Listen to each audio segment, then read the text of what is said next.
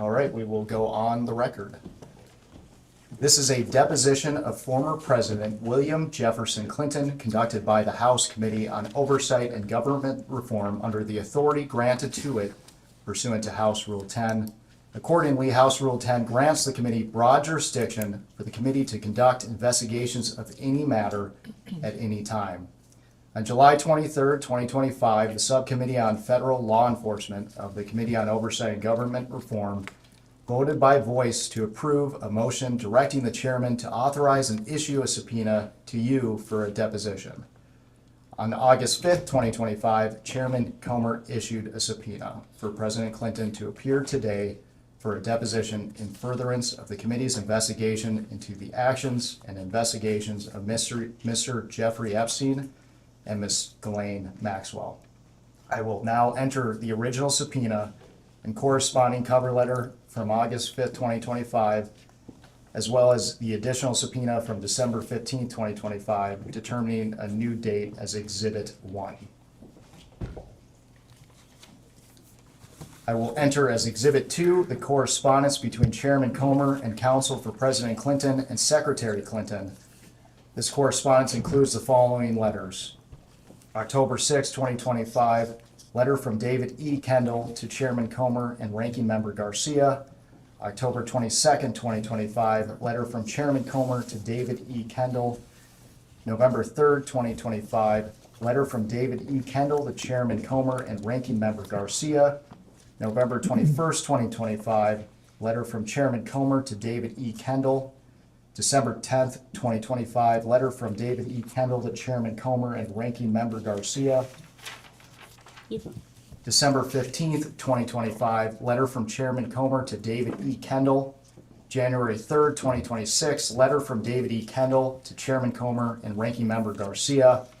January 8th, 2026, letter from Chairman Comer to David E. Kendall. January 12th, 2026, letter from Ashley Callan and David E. Kendall to Chairman Comer. January 13th, 2026, letter from William J. Clinton and Secretary 8 Hillary R. Clinton to Chairman Comer encompassing attached declarations under the penalty of perjury of both President Clinton and Secretary Clinton. January 20th, 2026, letter from Ashley Callan and David E. Kendall to Chairman Comer. January 31st, 2026, letter from Ashley Callan and Catherine M. Turner to Chairman Comer. And February 2nd, 2026, letter from Chairman Comer to Ashley Callan and Catherine M. Turner. The committee originally noticed the deposition for President Clinton on December 12th, 2025. I will mark that notice as Exhibit 3. I will mark as Exhibit 4 the notice dated December 16th, 2025 for a deposition of President Clinton to occur on January 13th, 2026. President Clinton did not appear for his deposition on January 13th, 2026. I will enter as Exhibit 5 the transcript for the deposition that President Clinton failed to appear for. The committee noticed a committee business meeting on January 14th, 2026 to consider the contempt report for President William J. Clinton held on January 21st, 2026. I will mark that notice as Exhibit 6. I will mark as Exhibit 7 the contempt report for President William J. Clinton voted favorably out of the Committee on Oversight and Government Reform on January 21st, 2026. I will mark as Exhibit 8 the final roll call vote sheet favorably reporting the contempt report of President William J. Clinton out of the Committee on Oversight and Government Reform on January 21st, 2026. The committee noticed today's deposition on February 19th, 2026. I will enter the notice for this deposition as Exhibit 9. I will enter as Exhibit 10 the email thread between Committee on Oversight and Government Reform staff and counsel for President Clinton and Secretary Clinton. The email thread confirms the date, time, and location, among other terms, of today's deposition. Additionally, this email thread clearly states the agreed upon terms, including but not limited to video recording, no predetermined time limit, and scope. The agreed upon scope from the email marked as Exhibit 10 is as follows.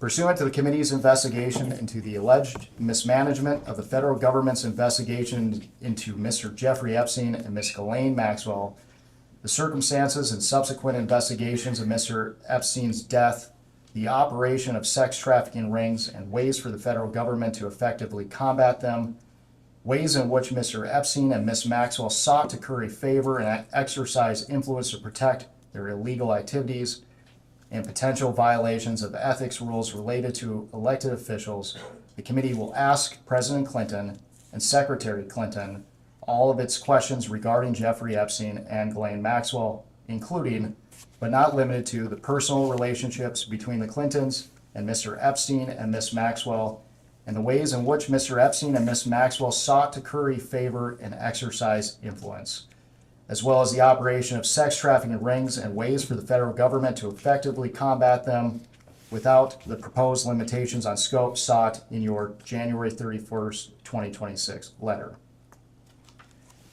Can the witness please state his name for the record? William Jefferson Clinton. Thank you. My name is Jack Emmer, and I am the Chief Counsel of Investigations for Chairman Comer. Under the Committee on Oversight and Government Reform's rules, you are allowed to have counsel present to advise you during this deposition. Do you have counsel representing you in a personal capacity present with you today? I do. Will counsel please identify themselves for the record? David Kendall, Williams and Connolly, LLP.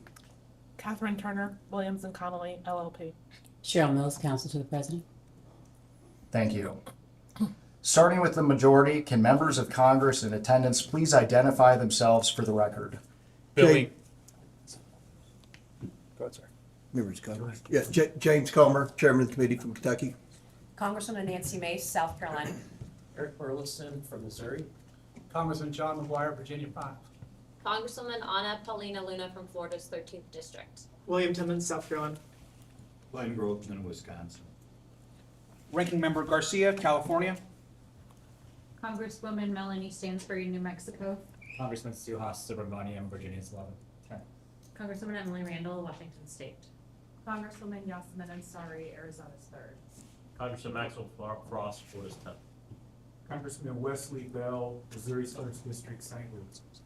James Walkinshaw, Virginia's 11th District. Ro Khanna, California 17th. Lauren Boebert, Colorado's 4th District. Thank you. For the record, starting with the majority staff, can the additional staff members please introduce themselves with their name, title, and affiliation? Billy Grant, Deputy Chief Counsel for Investigations for Chairman Comer. Peter Spector, Deputy Director of Oversight for Chairman Comer. Daniel Ashworth, General Counsel for Chairman Comer. Ryan Giacchetti, Chief Counsel for Chairman Comer. Will Harness, Professional Staff Member to Chairman Comer. Hannah Cathy, professional staff member for Chairman Comer. Melvin Soto, Digital Director for Chairman Comer. Melissa Tolan, counsel for Chairman Comer. Emily Feyerabend, counsel for Chairman Comer. Mark Moran, Staff Director for Chairman Comer. Austin Hacker, Communications Director, Chairman Comer. Ashley Goodyear, deputy staff director for Chairman Comer.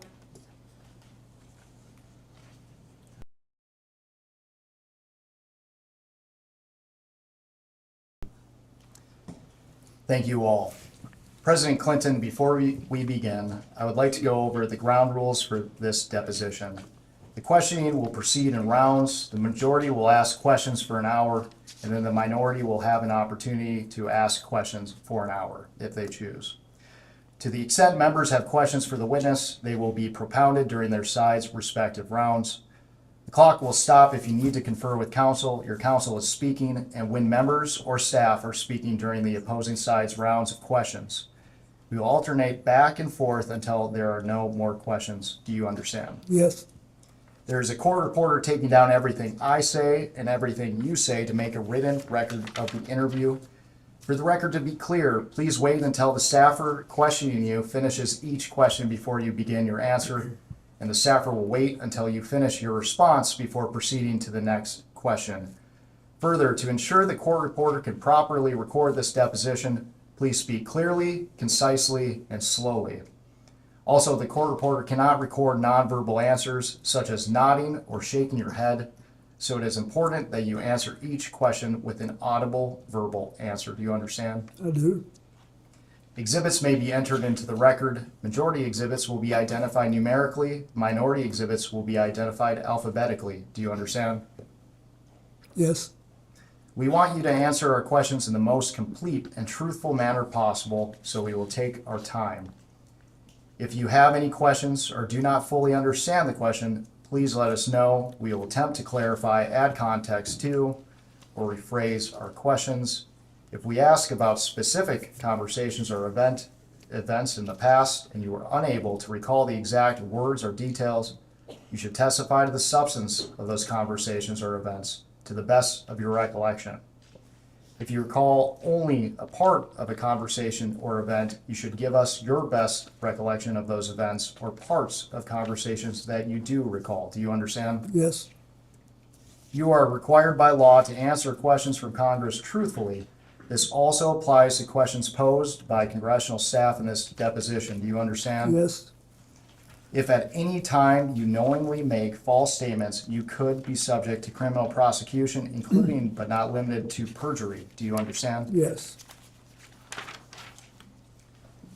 This includes both knowingly providing false testimony, but also stating that you do not recall or remember something when in fact you do. Do you understand? Yes. Furthermore, you cannot tell half-truths or exclude information necessary to make statements accurate. You are required to provide all information that would make your response truthful. A deliberate failure to disclose information can constitute a false statement. Do you understand? I do. Is there any reason you are unable to provide truthful testimony in today's interview? I don't believe so. Please note that if you wish to assert a privilege over any statement today, that assertion must comply with the rules of the Committee on Oversight and Government Reform. Pursuant to that, Committee Rule 16C1 states, for the chair to consider assertions of privilege over testimony or statements, witnesses or entities must clearly state the specific privilege being asserted and the reason for the assertion on or before the scheduled date of testimony or appearance. For the purposes of this deposition, objections must be stated concisely and in a non-argumentative or non-suggestive manner. If the witness refuses to answer a question to preserve a privilege, the committee may seek a ruling from the chair. If the chair overrules any such objection, the witness shall be ordered to answer. If the witness continues to refuse to answer a question despite being ordered to do so, the witness may be subject to sanction. Do you understand? Yes. Ordinarily, we take a 5-minute break at the end of each hour of questioning, but if you need a longer break or a break before that, please let us know and we will be happy to accommodate. However, to the extent that there is a pending question, we would ask that you finish answering the question before we take a break. Do you understand? Yes. Finally, I will note for everyone here today that the contents of what we discuss in the deposition today is confidential under the House Deposition Regulation. Under the rules, the chairman and ranking member shall consult before any release of testimony or transcripts, including portions thereof. This means it is a violation of House and committee rules to disclose the contents of the deposition prior to its official release. For this reason, the marked exhibits that we will use today will remain with the court reporter so that they can go into the official transcript, and any copies of those exhibits will be kept at the table or returned to us when we wrap up. Can the reporter please swear in the witness? Raise your right hand, please. Do you solemnly declare and affirm, under the penalty of perjury, that the testimony you're about to give will be the truth, the whole truth, and nothing but the truth? I do. Do you have any questions before we begin? No. I have a comment before we begin, please. Mr. Chairman, I want to start out by saying, as you know, yesterday there was a photo released, and I appreciate you assuring and admonishing the committee and all of us of our obligations. Obviously, we want to ensure that that doesn't happen again. We've obviously experienced a number of deep fakes that have now been circulating on the web, not because of anything that the committee did, but because of the release of this particular photograph. And for that reason, I would ask two things. One, a reminder to all that the obligation to maintain what is occurring in this room occurs. And two, a release of the video of the Secretary's testimony as soon as possible, ideally today, which was in 24 hours, and the same for the President, so that there are not deep fakes that are representing what is happening here when they actually have not. Yeah, and let me say, yesterday, that was an unfortunate situation. We had probably two things that shouldn't have happened. The release of the photo as well as a Democrat member communicating with the New York Times. So I will again remind everyone to refrain from sending pictures or texting with media outlets outside. Melvin is our videographer, and we're getting he's doing this today as well as producing the video, so we'll get them out hopefully as soon as possible, hopefully within the next 24 hours. Thank you very much, Mr. Chairman. I appreciate that. Nothing more. Mr. President, do you wish to provide an opening statement? I do. It's brief. First of all, good morning and welcome to all of you to our hometown. I appreciate you coming here. I'm here today basically for two reasons. First of all, I love my country and the Constitution, and I believe America was built on the idea that no one is above the law, especially presidents, and that we should all live by the same set of rules shaped by the Constitution. Democracy requires every person to play their part, and I hope that by being here today, we can bring ourselves a little further away from the brink and back to being a country where we can disagree civilly and search for the truth and justice, and that outweighs the partisan urge for spectacle and point scoring. I will do my part, and I hope you'll do yours. The second reason I'm here is that the girls and women whose lives Jeffrey Epstein destroyed deserve not just justice, but healing. They've been waiting too long for both. Through my brief acquaintance with Jeffrey Epstein, though it ended years before his crimes came to light, and though I never witnessed during our limited interactions any indication of what was going on, I'm here to offer what little I know so I can do my part to prevent something like this from happening again. I have to just say one personal thing. Since Hillary came in yesterday, she had nothing to do with Jeffrey Epstein. Nothing. There's a picture of us both shaking hands with him in a photo line in 1993 at a fundraiser for the White House Historical Association. I don't know how it is under President Trump, but when I was there, it was about the most non-political operation you can imagine. There were people who loved the White House, who were interested in it, would give a little money every year to do things that needed doing around the house. And nothing nearly as extravagant as the ballroom or any of that, just things that had to be done. And neither she nor I remembered shaking his hand all those years ago. So I don't think that was right.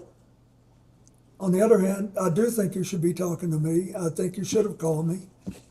I did take those plane trips with him, and you have a right to ask those questions. So I'm glad to be here, and I understand what the oath is. I have to be honest with you. You know, I'll be 80 years old if I live to my next birthday. I don't remember everything that happened 24 years ago, but I do remember some things, and I will tell you what I remember as best I can. We, each of us, owe the victims nothing less than the truth and accuracy. We owe that to the American people. And I actually hope that you will be able to come up with some suggestions that will reduce human trafficking and especially focus on underage girls. I hope you'll be able to do that. I know that Hillary talked a little yesterday about what the State Department does and what she pushed on human trafficking and girls. And when she was Secretary of State, we had to deal with it. And in my foundation, I saw it in Nigeria when Boko Haram was rampaging through the north of Nigeria. And we were working there trying to stop deaths from diarrhea for young children. And it was interesting. These guys were cold and calculated. They said, oh, you don't have to leave because the kids you're helping are younger than the ones we want. They have to be about 9 before they're worth anything to us. So this is really important. And I will do what I can to make whatever contribution I can. Thank you. Thank you. The time reads 11:28, and the majority's time will begin now.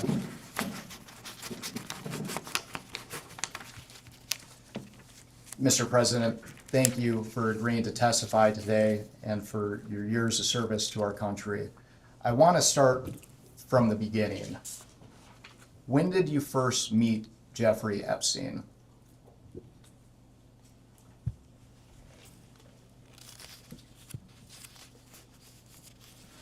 Well, I will try in this testimony, and I will point it out when I'm aware there's a picture or something that predates us. There's a picture which shows him shaking hands in the White House Historical Association reception. That was in 1993, but I'm not aware of that. I first remember meeting him when I got on his airplane to take the first trip with my foundation in, I think, 2002, whatever it was. But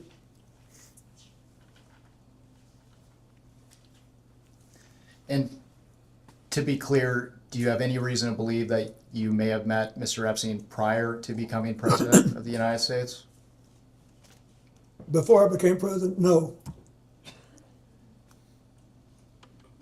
And you mentioned that your first memory of interacting with Mr. Epstein was on your first trip. Which trip specifically? I'm not sure which one it was. Which one was the first? I took all or part of 4 or 5 trips to Asia and Africa and one to Northern Europe on Mr. Epstein's airplane. And once when I was in Florida,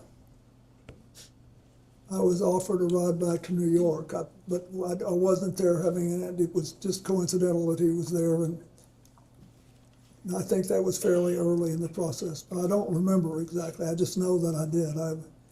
I took one flight back from Florida to New York, and all or part of several other, I think 4 or 5 trips to Africa, Asia, and one to Northern Europe.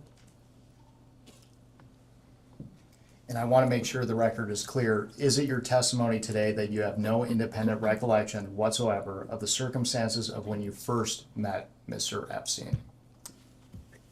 Objection asked and answered. You can answer again. Yes, I do have a recollection of when I remember meeting him before this trip. I mean, on this trip when I took his plane.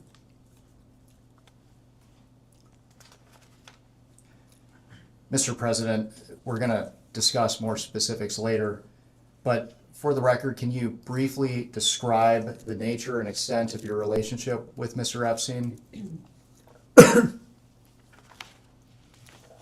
Well,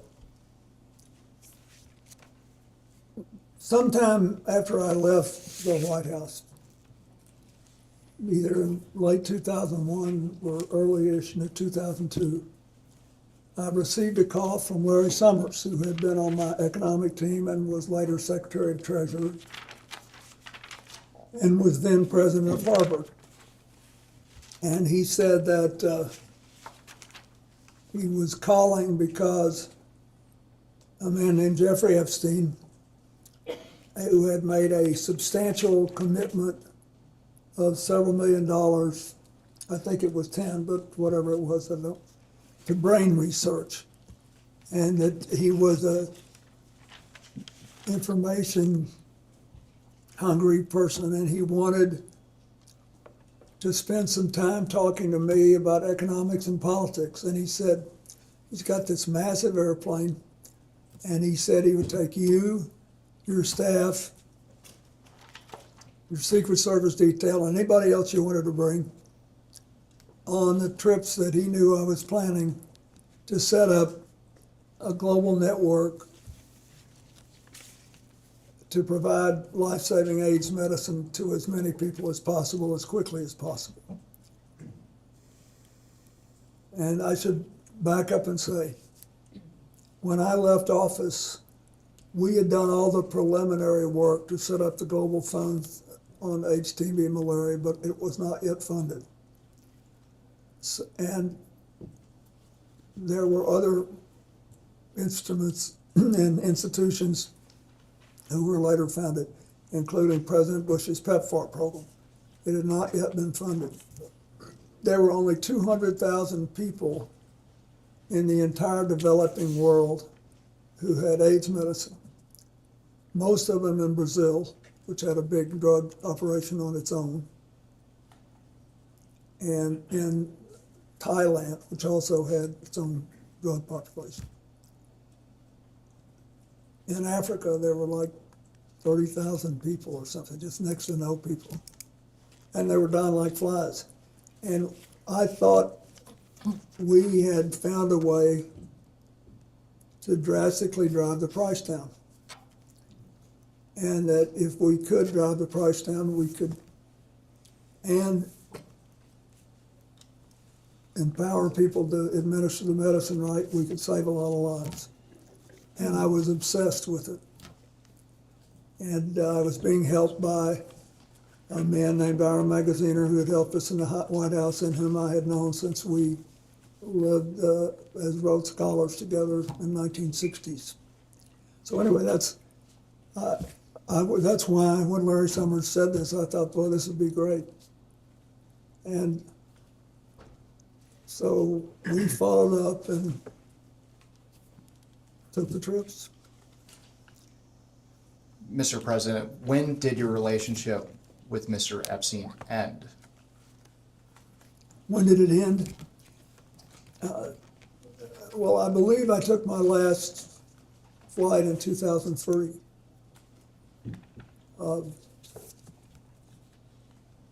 Now, later I became aware of some involvement he had in the first Clinton Global Initiative, but it was much later. Why did your relationship with Mr. Epstein end? Well, after a year or two, we really picked up a head of steam with this AIDS program, and a lot of other people whom I knew better and who really cared about the work came forward and offered to help us provide transportation. And I thought Mr. Epstein was an interesting man, but I didn't think he was really interested in what I was doing. That is, he asked all these questions. He did ask about economics and politics, as he said he would. And he never asked me anything untoward. It's just that I thought I had done what I promised to do, and he had done what he promised to do. And I thought I've always, over the years, with these donors, tried not to overstay my welcome. I thought that we'd done enough, and then it's time to start working with other people.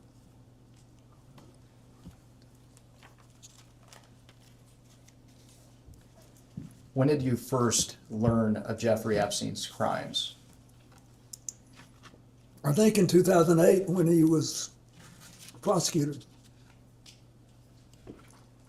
There's nothing that I saw when I was around him that made me realize he was trafficking women, and I never.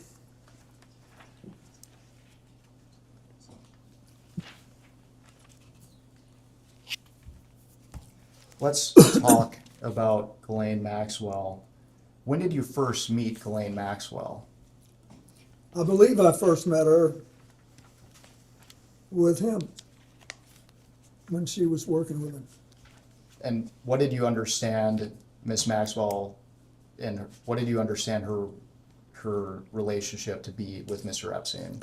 I thought she was sort of his chief of staff or administrator. And you said that you first met Miss Maxwell with Mr. Epstein. Is that after you were president? Yeah, I don't believe I met her when I was president. I could have. I met a lot of people, I don't remember. But I definitely remember meeting her on that first flight. Can you briefly, for the record, describe the nature and extent of your relationship with Miss Maxwell? Yes, it was. It lasted longer and was more extensive than my relationship with Mr. Epstein, because Ghislaine Maxwell started going with a man named Ted Waite, who had made a lot of money making the first sort of self-designed computers. And he was a big supporter of mine and the foundation before he started seeing Ghislaine. We had been friends, and he was interested particularly in reducing pollution in the oceans. And so when she started going with him, I would see her from time to time. And when did your relationship with Miss Maxwell end? I don't think I've seen her in a decade. I don't know. It's been a long time. I don't know exactly when. Why did your relationship with Miss Maxwell end? Well, first she moved to Boston, I think. She had a relationship with a man there, and I think they may have married. And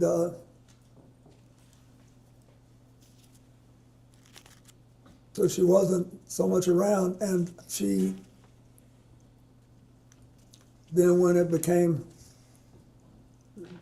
after 2019, when it became obvious that she was involved too, to an extent that I did not know, that was the end of it. And I want to make sure the record is clear. You mentioned that your relationship with Miss Maxwell was more extensive than that of Mr. Epstein. Well, it lasted longer, yeah. Okay. When do you have any recollection of what year it would have ended? No, but when she was with Ted Waite, she was when we were kicking off CGI. She was very interested in that, and she participated. But I don't remember, I don't know, it's been 10, 12 years since I saw her. I don't remember when the last time was. Thank you. I'm going to ask you some baseline questions regarding who you communicated with and about what.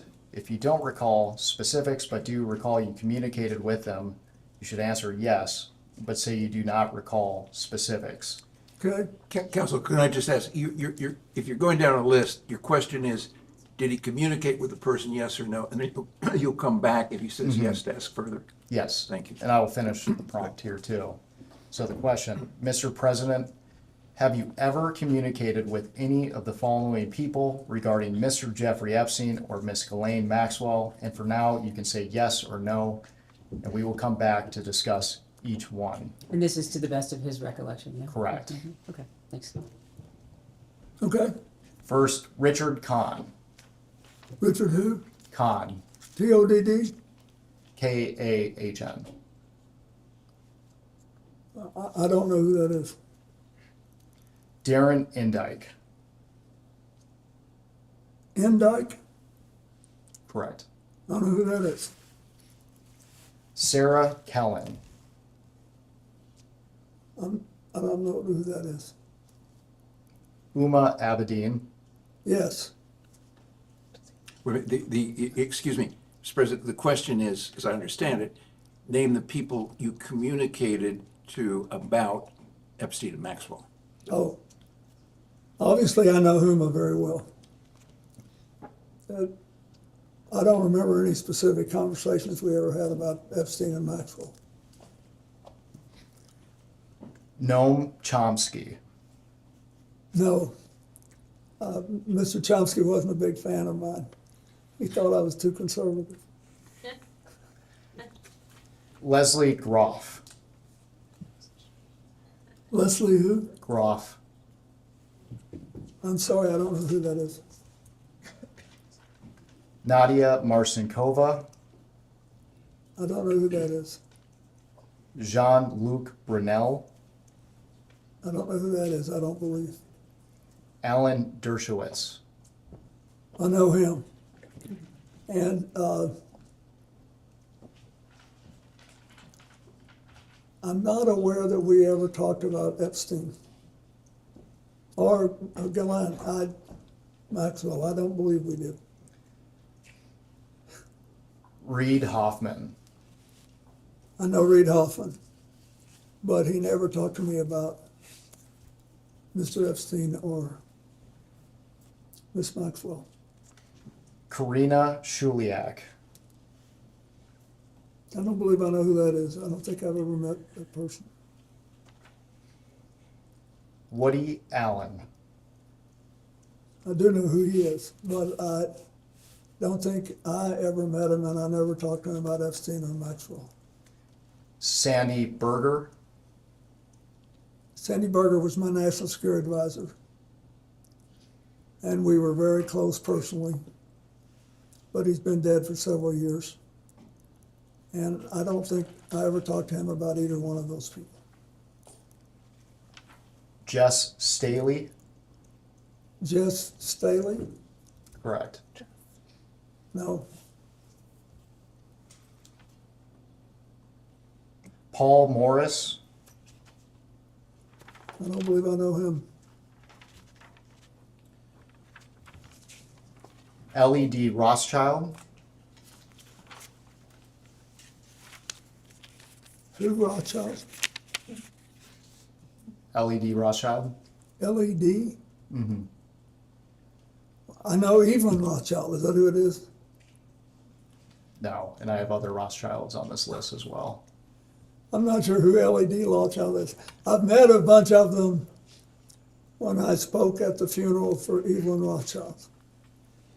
And I had met some of the others, one couple in France once 20 years ago, but I don't remember him. Okay. Lynn Borser Rothschild. Yes, I know her, but I don't remember ever discussing Jeffrey Epstein or Ghislaine Maxwell with her. Glenn Dubin. I don't believe I know him. Eva Anderson. I don't believe I know her. Casey Wasserman. I know him. And he was on a trip to Africa with me.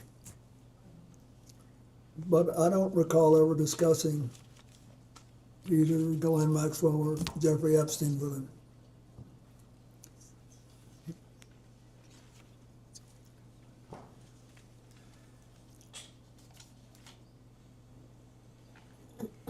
Ira Magaziner. Yes, I think I mentioned him earlier.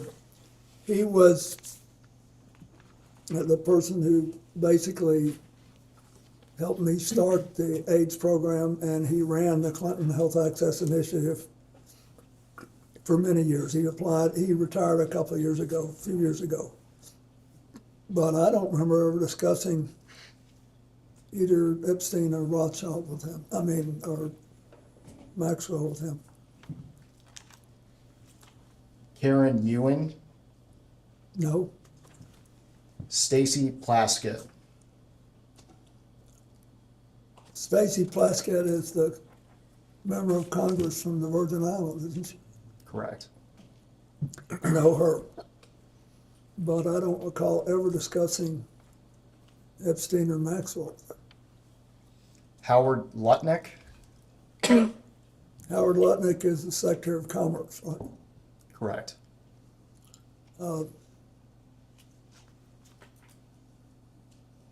I know him and from 9/11, and because Hillary worked with his company and helped him to get going again.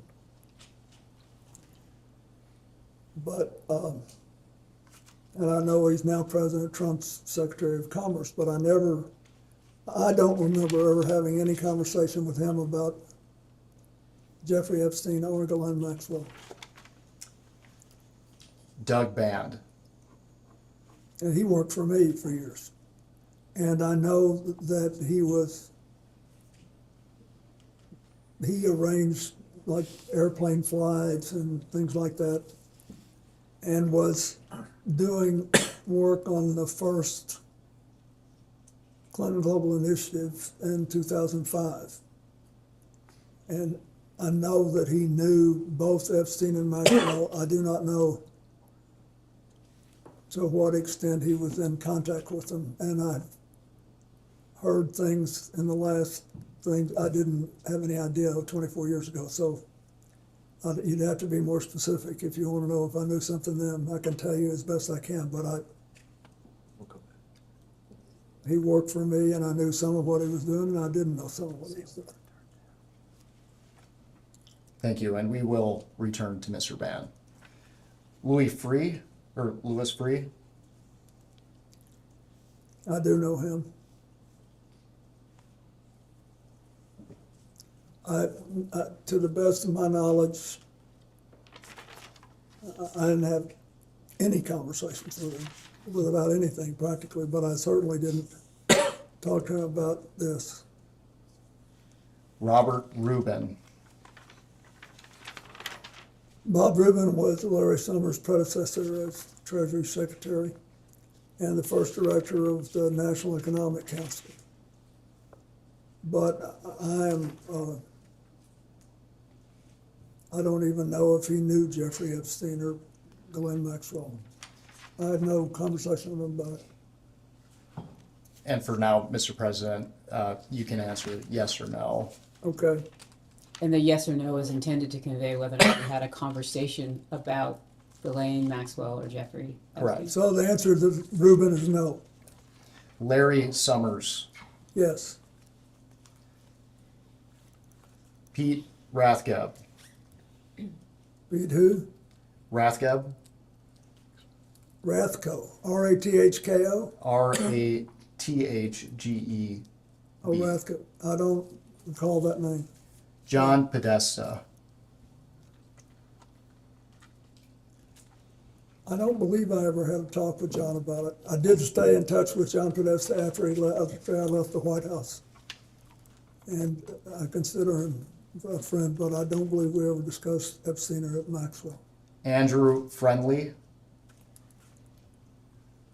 No, he was one of my, what you call body men at the White House. And we've stayed in touch over the years, but I don't remember discussing Epstein or Maxwell with him. Catherine Rumler, Kathy Rumler is a lawyer who has done some, on occasion, some help for the foundation. I don't believe I ever discussed Maxwell or Epstein with it, but I can't be sure, but I don't remember doing it. Mr. President, they're only asking you what you can remember. What? They're only asking you what you can remember. Mark Middleton, I did not And he sadly is dead now. Bill Richardson, No, he's dead too now, sadly, but I didn't know about his relationship with Epstein.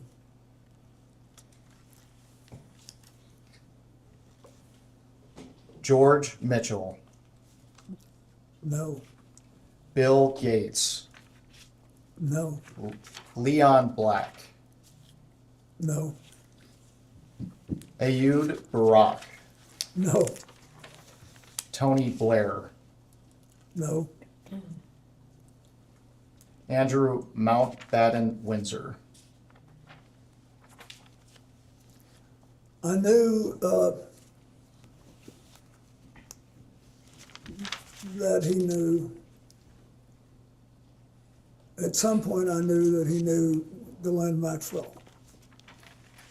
But I did not know, I don't think, that he knew Epstein.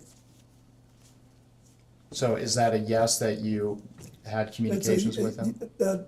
No, we never had any, Is your question communications about Epstein and Maxwell? Correct. Just generally as a conversation like you're together? Can you just Yes. elaborate more so he can better answer your question? Mr. President, did you ever have any communications with Prince Andrew related to Mr. Epstein or Miss Maxwell? the direct answer to your question is no, but I don't want to mislead you. I know that because of my friendship with Evelyn and Lynn Rothschild, and because the former prince was around them, and they knew Ghislaine Maxwell from Britain and through her father, her late father. There may have been some conversation there. I don't remember it, but I don't want to mislead you. I knew something that. Thank you. Your question, because it's so broad, means that any social engagement that you that's- might have would be captured. Yeah, So I I think didn't- what he's Correct. trying to I don't distinguish re- between is what you're trying to learn and just social engagement. Yes. If I had a social engagement with Andrew, Related to Mr. Epstein? not or related Miss to him, Maxwell? no, Thank you. Peter Mandelson, no,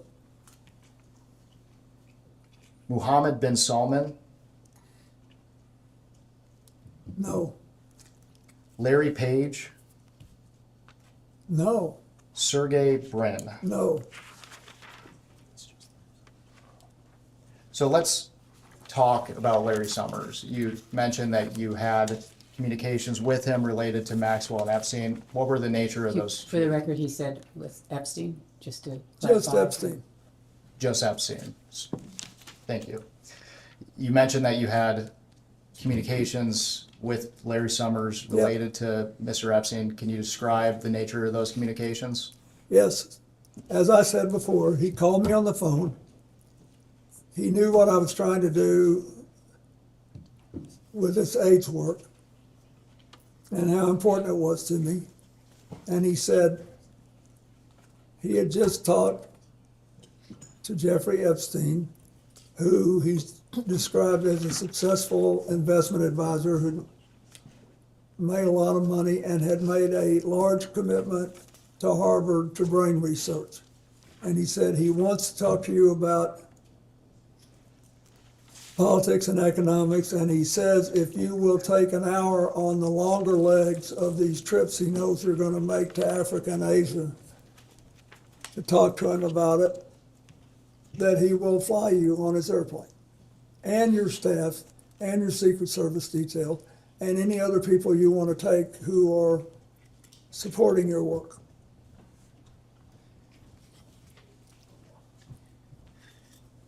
And you mentioned these communications were related to the work of your foundation. Did you ever have any other communications with Larry Summers related to Mr. Epstein? No, So for the record, you never discussed anything related to Mr. Epstein and young women or girls? absolutely not.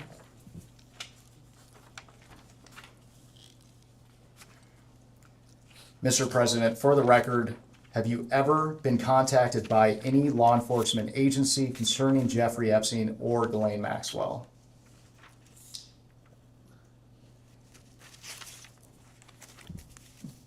As far as I know, no. That is, as far as I remember. Back in 2008, I sort of thought somebody might ask me something. Because I was glad this had come out since it had happened. But I don't believe anybody ever did. You mentioned that you thought someone would want to ask you something. Can you elaborate on what that means? Just because he let me use this airplane. And to be clear, have you ever provided any information to any law enforcement agency concerning Jeffrey Epstein or Miss Ghislaine Maxwell? So you asked this question before, you're just asking him to reiterate the response to the question that he previously asked you, Mr. President. I don't believe any law enforcement agency has ever asked me. And I didn't know enough to volunteer anything. Mr. President, are you aware of any efforts by anyone, including an attorney, process server, investigator, or any other person to contact you regarding any civil lawsuit, claim, or litigation involving Jeffrey Epstein or Ghislaine Maxwell? Not that I recall. Did Jeffrey Epstein ever inform or represent to you that he was working with any intelligence service of any nation, including the United States? No. Did Ghislaine Maxwell ever inform or represent to you that she was working with any intelligence service of any nation, including the United States? No. And during your relationship, did you ever suspect Epstein or Maxwell of being affiliated with any intelligence agency? I did not. Thank you.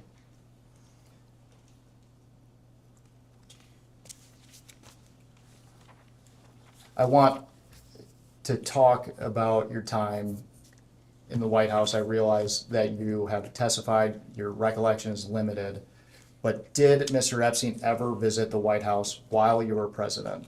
Objection, asked and answered. The records reflect that he did. That's not the question. According to FOIA requests to the Clinton Library, Mr. Epstein visited the White House at least 17 times between 1993 and 1995. Do you have any reason to dispute those numbers? Nope. I don't. Do you know what the nature of Mr. Epstein's visits to the White House were? Are you asking what he knew in preparation for today? Can you clarify what you are seeking to learn? First of all, at the time, I had no idea he was coming and going. Huge numbers of people come and go in the White House. A lot of them come well over once, especially if they're lobbyists, for example. But I didn't know he was coming, so I certainly didn't know what he was coming about.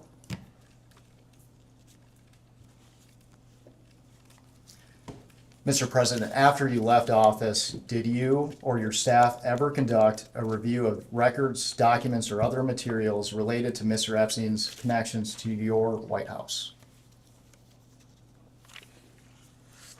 You're exempting counsel. You can respond to that, but don't say anything about what you talked to your lawyers about. You can respond to this question. Do you need the question again? Yeah, I don't even understand. You mean, did we look into what he did in the White House after I left office?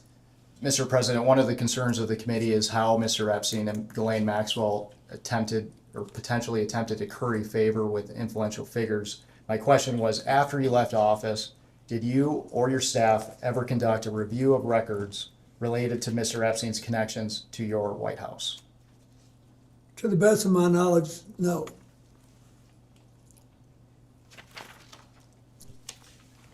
At this time, I would like to introduce what will be marked as Majority Exhibit 11. And while it's being passed out, I will note for the record, this is a New York Times article entitled "The Untold Story of How Jeffrey Epstein Got Rich," published on December 16th, 2025.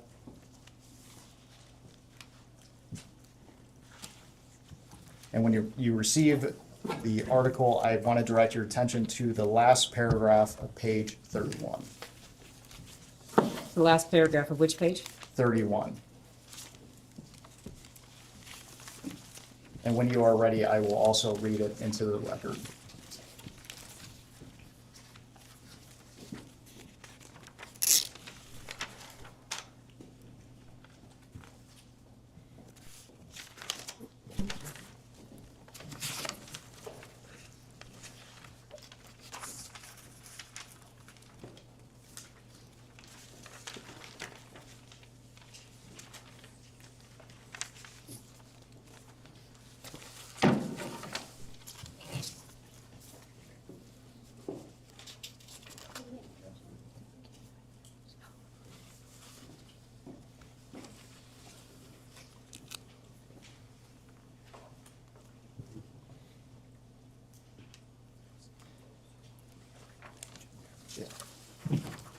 Again, we are looking at page 31 in the last paragraph, Yep. and I will read it into the record and ask you a few questions. Please give him a moment to read his.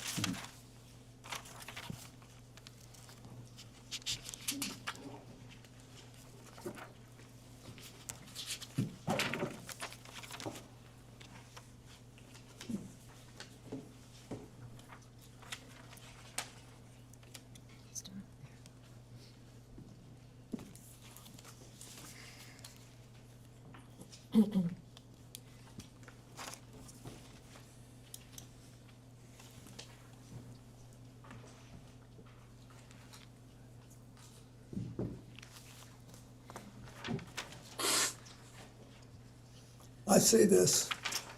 This is the paragraph he wants Yeah. to ask you guys.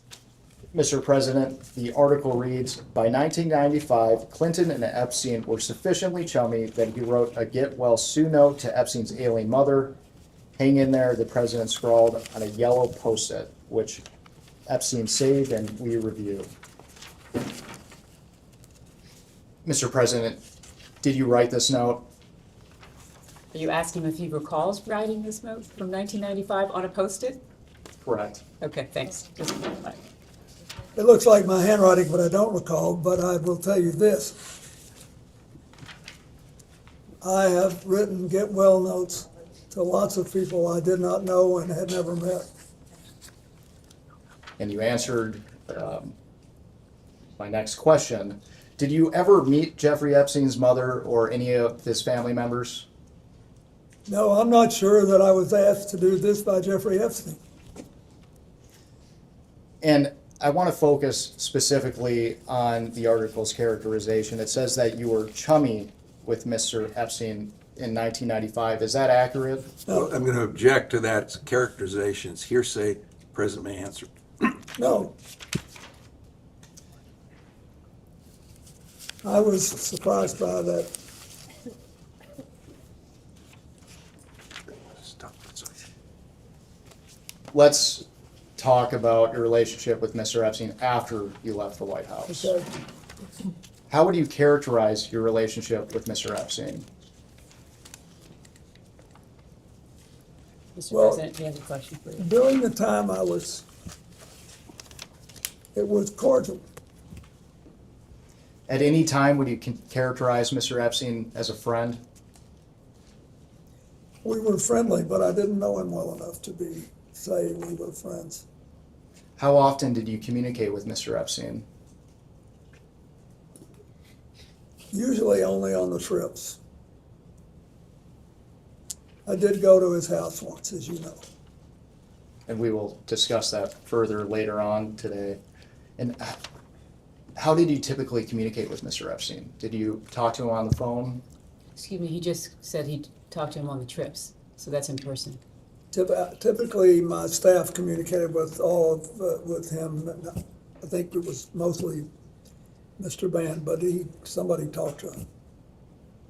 And you mentioned that you visited one of his properties. But outside of the work on the foundation and your trips, how many times did you meet in person with Mr. Epstein? You're asking him to the best of his recollection. Outside of the trips, I believe he came to the office once in Harlem, I was still at the house up there then. And I think he paid a brief visit to the office. And I paid a brief visit to his house. When I once thought he was there, but now that I think about it, I don't think he was. And that was it. I mean, I didn't, that's what I remember. And you mentioned you visited Mr. Epstein's house. Are you referring to his New York townhouse? Yes. And your communications with Mr. Epstein, did you ever have any communications that were not related to the foundation? I don't believe we ever talked about anything but the work we were doing. I mean, maybe small talk, I can't imagine, I don't remember the conversations. And for the record, before we move on, did you ever have any communications with Mr. Epstein that related to young women or girls? No.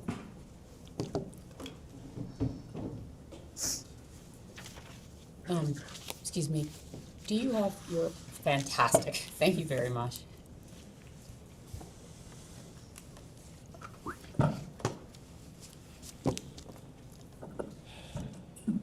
We're good? Good morning, Mr. President. How are you? Fine.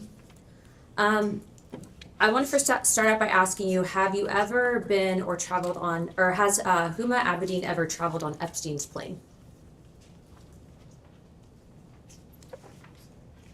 If you know. I don't know. She might have taken one of the trips with us, but I don't know. Okay, so have you flown on a plane with her? Several times. Several times? When you say have you flown on a plane, any plane? The Lolita Express. What is that, when you say that? Have you flown on the Lolita Express I don't know with what Jeffrey? that Objection. I don't know what that is. Have you flown on Jeffrey Epstein's plane with Huma Abedin? Asked and answered, you may answer again. I don't remember, but but I have phoned. She's been sort of a part of our family for a very long time. So when I went to the Middle East, which I don't think I ever took a plane ride with Jeffrey Epstein, but she would typically go when I did. So have you traveled with both of them together? Excuse me, both of whom, Congresswoman? Of course. Have you traveled with Jeffrey Epstein and Huma Abedin together? I do not know. Okay, thank you. If the staff can please pass out EFTA 0021628 and the rest of the documents I have them print regarding passports to the President and Council. This will be Exhibit 12. Thank you.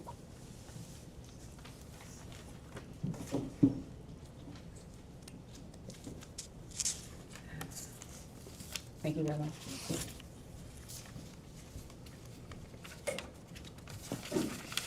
So, Mr. President, if you look at the passport page, the bottom of the document should show the EFTA number. It's 0021628. yeah, There's a name on there. Would you be able to read that name to me? Can you read the name? Excuse me, Congressman, Yes. will you can ask read me the if name. you've ever seen the document before? Yes, well, this is evidence, and so I wanted to ask him specifically. So it's from the DOJ document release, right? I understand, but he may not have seen it, or he Okay. may have seen it. no, I've never seen it, but it looks like a passport. Okay. Can you tell me the name that's listed on the passport? Excuse me, he's never seen this document. Would you just read the name, please? Yes, the name is Marius Robert. Marius Robert, yeah, Are you familiar with that name at all? no. Okay. Would you be able to identify the individual in the photo? It looks like Jeffrey Epstein. Okay, the reason I ask you about this specifically is because I do believe that Jeffrey Epstein was an intelligence operative. And so this was a passport that was actually entered in and released by the Department of Justice, but this was an FBI filing. It was found in his safe, if you will. So it's an alias. So the reason I ask you that is because given your nature and position, I'm wondering if you were essentially targeted by a honeypot operation and or by intelligence to gather information. So that's why I asked you that question. Well, if there was a honey, Mr. President, there's not a question pending. I have, is there a question? No. You can ask a question. Well, I'll be getting to more, but that's the reason I asked that. Okay, my next question for you is, have you ever had contact with an individual by the name of Shantae Davies? I believe Shantae was, that's a distinctive name, and so I think that was the name of one of his flight attendants. Okay. She's been described on being on a 2002 Africa trip and providing massages. Was she or any other young female on that trip underage at that time? Not that I'm aware of. Okay. Did you ever receive a massage or have physical contact from her or anyone else on that trip? You've seen the pictures. There was one time when I was sitting up and I got a back rub, a neck rub. Okay. And I think Shantae did it, but I'm not sure. Okay. Did you ever visit Epstein's Little St. James Island? No. We have Virginia Guthrie, who has testified seeing you on the island with 2 young girls. Did this occur at all? Okay. Why do you think she would have made that claim? Objection, speculation. He can't possibly. Have say what's in you her mind. have you ever met her or any other Epstein associated underage girl? Not to my knowledge. In Epstein's 2016 deposition unsealed in the DOJ files, he refused to answer if you were accompanied by 2 young women who were approximately 18 years old on the island. Were any such women potentially underage with you? I know you've stated that you were not there, but did you have any interaction with the said Objection to individuals? the foundation of the question. He's already stated he was not on the island. You're now asking about a claim of the Fifth Amendment by Jeffrey Epstein. Okay. Would the staff be able? Go ahead. If the witness doesn't know, the witness is welcome to say he doesn't know. No, but he actually answered the question Yeah, he when answered she the asked question, that but it I'm wasn't not- on the island, I'm so not then she was instructed asked. not to. Okay. Do you know an individual by the name of Sarah Ransom? I don't believe so. Okay. There have obviously been claims made about you, and I do not believe that these claims are credible. The reason I am asking you specifically about that name is because that individual stated that you were in sex tapes, okay? It was unfounded and it was discredited. But given the politicization of this entire investigation, do you believe that it would be appropriate of members of this committee to bring in witnesses, whether it is about you or another president, that have unfounded allegations regarding sexual claims of misconduct? That's not a decision for me to make. As a recommendation in regards to avoiding trafficking, et cetera, and bringing justice for the victims, would you make that recommendation to this committee? Congressman, just so I understand the question, you're saying if the witness has unfounded claims? Well, I don't believe that Sarah Ransom's claims about the president are founded. I don't believe that there's sex tapes with you, President Clinton. No, I'm just asking about your question. Is it, you're not asking if somebody with plausible claims should be brought in. You're asking if somebody with implausible, unfounded claims. Correct, because these claims were found to be unfounded by investigators. So are you asking his opinion? Yes, because we are trying to figure out in regards to being able to further this investigation and whether or not we are going to be interviewing other individuals regarding sex trafficking, avoiding in the future. I know that you and your wife have both been big on this issue. So I'm asking you, would you think that it would be appropriate that this committee bring in someone like Sarah Ransom, who has unfounded claims that have been debunked in this investigation? It's So he a answered simple the question about, he answered this question when you first asked it then, when he said that it wasn't for him to make those decisions. Well, I'm asking for his recommendation to the committee and follow-up. It's not a gotcha question. This is obviously a very serious investigation. Well, first of all,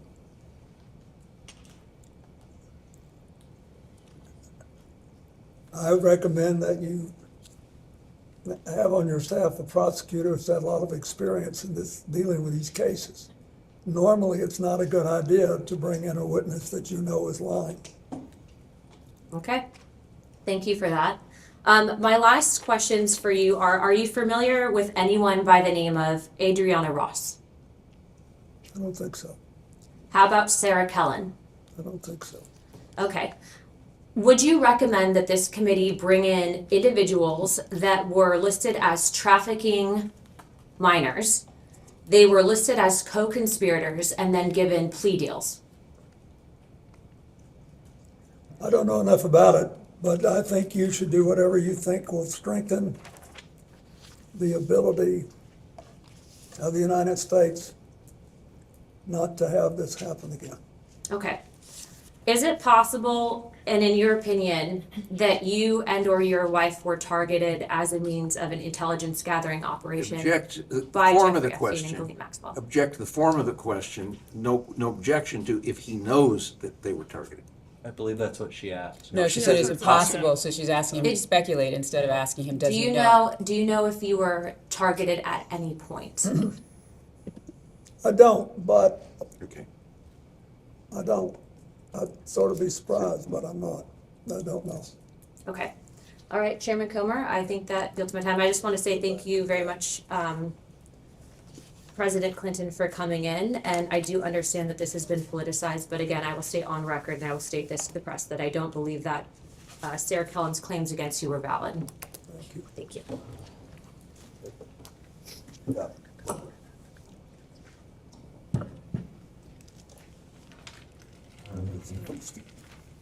Mr. President, before we left off, I asked you to characterize your relationship with Mr. Epstein. I asked you if you considered him to be a friend. You said you did not. Is that right?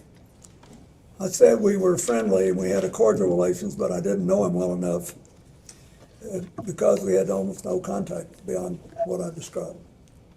At this time, I'd like to introduce what will be marked as Majority Exhibit 13. And this is Bates marked House Oversight 000126. And while it's being passed out, this is a letter from a book of letters, which Yeah, was it's his compiled 50th birthday. Jeffrey Epstein's 50th birthday. Questions? Yep, Mr. President, do you recognize this I letter? do. And for the record, does this appear to be your handwriting and It signature? is. And why did you write this letter? Why did I? Because I was requested to contribute a nice letter for his birthday book. And who asked you to write the letter? I don't remember. Would Miss Maxwell have I asked you? don't know. I think someone on my staff asked me. Now, there's a word that our committee has not been able to identify, and in our defense, the Wall Street Journal has not been able to identify. Imagine being on his staff. Can you please read the letter for the record? Yes. It's reassuring, isn't it, to have lasted so long across all the years of learning and knowing, adventures and errors, and still to have your childlike curiosity, the drive to make a difference, and the solace of friends. Not a bad letter. And because we haven't been able to identify that word until now, what did you Which mean? word was it that you could not? Solace, you couldn't, No, errors. errors. What Were did you I refer- mean? Anybody who's lived 50 years and done anything has made mistakes as well as progress and done things. But for the record, you weren't referring to errors in judgment that Mr. Epstein had related to his inappropriate activities involving young Absolutely girls. not. I knew nothing about that.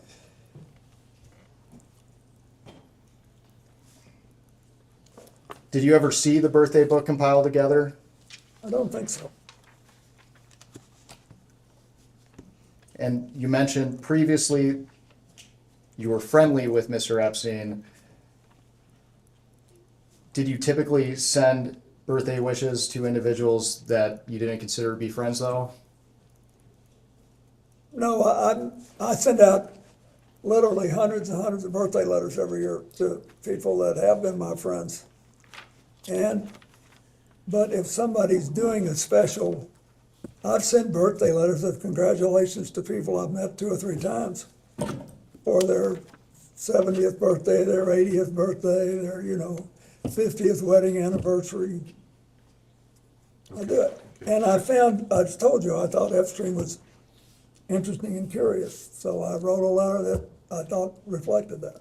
Can you elaborate on what made him interesting and curious? No more than I've already said. At this time, I'd like to introduce what will be marked as Majority Exhibit 14. And while it's being handed out, this is an article published by the New York Times on August 5th, 2025, entitled "A Look Inside Epstein's Manhattan Lair." And once you receive the article, I will just direct your attention to page 10. Where is that? No, they haven't brought it yet.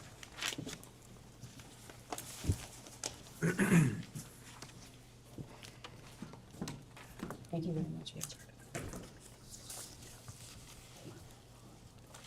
And we're specifically looking at a framed photo on a wooden table alongside multiple other framed photos.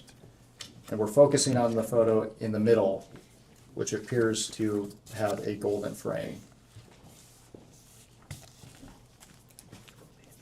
Where is that? I think two more pages. Right there.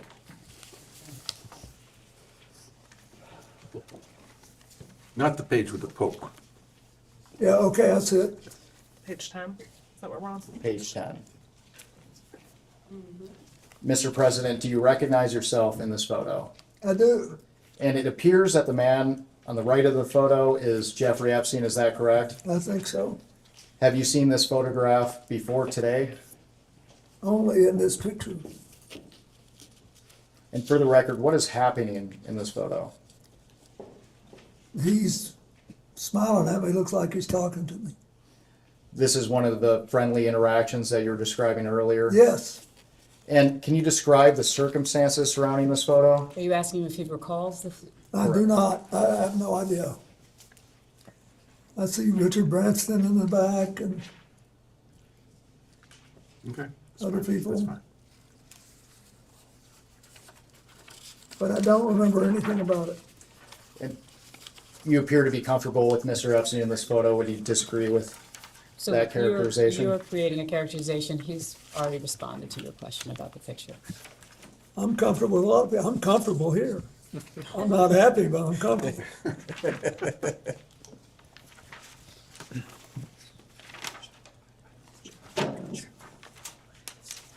And my conscience is clear, that helps.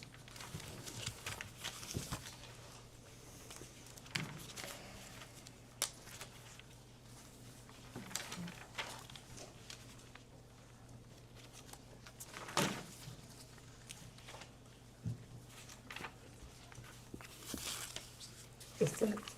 Let me see it.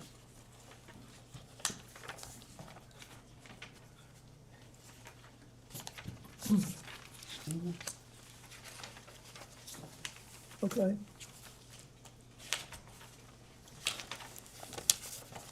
Mr. President, we have about 5 minutes remaining in the majority's first hour, so I just want to ask you some questions related to the crimes committed by Mr.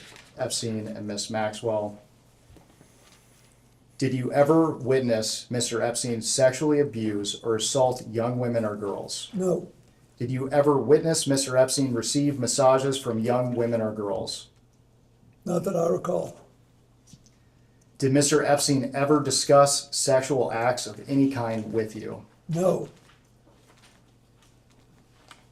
Did you ever have any sexual contact with young women or girls in the presence of Epstein or Maxwell? no, Did you ever have sexual contact with any young woman or girl introduced to you by Epstein or Maxwell? no, Mr. President, with the benefit of hindsight, were there things you witnessed that could have suggested that Epstein was trafficking and sexually abusing young women and girls?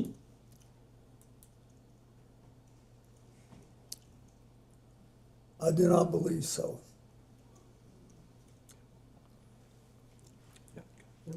We will go off the record.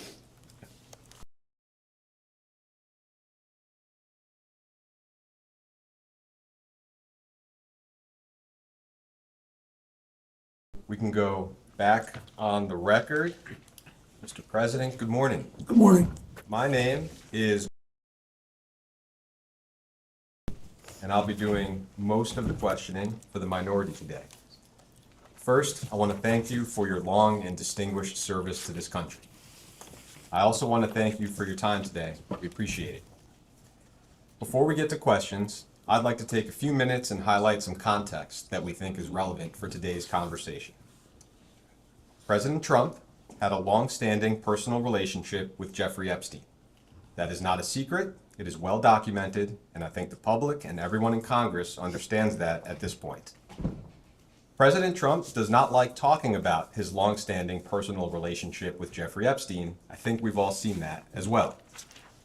On November 12th of last year, Oversight Committee Democrats released emails that were obtained from the estate of Jeffrey Epstein. In one email from 2011, Epstein said to Ghislaine Maxwell that President Trump was, quote, that dog that hasn't barked, and that an unnamed victim, quote, spent hours at my house with him. In another email from 2019, Epstein wrote that, quote, of course he, referring to President Trump, knew about the girls as he asked Ghislaine to stop. I'd like to enter as Minority Exhibit A, Oversight Democrats press release from November 12th, 2025, titled House Oversight Committee Releases Jeffrey Epstein Email Correspondence Raising Questions About White House Cover-Up of Epstein Files.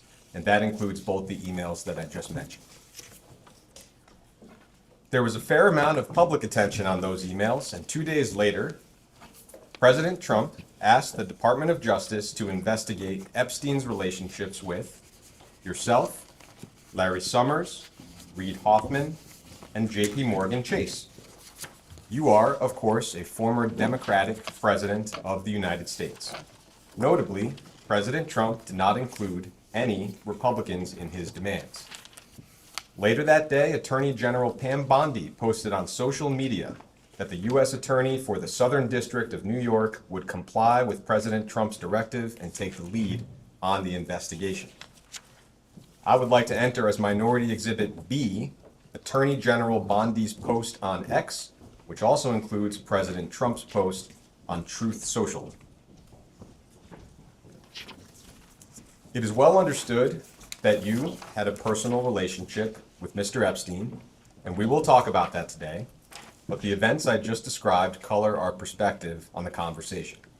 It appears as if you and other Democratic figures have been targeted by President Donald Trump in an attempt to distract the American people from his own long-standing relationship with Jeffrey Epstein.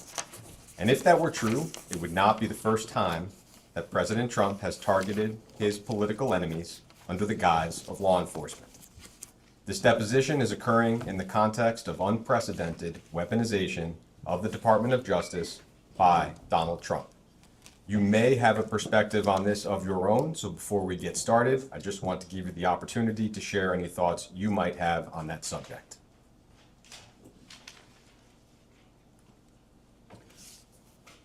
I think I'll let you ask me some questions, and then maybe at the end I'll say something. That sounds fine. Thank you. I'd like to start our conversation with a few foundational questions so we can just set the record straight from the very beginning. With respect to your relationship with Mr. Epstein, did you ever, at any point during your interactions with Jeffrey Epstein, know about the sexual abuse that he was committing against minors and young women? No. Have you ever engaged in sexual activity with a person introduced to you by Jeffrey Epstein? No. With respect to your relationship with Ms. Ghislaine Maxwell, did you ever, at any point during your interactions with Ghislaine Maxwell, know about the sexual abuse that she committed and facilitated against minors and young women? No. Have you ever engaged in sexual activity with a person introduced to you by Ghislaine Maxwell? No. Have you ever, at any point, visited Jeffrey Epstein's former estate on Little St. James Island in the U.S. Virgin Islands? No. In February of last year, Attorney General Pam Bondi said on Fox News that you traveled on Mr. Epstein's plane, quote, because it supposedly had a bed in there where Jeffrey Epstein had young girls. I will ask you, did you fly on Mr. Epstein's plane because it had a bed where Jeffrey Epstein had young girls? No, Are there any other accusations that have been made against you with respect to Mr. Epstein that you'd like to address before we get started with some chronological questions? I think you pretty well covered it. Thank you. Thank you. I will ask a series of chronological questions. I'd like to try to create one clear chronological record. Some of that might be repetitive from what you've already talked about. I will try to keep that to a minimum. All of these questions are from a long time ago. If you don't recall anything about what I'm asking, just let me know. Starting with events before and during your presidency, the earliest known link that we're aware of between yourself and Mr. Epstein is that he made a pair of campaign contributions to you in 1992. There was a $1,000 contribution to your presidential election committee in January 1992, and another $1,000 in June to the Clinton Gore General Election Compliance Fund. I imagine a lot of folks donated $1,000 to your campaign. Do you have any specific recollection or knowledge of those particular contributions? No, I think this is the first time I've ever known that. Thank you. That takes us into your time as president. You were elected in November of 1992 and inaugurated in January of 1993. Mr. Epstein visited the White House a number of times while you were in office. Our understanding is that Mr. Epstein visited the White House 17 times between 1993 and 1995. I am not going to walk you through each of those visits. I'm just going to break them into categories. I think first, with respect to the only Epstein visit where it is publicly known that you either met Mr. Epstein or had some interaction, was the White House Historical Association reception that you mentioned earlier. I know there's a photograph that you mentioned of yourself and Mr. Epstein meeting. Am I right that you have no specific recollection of meeting Mr. Epstein or Ms. Maxwell at that event? I don't. Okay. With respect to the other 16 times that Mr. Epstein came and went, and that spanned 1993 to 1995, am I right that you have no specific recollection of meeting Mr. Epstein any of those times? No, I don't think I did, and I don't know who he saw.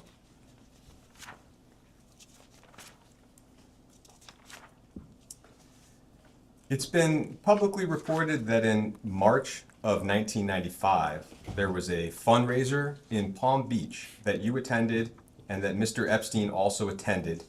Other guests reportedly included Jimmy Buffett and investor Ron Perlman, who may have hosted the event at his home. Do you have any specific recollection of that event? I remember going there in 1995. I have now seen the picture with Jeffrey Epstein and Jimmy Buffett. I recognize Jimmy Buffett. He was a longtime friend of mine. He performed for me twice in my second term as president. And we were friends for the rest of his life. But that's it. I don't know if he knew Mr. Epstein. I had no idea what that picture was. I didn't remember it.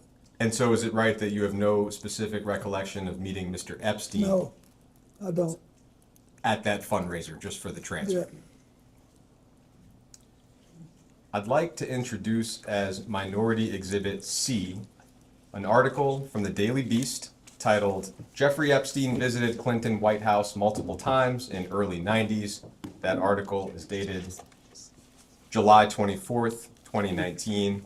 Once you receive it, I'll just direct you to page 8 of the article that you're about to receive. Okay. It's not David.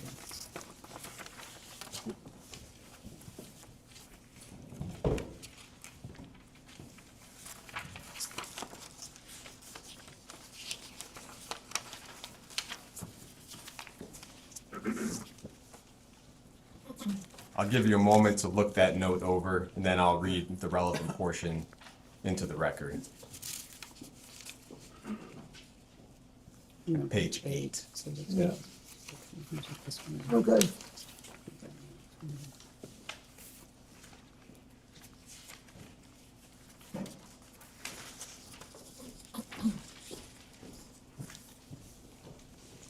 Yep.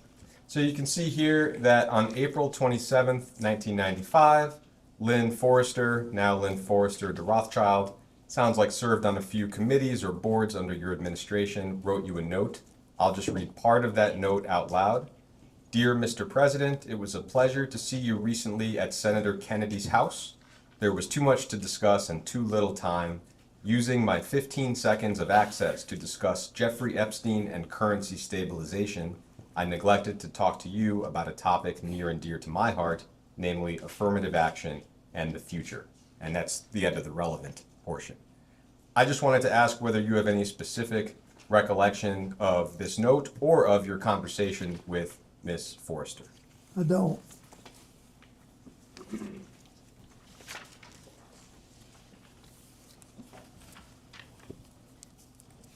As far as you can remember, at this point in the middle of 1995, how would you have characterized your relationship with Mr. Epstein? It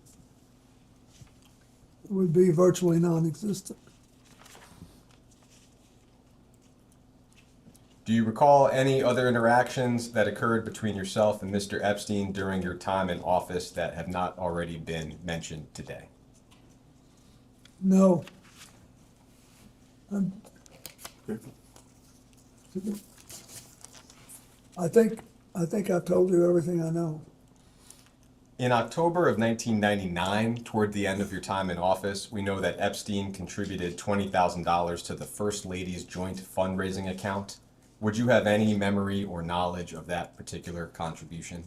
No, is that for a White House related thing? No, joint fundraising, he means the Senate. Oh, no, I didn't know that. Okay, I am going to move to the years after your presidency. We'll do this in chronological order as well.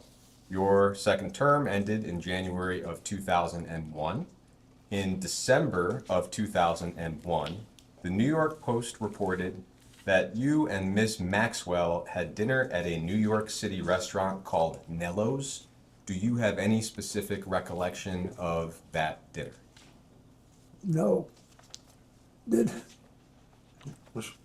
How did I know? I didn't.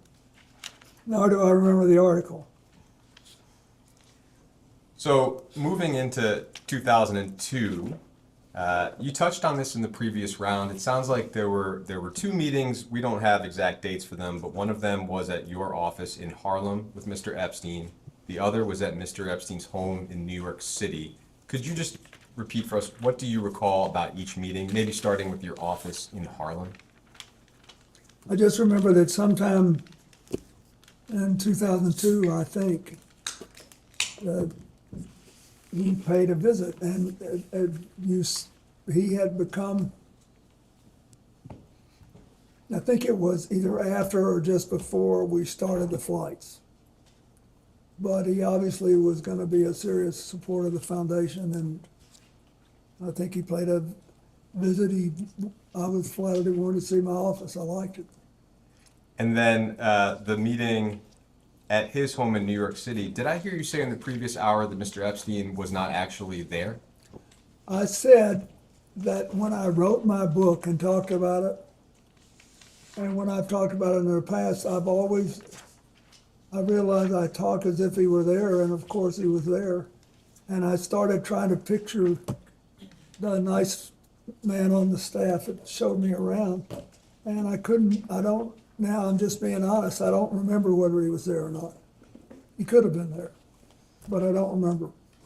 As far as you can recall, would the purpose of that meeting also have been related to Mr. Epstein's support of your work through his plane, for example? Yeah, the reason we went by, regardless of who was there, was that my staff we finished an event in New York City that at a place, and Lord knows how many I've done since then, I don't remember what it was for, but it was in New York City. And my staff aide said, we're only a couple of blocks from Epstein's house. It's a converted elementary school. He's very proud of it. And I think, it'd be a nice thing to do since it's early. You could just go by and take a look at it. So that's what we did. Do you recall seeing anything or anyone in his home that was suspicious or reflected abnormally young women or girls? No, the only people I saw there that night were staff. And him if he was there, I just don't remember. Do you recall seeing any images of young girls or women at Epstein's home? No. So, moving to some of the travel on Mr. Epstein's plane, and we have specific dates for a lot of that. I'd like to move through that chronology of known trips, just one at a time in order. To begin, flight logs indicate that on February 9th of 2002, and we'll give you the logs, you flew on Mr. Epstein's plane from Miami to Westchester County, New York, with Epstein, Maxwell, and some others. And you mentioned this flight in the previous round as well. I will introduce that flight log as Minority Exhibit D. And we'll give you a moment to receive that and take a look at it.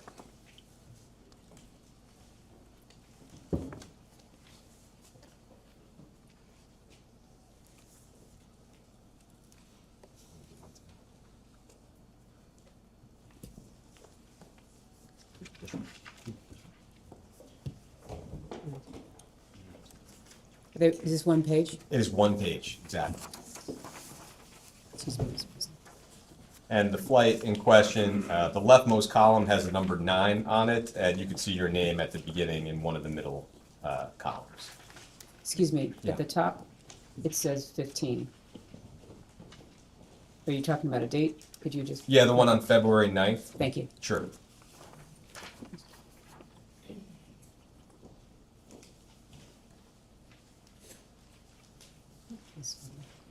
Yeah, I do see it.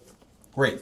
I'll just ask some specific questions. As an initial question, and we can see it here, you had a Secret Service detail that traveled with you after you left office, presumably still does. Is that correct? Yes, that's correct. And did that detail accompany you on all trips that you took with Mr. Epstein? Yes. For this trip from Miami to Westchester, first, just do you recall the circumstances of the trip? No, I was down there and I was coming home. I don't remember why I was down there.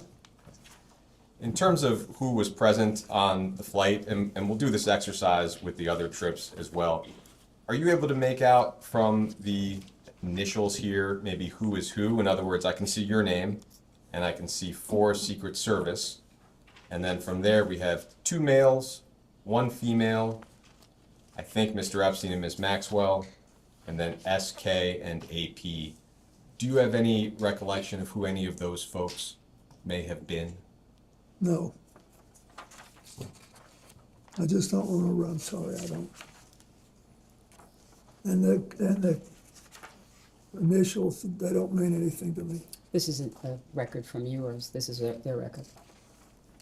Yeah.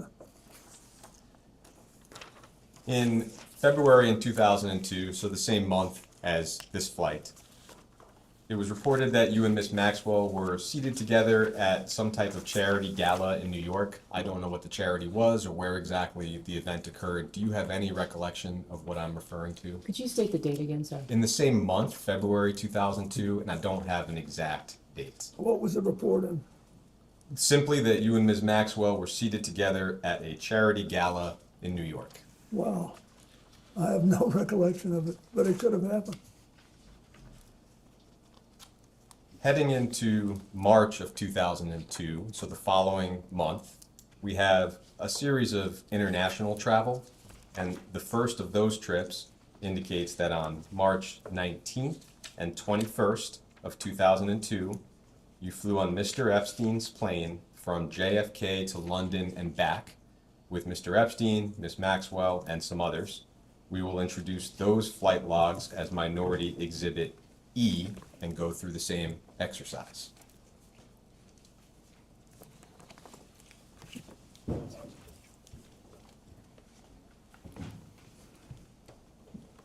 Thank you.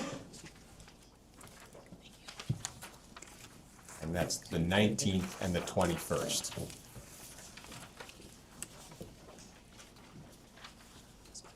The 19th and the 21st? Yes. Down toward the bottom of the page. Oh, hold on, scribble.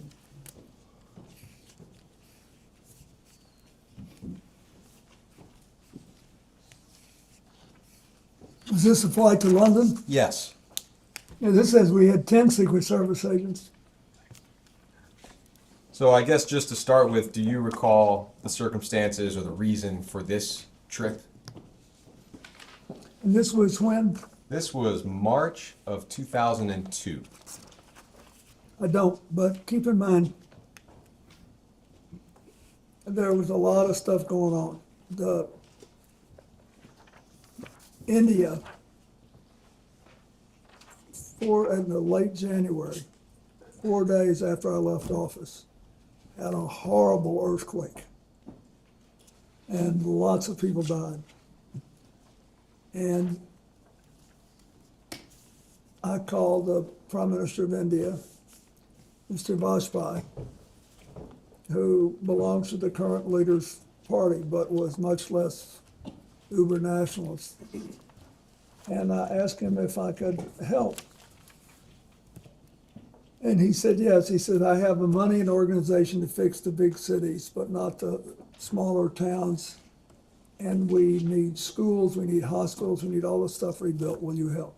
So that's the first thing I undertook to do, even before the AIDS thing, after I left the White House. So I was there. So by March of 2002, the next year, we were still working on that, and then the South Asian tsunami hit in December. So I was doing all this stuff and also trying to get set up at home too. So that's why it sounds unusual for me to have 10 Secret Service agents, but I must have been going to several stops. And is it the same for you when you look at some of these names? I can make out the name Naomi Campbell. Do you have any recollection of Naomi Campbell being on this flight? Naomi, when we went to Europe once, I think she went on one, but she was a friend of Doug's, and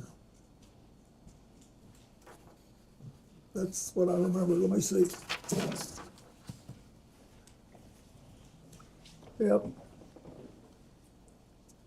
And Jeffrey, Ghislaine, I don't know who the other people are. Looks like Doug Band is listed there, and that. Yeah, he's there, but SK, I don't know who that is. Okay, great. Thank you.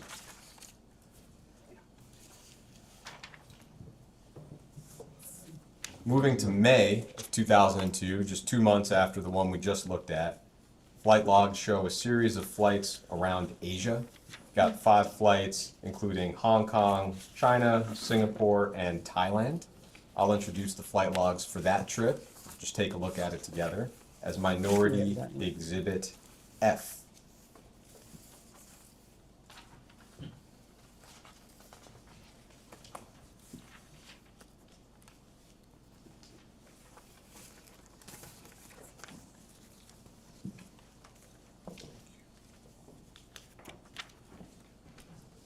You still need it, right? We do need it. Thank you. Oh, great. Thank you very much.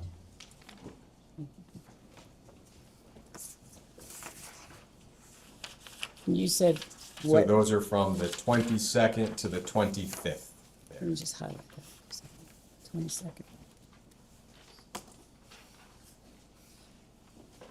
And you're saying each one till the 25th? Yeah, so the first one lists the former president, and then 4 in a row after that lists same as above. So it's the same group of folks for about 5 flights Yep. there. So, same question, this trip to Asia, do you have a recollection of the circumstances, how the trip came about? Yeah, that was 2002, right? Yes. So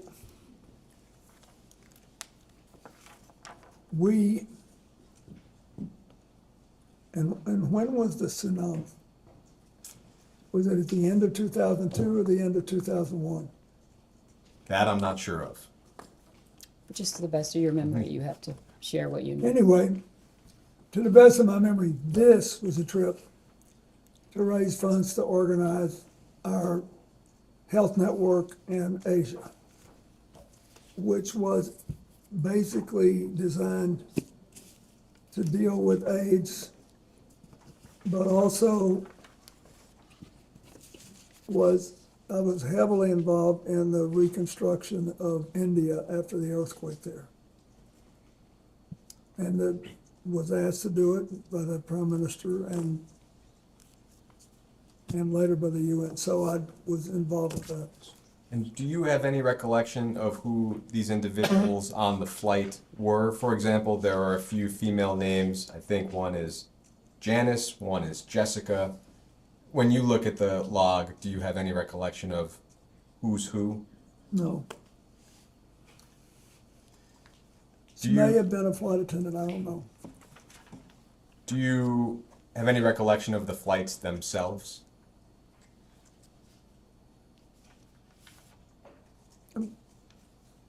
Of this Not the particular flights flight? themselves. This group of flights. I remember we made several stops and you mentioned them. And we're going there, but that's all I remember. To the best of your recollection, whether with respect to the flights or the trip itself, did you ever witness or become aware of sexual abuse of any kind? No. We then have logs showing 2 flights in July of 2002, and I will introduce those as Minority Exhibit G. Give you a moment to receive those. What was the prior one? Prior one would have been F. And that was the May 2002 flight log. There's F. No, I put F on that, but I thought that was, sorry, so you're. Oh, no problem. It should be May 2002. I have as F as in Frank. Okay, I'm not sure what this one was. Okay, got it. I'm gonna get the labels later. Okay. Thank you, sorry about that. I No, not at all. apologize. So this one will be G, and it's July of 2002, specifically on July 13th. Oh, sorry. Next one, Mr. President. I'll give that one to David. I'll give you a said- moment Hey, to does this look say at it. where we're going? Yeah, it's on the 13th, and these flights are from Morocco to Portugal, and then Portugal to JFK. And our understanding, just from public reporting, is that this may have been part of a trip to Morocco to attend the King of Morocco's wedding. And you're asking him about the legs that he's on. This Correct, was- exactly. This Has was it been July of long? Is that when his 2022. wedding was? Sorry? Is that when he got married? It may have been. I think that's my July. question for you, is whether you recall that this trip. I recall going to his wedding. Okay. Do you recall approximately when that wedding would have been? No, but it was a long time ago. I don't know if this was it. But I did go to Morocco more than once. Do you recall attending the King of Morocco's wedding? Absolutely, I did. Do you recall whether Mr. Epstein and Miss Maxwell also attended that wedding? I don't. I remember, I think Chelsea went with me. And I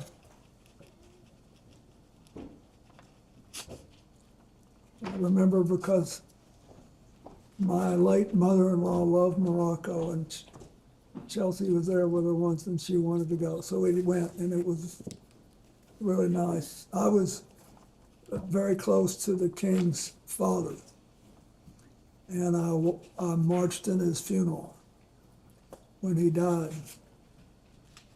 And so they had this wedding and we were invited, and I very much wanted to go. Hillary was working and didn't go. Chelsea did, and I think Huma was with us too. I think, There's been some reporting that you may have invited Mr. Epstein and Miss Maxwell to the King's wedding. It sounds like, but please you tell me, do you have any specific recollection of that? I don't remember. Do you have any specific recollection of these two flights, which may or may not have been part of the King's wedding? They're from Morocco to Portugal and Portugal to JFK. Mr. Epstein and Ms. Maxwell were on the flights, as well as yourself. When I was coming home, He's just asking you about these two legs, and he's asking you, do you have any recollection of these two legs of the flight? no, I remember the wedding very well and all the stuff that happened, but that's all. I don't remember the coming or the going. Thank you. In September of that year, we have the trip that I think a lot of folks are aware of. This is a trip to Africa in September of 2002. The trip started at JFK, ended in London, stopped in Ghana, Nigeria, Rwanda, Mozambique, and South Africa. Some high-profile figures were on board, including actor Kevin Spacey and comedian Chris Tucker, as well as Mr. Epstein and Ms. Maxwell. I will introduce those flight logs as Minority Exhibit H. I'll give you a moment to receive them. Thank you.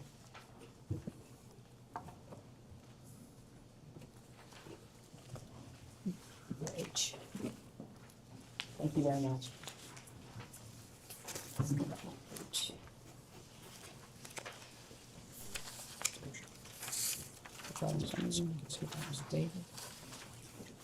So this is a two-sided document, and the flights are the bottom half of the first page and one flight at the top of the second page. Starting at the 21st? Yes. Sure. Okay, Starting there.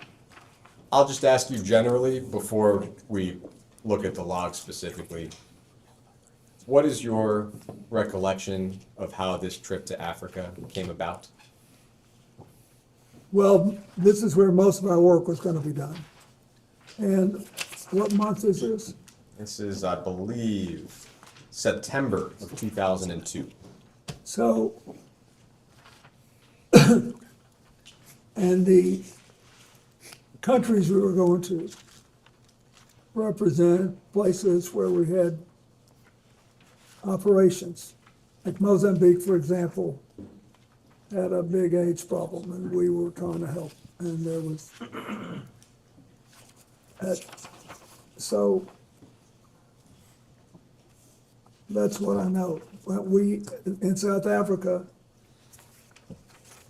we spent quite a bit of time because I wanted to go see Mandela. He was still in good shape then. And we did things together. And then Charlene Hunter Galt, who was one of the black women that integrated the University of Georgia and became then a very well-known international television commentator for PBS. And her husband, Ron, had moved down to South Africa.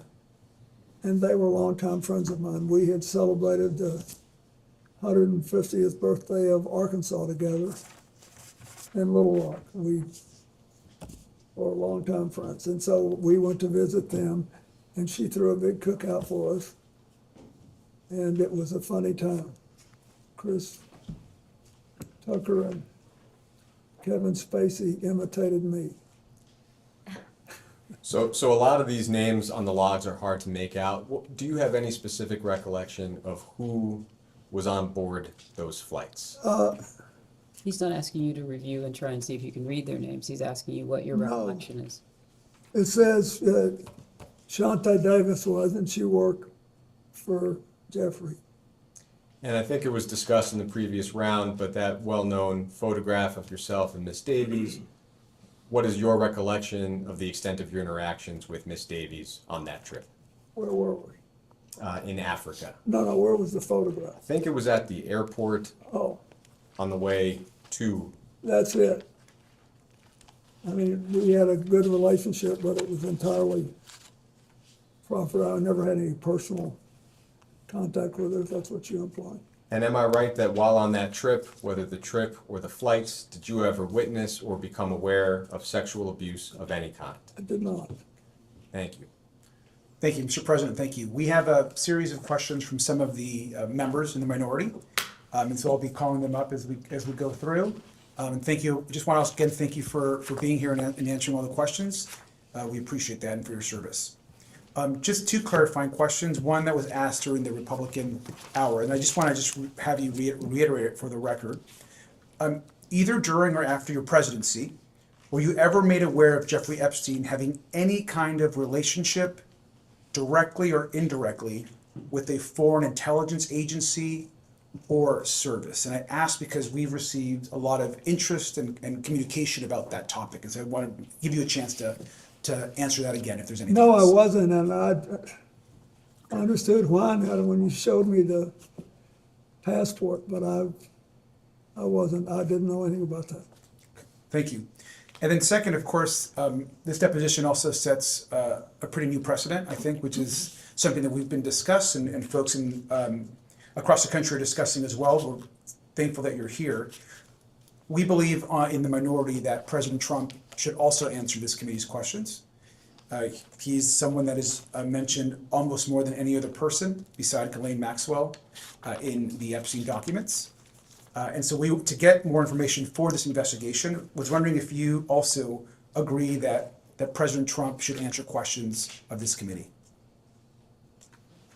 That's for you to decide, but he did know him well, and I once had a brief discussion with him about it. Thank you. Thanks for that answer. With that, I'm going to go to Mr. Walkinshaw, and we'll go down a series of questions. I hate this, but because I don't believe I should inject anything. But I do not want to leave the impression,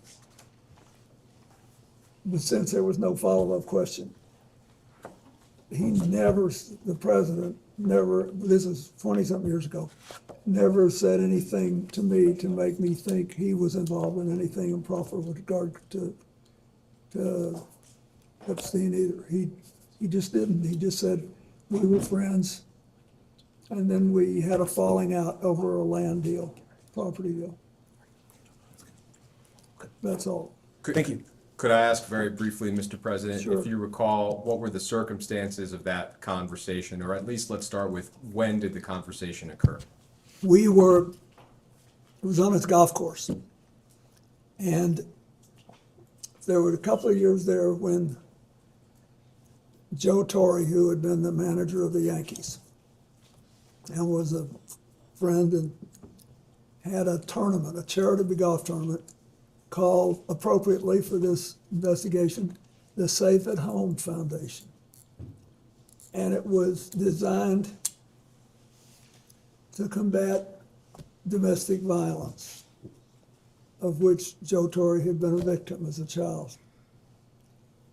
And so I wanted to support it. And so Donald Trump gave him the golf course in New York to have a tournament on, and I played in it a couple of times. And the day I was there, he would typically,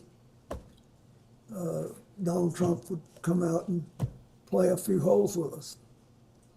And he somehow knew I had flown in Jeffrey Epstein's aircraft, and he said, you know, we had some great times together over the years, but we fell out, all because of a real estate deal. And he said, I'm sorry it happened. That's all. Do you recall whether President Trump was the first one to affirmatively bring up the subject of Jeffrey Epstein? No, but I'd be shocked if I did. I just don't do that. Do you recall whether President Trump elaborated at all on the great times that he had with Jeffrey Epstein? No, and at the time, I didn't put any, sexual spin on it. And as far as you recall, President Trump characterized the nature of the ending of their friendship as being solely due to the real estate bidding That's what he problem. said. Thank you. But I didn't think much about it at the time. And, it was 2 minutes and then we were gone. As far as you recall, have you had any other conversations with President Trump related to Jeffrey Epstein or Ghislaine Maxwell? No. And your best recollection, if you have one, of the year that this conversation occurred?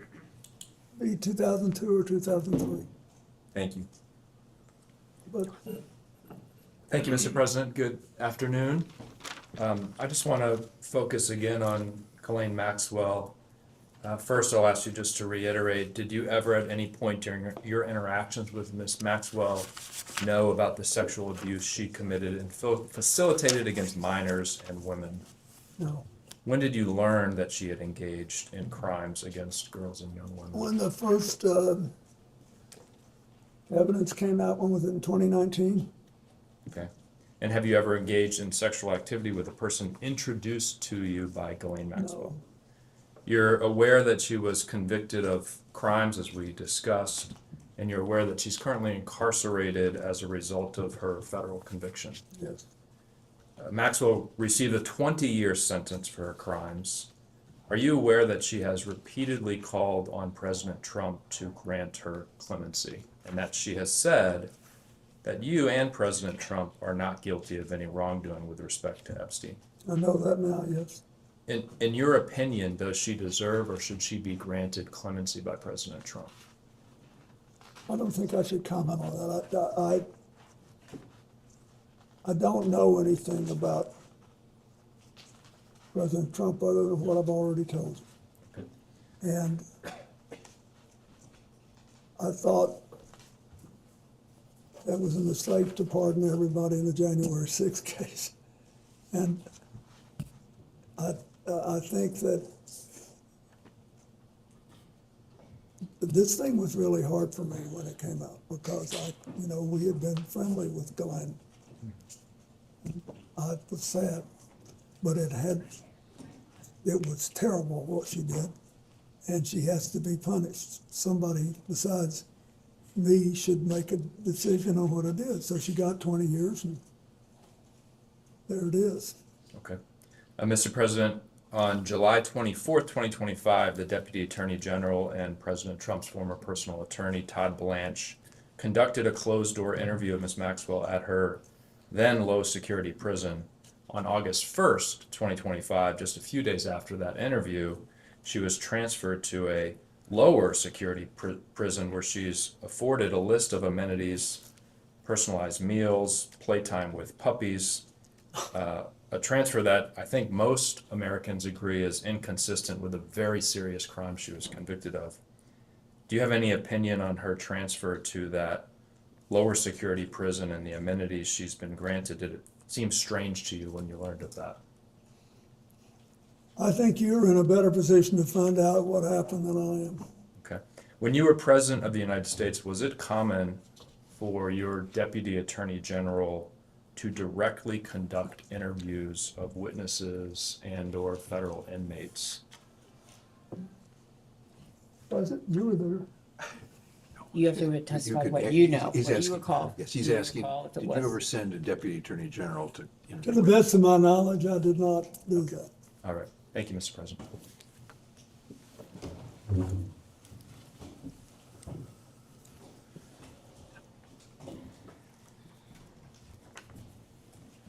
May I ask a question? Representative Foster, you're still the youngest person in Congress? Yes, I am, Mr. President. Lucky you. Hopefully that changes soon. If you're the youngest for too long, it's not good. There'll come a time, believe me. I was, for most of my life, the youngest person doing whatever I was doing. And one day I woke up, I was the oldest man in every room, and I couldn't tell you for the life of me how I got from one place to the other. Time will take care of it. Enjoy it while it lasts. Thank you, thank you. It's a blessing to be the oldest person in the room as well. Mr. President, I just wanted to circle back to the conversation around the conversation you had with Jeffrey Epstein on the golf, or with Donald Trump on the golf course in New York.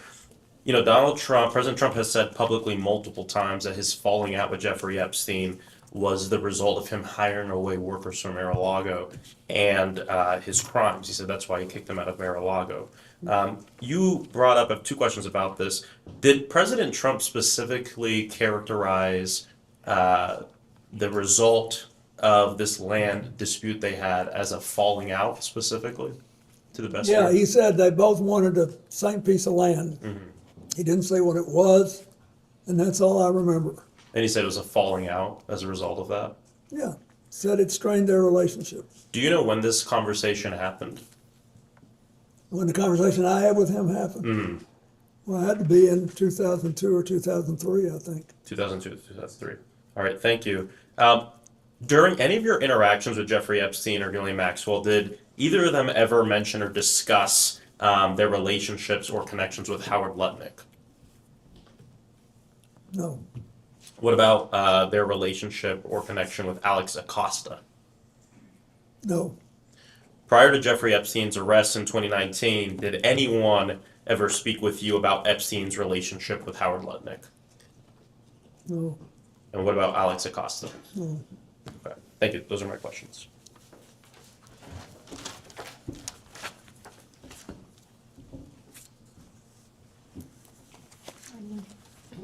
Good morning, Mr. President. Good morning. I'm Melanie Stansbury. I represent New Mexico's 1st Congressional District, and it's an honor to have you and your council here. This is a very important investigation, and we obviously have a lot of questions. And for me personally, this case is all about justice for the victims. And I really appreciated in your opening statements, your statement about nobody being above the law, including a president. And I think it's important that we are setting the precedent for Congress establishing oversight and subpoena power over a president. And I believe Donald Trump should and will ultimately be in front of this body. And I also appreciate what you said about women and girls who were abused by Jeffrey Epstein deserving justice and healing. And that's where I'd like to focus my questions. And in particular, I want to focus on 3 survivors who have shared stories that involve you. So I want to begin with Maria Farmer. Do you know who Maria Farmer is? Maria Farmer was employed by Jeffrey Epstein and abused by him for a number of years. And she first reported her abuse to the New York PD and FBI in 1996. And she states that she has personal knowledge that you visited Jeffrey Epstein's house 3 to 4 times while you were the sitting president between 1995 and 1996. And she says she knows this based on photographs that Ghislaine Maxwell showed to her, as well as discussions with the staff. So let me ask you, Mr. President, did you visit Jeffrey Epstein's house while you were president? I do not remember doing that. I do not believe I did. How do you explain this discrepancy? Objection, calls for him to speculate. I can't speculate. But all I can tell you is I don't remember being there. Okay. Moving on to Virginia Roberts Giuffre. Are you familiar with her? Mm-hmm. As has already been established, she has stated in numerous sworn statements, including a sworn deposition in the Maxwell trial, that she saw you on the island with Jeffrey Epstein. And in fact, this morning, her family shared her diary with me. And in it is a quote wherein she writes, quote, Bill Clinton met 2 times island with 2 girls, CT, GM, and JE. What is your reaction to that?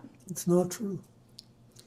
Do you have any dates associated with that? Were there dates on the diary? I don't have that information, but we'll be happy to share it with you. Would be terrific, because I think there are also records that would reflect where else he would have been. So thanks. Did she say that in her book? This is from her personal diary that her family shared with us. Yes, but the book came out more recently. Did she say that in the book? I'm just reading you the entry from her diary that her family shared with me. I think she ultimately reached a different conclusion, although I had no contact with her. Okay, well, I just want to make sure that it's on the record that is Virginia Giuffre's statement.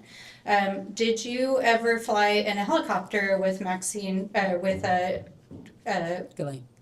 Maxwell? Ever, anywhere?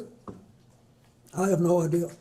Okay, well, at least one of the survivors claims that you flew in a helicopter with Ghislaine Maxwell to the island. Did you ever? Then I did not do that. I've never been to that island. Okay. The third person I want to talk about briefly is Shantae Davies. I know we've already mentioned her here today. I know you've already mentioned that she was listed as a flight attendant. on the trip to South Africa in 2002 that you took with Jeffrey Epstein. Are you aware that Shantae Davies is a survivor who claims she was abused for 3 years, including during that time period? I am now. And are you aware that Jeffrey Epstein recruited his victims through calling them masseuses? No, You're not aware that but Jeffrey... it doesn't surprise me. I mean, I didn't know that, no. Knowing that Jeffrey Epstein recruited hundreds of minors as masseuses to massage him, and knowing that this victim, who was a survivor 3 years of his sexual abuse as a masseuse, was on the plane, does that make you think about the massage you received from her differently? Can I just interrupt? You're saying knowing, you know that. He was saying that he was unaware that that's how Mr. Epstein was recruiting his individuals. I'm asking if today, hearing this... You seen the picture? I have a copy of it right here, yes. Well, I'm sitting up and I'm just asking if now that you know that Jeffrey Epstein recruited girls as masseuses, does that reframe that photograph, and knowing that there were girls on the plane that were being abused? Objection. It states facts not in the record. You can ask this witness what he thinks or remembers about anything that happened, but I don't think it's right to ask him to speculate. she wants to know if I feel bad about it, yes. I'm not, I think Don't you? what I'm trying to get at is that there is a culture that surrounded Jeffrey Epstein in which rich and powerful people saw young women that were survivors who were being abused and didn't say anything and didn't do anything. So and is your part question- of what I'm, hold on, part of what I'm trying to do is to ask you, we know there was a survivor that was on the plane. You've stated that you didn't know she was a survivor. I understand that, but I'm asking now that you are aware that Epstein was recruiting survivors as masseuses, does this make you rethink what you saw as you were traveling and interacting with him? Okay, so he has already spoken to, I'd no, like- wait a minute. I want to make sure that you are clearly answering her question. He's already stated what he saw and what he knew. And so what you're now asking him is, given what you've now shared with him, does he think any differently about what he Yes. saw and what he knew? Thank you. Yes, thank you. I wish Shantae had told me. I liked her. Mhm. But I didn't think it was anything unusual. I can't tell you how many airplanes I've been on where rich people asked me to go and they had someone offering a massage. And all these boats that you go on and all that, they all do that. And usually I don't do that. I'm not into this.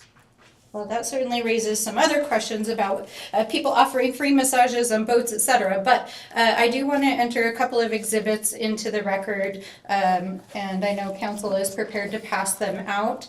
And while that is occurring, we're going to introduce this exhibit. What is it? Exhibit I, it'll be Minority Exhibit I, which is a FBI PowerPoint that was included in the files that were released as part of the Epstein Files Transparency Act. And then I would like to introduce this exhibit, which is Exhibit J, which is a internal correspondence emails between the FBI.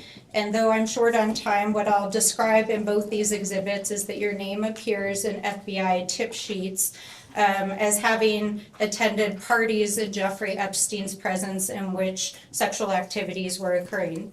Did you ever attend a party of any kind or an event with Jeffrey Epstein in which sexual activities No. were occurring? Okay. And then finally, there will be many millions of people that watch this deposition. What would you like to say to the survivors directly? That I hope this will produce a sense of finality. And I don't think that'll happen till the government starts holding on to all the records. I think that, the records should be released. And then I think that we need to come up with strategies to help people who can't get over this get better. And the most important thing we do, I think, besides treat the victims right, is increase the guardrails that will set off alarm systems and stop other people from doing the same thing Epstein did. Thank you very much, Mr. President. Thank you. We had an additional member join us in the interim. Could that member just identify themselves? Absolutely. Hello, Mr. President. My name is Nick Langford. I represent New York's 23rd Congressional District, Buffalo suburbs, rural southern tier. Thank you for being here today. Could you just, for the record, the time check? We've got about 5 minutes left in this round. Thank you so much. I think it's fine. Congressman, how are you? Thank you, Mr. President. Thank you for being here and for your time today. Thank you for your service. We have, as you know, in the files that were released, there were several photos, included you, and we have an exhibit here. That's just one of the photos. And Exhibit K, Minority Exhibit K. Yep. And we'll have that passed around. And what we're trying to get at is some context for the public on whether you remember this photo and any details you may be able to provide us about it. So do you recall the details of this photo or recall the photo being taken? No, I don't think I ever knew the photo was taken. Okay, and for those who can't see it, it's a photo of you in a hot tub. There's a person next to you here. Do you remember where it was taken? Where was it taken? I'm almost sure that this pic, and I think there's an adjacent photograph, which you probably have, that if people saw it, they would feel that someone was trying to con them showing this picture. But anyway, this picture was taken in Brunei. And we flew one night on a trip to Asia, the last very long leg. You said we, is it, who is that including? Well, my whole team that was working Thank you. on the AIDS issue, and Mr. Epstein was there, and Miss Maxwell. But anyway, we got to the end of the flight was Brunei. It's a tiny place, but a very wealthy one, and the Sultan of Brunei was a man that I had gotten to know well in my 8 years as president.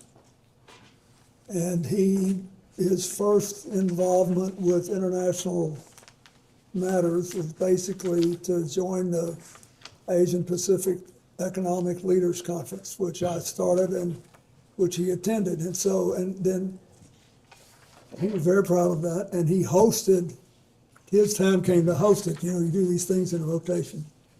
And it came at either at the very end of my term or maybe the next year.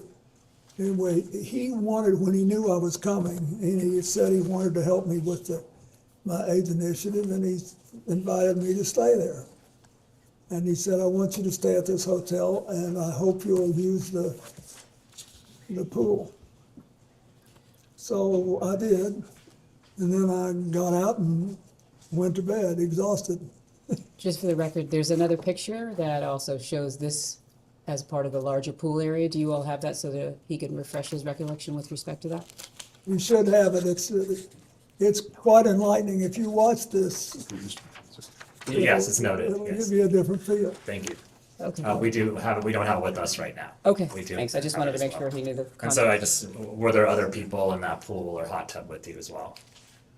I don't think there's anybody in the hot tub.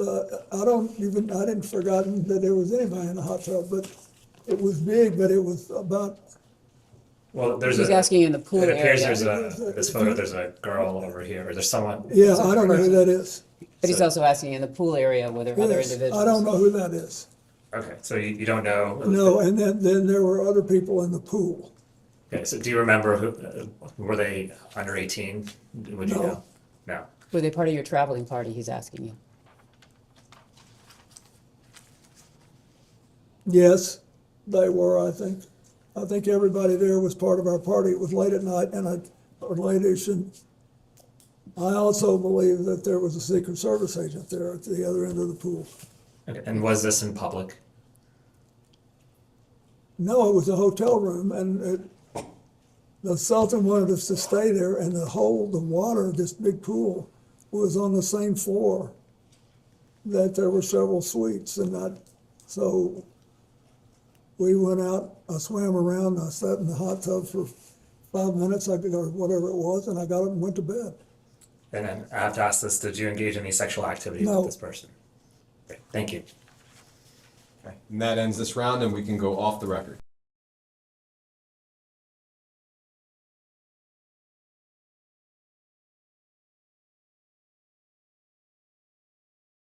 All right, we'll go back on the record.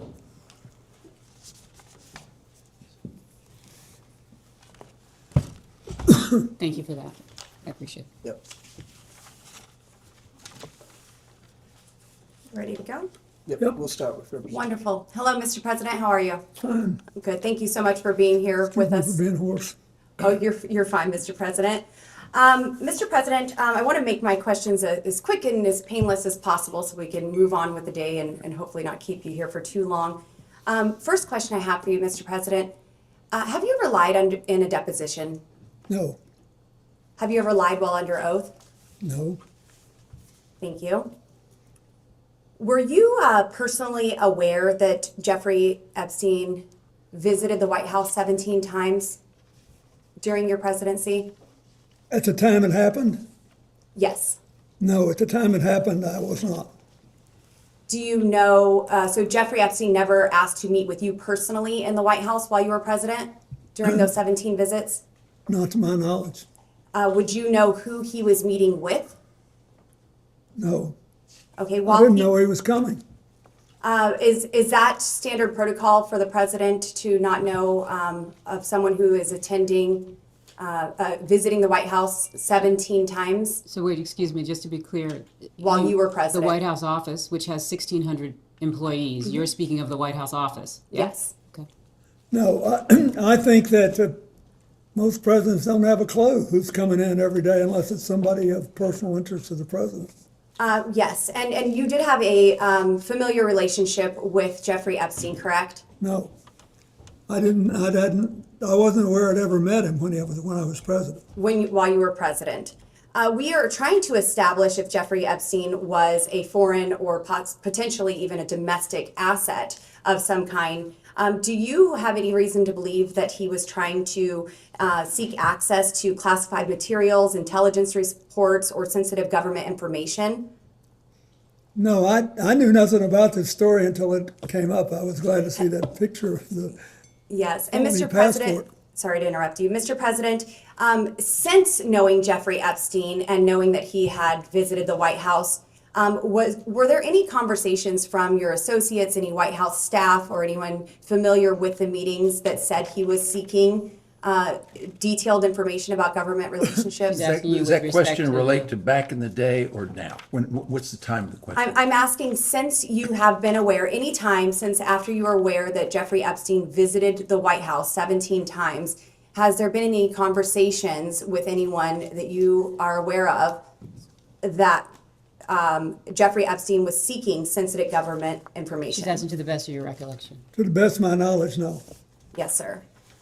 Thank you. And moving on, at any time while you were traveling on any aircraft owned, leased, or otherwise affiliated with Jeffrey Epstein, did you engage in sexual relations or sexual activities with anyone other than your wife?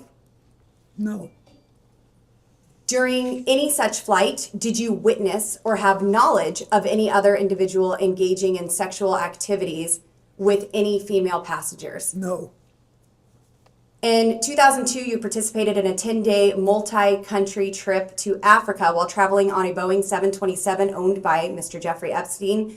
This trip was organized by Ghislaine Maxwell. Do you recall this trip, Mr. President? I recall the trip, but I don't know that it was organized by Ghislaine Maxwell. Yes, I sir. believe we were going places that I needed to go for my work in Africa. Yes, sir. Internal FBI records describe the aircraft as having a section with couches adjacent to which a sliding glass door leading to another compartment. There was a bed. Are you familiar with the layout of this aircraft that you traveled on? I'm familiar with the fact that there was a bench that turned into a bed at the end of the passenger seats. And no other bed you are familiar with Did you ever go into any part of the aircraft with a bed that you perhaps lied on or utilized?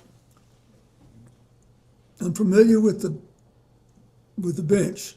Yes. It turned into the bed. Yes. I do not believe I ever went into the back section. At any time while traveling on such aircraft, do you remember utilizing either the bench that laid? I'll keep it as one option for now. Do you remember utilizing the bench as a bed? Was it laid out as a Do you bed? remember? I don't remember, but that doesn't mean I didn't. I'm familiar with the note. Yes, sir. FBI internal records relay testimony from Dr. Greg Bledsoe, who participated on the 2002 Africa trip. Did Dr. Bledsoe describe multiple millionaires? Dr. Bledsoe does describe multiple millionaires and billionaires on the plane. Do you remember any of the names of those individuals, potentially even the actor Kevin Spacey? Yeah, Kevin was on the plane. Did Dr. Bledsoe also describe, he also describes multiple young women were present on the flights and that Maxwell appeared to be in a position over the girls on the plane and was directing the girls. Can you describe the purpose of these women participating in this multi-country Objection to the form of the trip? question. You have no objection to you asking the president what he saw, observed, heard, but he can't possibly speak to what Maxwell was in her mind. Did you witness, Mr. President, Ms. Maxwell appearing to be in the position over other girls on the plane and possibly directing the girls? Well, I thought that she was Epstein's top aide and that she was basically in charge of what happened. What did happen, Mr. President? I don't know. I mean, I've already told you this. I'll tell it again. I never saw anybody do anything wrong. I thought they were flight attendants. Do flight attendants typically wear tank tops and jeans? They don't all wear uniforms on private planes. Yes, sir. Most are dressed probably pretty business class. So Moving wait, on. his testimony was, with respect to private aircraft, people are not wearing uniforms. Mm-hmm. Correct. Go ahead. Dr. Bledsoe described at least one of the girls serving as a masseuse. At any point, did you or other male passengers receive a massage from this young woman or any other young women who are described as a masseuse? Well, I've seen one picture that shows that in a airport waiting area, one of the women was massaging my neck. That's all I've seen. Have you received more than one massage from these trips with Mr. Epstein and the young girls that were present? I don't recall them, but the problem I remember from that trip was that my neck had spasmed and I was in, and so they offered to help and I let them help. One left. She asked whether or not you recalled any other massage No, I trips. do not. Thank you. Mr. President, moving on to my next question. Submitted to the record, we have a painting that seems to be of you, Mr. President, found in one of Jeffrey Epstein's residences wearing a, I would categorize it as a famous blue dress worn by the White House intern, Monica Lewinsky. And I have this image here. This image is being passed around. If we need to go off the record while we do that, we can. I can take a Okay. picture. Do you have a question? It will be Yeah, I do. marked as Majority Exhibit 15. Proceed. Thank you. Mr. President, we are looking at an image of a portrait that is looks to be you, Mr. President, in this blue dress. Can you describe this painting? And He doesn't need to describe the painting. You just gave him a picture. What's your question? my question is, are you familiar with this painting? Have you ever seen it in person? I've never seen it in person. Do you know why someone would paint this Are you asking him to Objection. speculate? That's calls for speculation. You can ask the artist. And if I had known Jeffrey Epstein had this painting, it would have saved me this whole day. Did you ever introduce Epstein to Monica Lewinsky or any other young female White House staffers? I did not. Did Epstein ever request introductions to young female intern staffers of you? Did he request you to introduce them? And one regarding this exhibit, Exhibit 15, this portrait, to the right of this image, there appears to be a plain letterhead document that is framed in a gold frame. Are you familiar with That he's testified that he's not seen this picture? the painting we asked? Yes, and now I'm asking about the image next to it. So Are you asking whether or not he's familiar with what's in this small frame? I'm the part that you have covered up. This part? I'm asking if he's familiar with this letterhead letter There's no that was letterhead that we can Is this see. part of the painting? No, sir. This is next to the painting, and it's framed on the wall in the home of Jeffrey Epstein. I guess a better way to ask, other than the birthday note that was passed around here today for Jeffrey Epstein's 50th birthday, Mr. President, did you ever handwrite Jeffrey Epstein any other notes? Well, I wouldn't remember except that I've seen a picture recently of another note where I thank him for getting me away from the crowd on the airplane for a while so I could take a nap. Yes. Okay, Mr. President, I just have two more questions for you, and then I will let you go. And again, I'm so grateful for your time here today. We also have another exhibit from the committee, and it's page 49, I believe, and the, how do you want to classify this one? They'll give it It to will us. be marked as Majority Exhibit 16.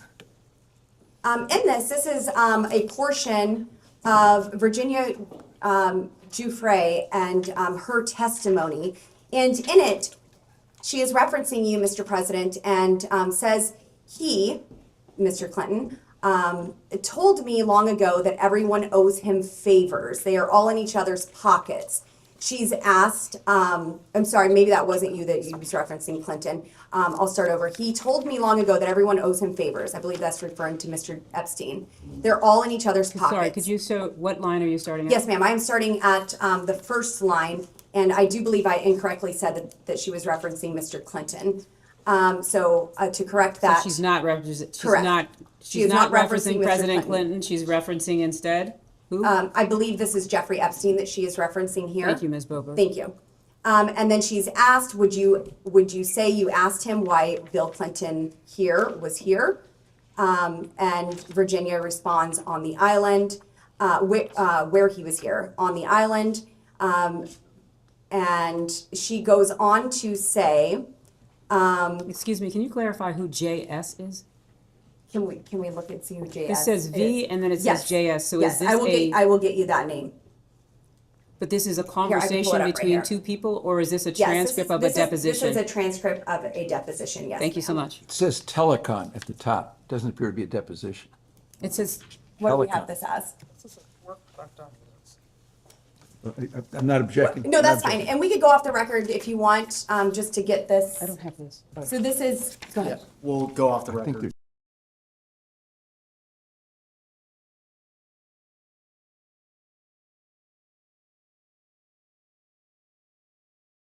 We can go back on the record. Thank you very much. And this is a long dialogue between Mr. Jack Scarola and Virginia Giuffre, and I will summarize this. It is mentioned by Virginia that everyone owes him, presumably Jeffrey Epstein here, favors. Mr. President, were you ever in the position to owe Jeffrey Epstein a favor? I didn't consider that. I thought we had an understanding about the airplanes, that he would let me use the airplane to set up my AIDS programs around the world if I'd agreed to talk to him for an hour about economics and politics on every long leg.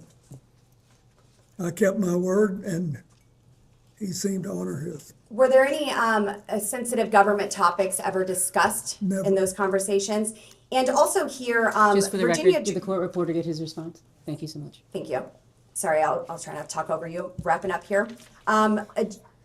Virginia Giuffre is also asked in this document. The same one you handed us? Yes, ma'am. So we should be looking at, This is 1, 2, 3, 4, 5, 6, 7, 8 lines down. JS is speaking. Were sexual orgies a regular occurrence on the island at Jeffrey's house? Yes. My question, Mr. President, were you ever aware or engaged in any of these sexual orgies?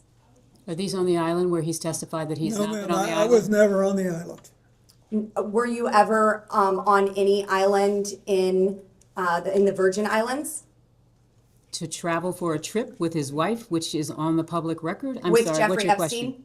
No, You were never in the Virginia Islands, in the Virgin Islands with with Jeffrey Epstein, no. Okay, thank you. Mr. President, there's been new information that has come out regarding the autopsy of Mr. Epstein. I would just like to ask you personally and directly, do you believe that Jeffrey Epstein killed himself? Are you asking him to speculate on how Mr. Epstein died? I'm asking what the president thinks of. So you're asking his opinion? Mr. President, was your friend Jeffrey Epstein Are suicidal? you classifying him as a friend who he has testified that he was has friendly? called him a friend in a letter. He said he was friendly, but not, you've asked for his testimony Mr. here. President, do you believe that Jeffrey Epstein was suicidal? Do you know? Was he ever She's asking to the suicidal? best of your I understanding. don't know, I only know what the medical finding was. I think maybe That's it. he finally got caught, and I don't know. I've accepted it in my own mind, I don't know what happened, Mr. President, what did you accept? That he killed himself or that he did not? but he did, but I don't know. Yes, sir. And Thank you, neither Mr. do you. President. We don't, none of us know, we weren't there. Mr. President, it's been an honor. Thank you. Thank you.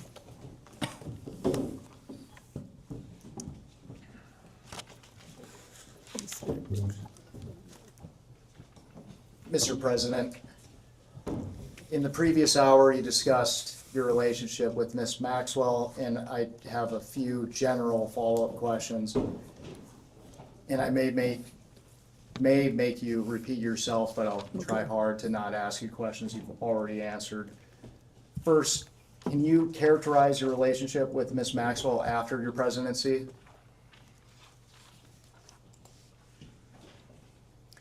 Well, I didn't, to the best of my memory, I didn't see her very much until I started flying on Mr. Epstein's airplane. And for the record, would you at any time ever consider her to be a friend? Oh, yes, I would. What years would you consider her to be a friend? I don't know, when she started going with Ted Waite, I saw her more frequently.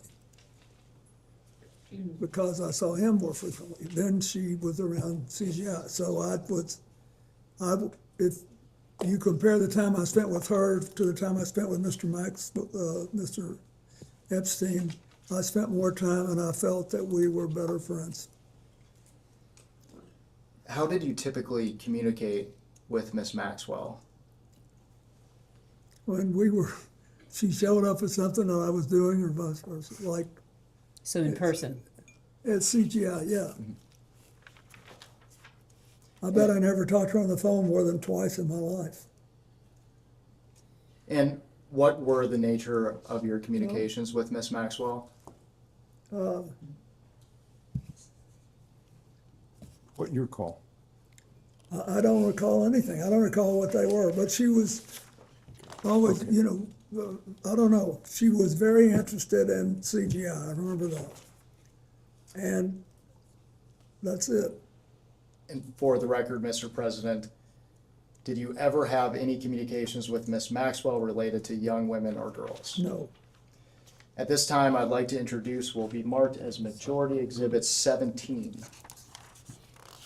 And while it's being handed out, I will note for the record that this is the transcript from the two-day Ghislaine Maxwell interview with Deputy Attorney General Todd Blanche, conducted by the Department of Justice on July 24th and 25th of 2025.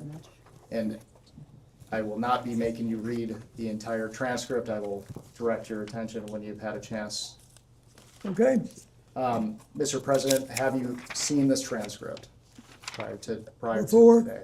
Yes. No. I'd like to direct your attention to day 1, and we are looking specifically at the bottom of page 9. Yep. Are you at the And- bottom of page No, we, nine? we, No. we need a copy down here. Do we have a second copy and a third copy? Give me 1 second. Here, Thank you so we'll much. go If you off could the pause. record briefly.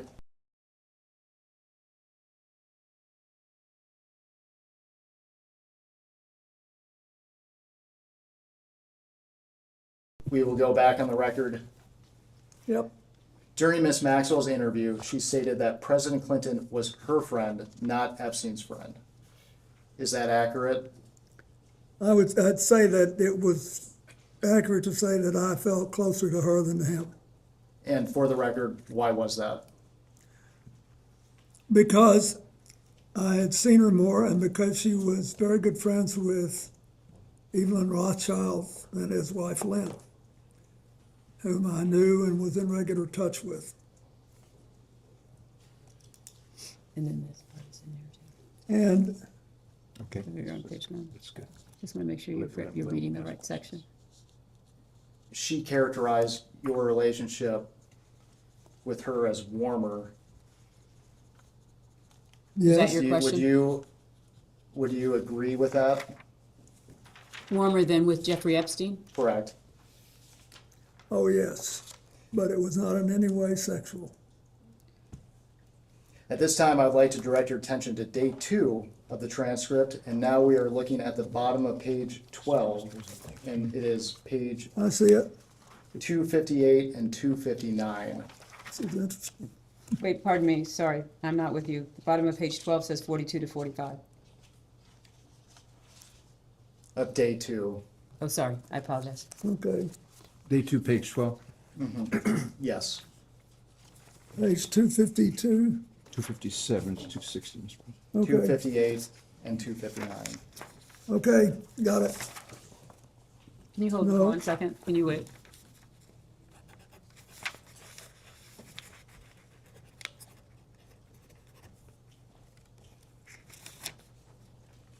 What do you have?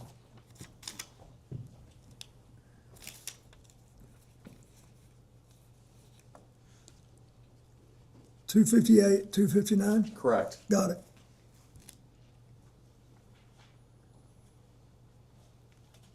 Are you asking us to read that? Yes. All of 258 and all of 259?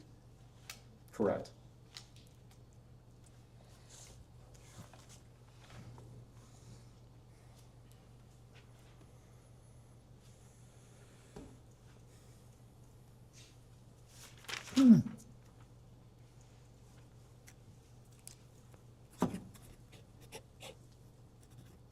Okay, is there part of this you want me to read? No, No. he has a question. He wants to make sure You- you've you read read through two- here. two And you've pages. read through here. Okay.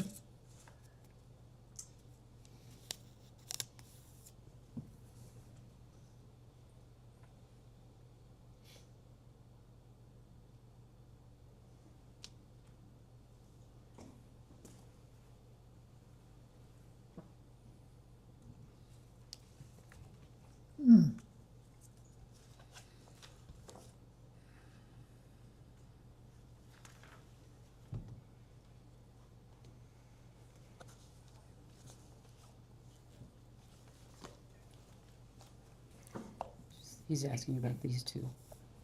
You read them? This and this. No, you don't have to read the other part yet.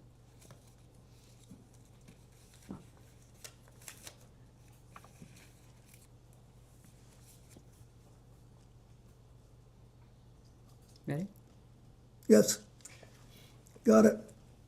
Mr. President, you've had a chance to review the transcript. Here, Blanche asks Maxwell if she has ever visited your home in Chappaqua, to which Maxwell testifies that she had been invited to visit your home. For the record, did Miss Maxwell ever visit your home in Chappaqua? It wouldn't Excuse me, surprise- counsel, the transcript says, I went to the house. Does it say invited? Did I miss that? Maxwell replies after Blanche asks, Got it. why Sorry. did you go to the house? You're right. Maxwell says, I was invited. Got it. I will repeat the question again. Did Miss Maxwell ever visit your home in Chappaqua? I don't recall, but it's quite possible she did. Hillary was a senator. In the beginning, she had a lot of events there. And we knew her. During the same exchange, Miss Maxwell implies that she may have been just driving past Chappaqua and stopped in if you were home. Did this ever occur? If you don't. Not that I remember, but I may not have been home. But Mr. President, is it common for people to just stop by your house? No. There And for are the more than record- one or two people who would do that. So for the record, you're a former president. Does your security detail allow people to show up unannounced? Well, they'd allow them to, but they don't, your question is whether or not the security allows them in. Yeah, they have to be cleared to be able to come and go Thank you. like that. Thank you, Mr. President. I want to ask about Doug Band and Okay. what was Doug Band's relationship with you, sir? Well, it changed over time, but he was basically the last in a long line of young men. They were my sort of body people. They were close to me and supposed to get me where I was trying to go on time and all of that. And then after he and another young man, Justin Cooper, wanted to come with me when I left the White House. You know, when you leave the White House, they give you, you get, I don't know, a certain allocation for staff. And I think there are 9 positions you can put on federal health insurance. I think that's right. But anyway, Doug and Justin were 2 of them.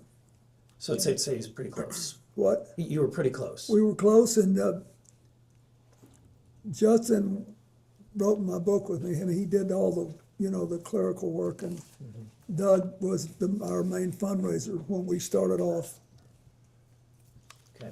I would like to introduce Majority Exhibit, I believe it would be 18,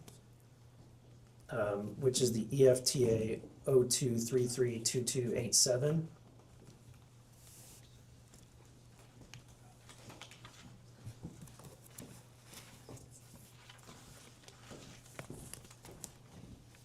Thank you very much.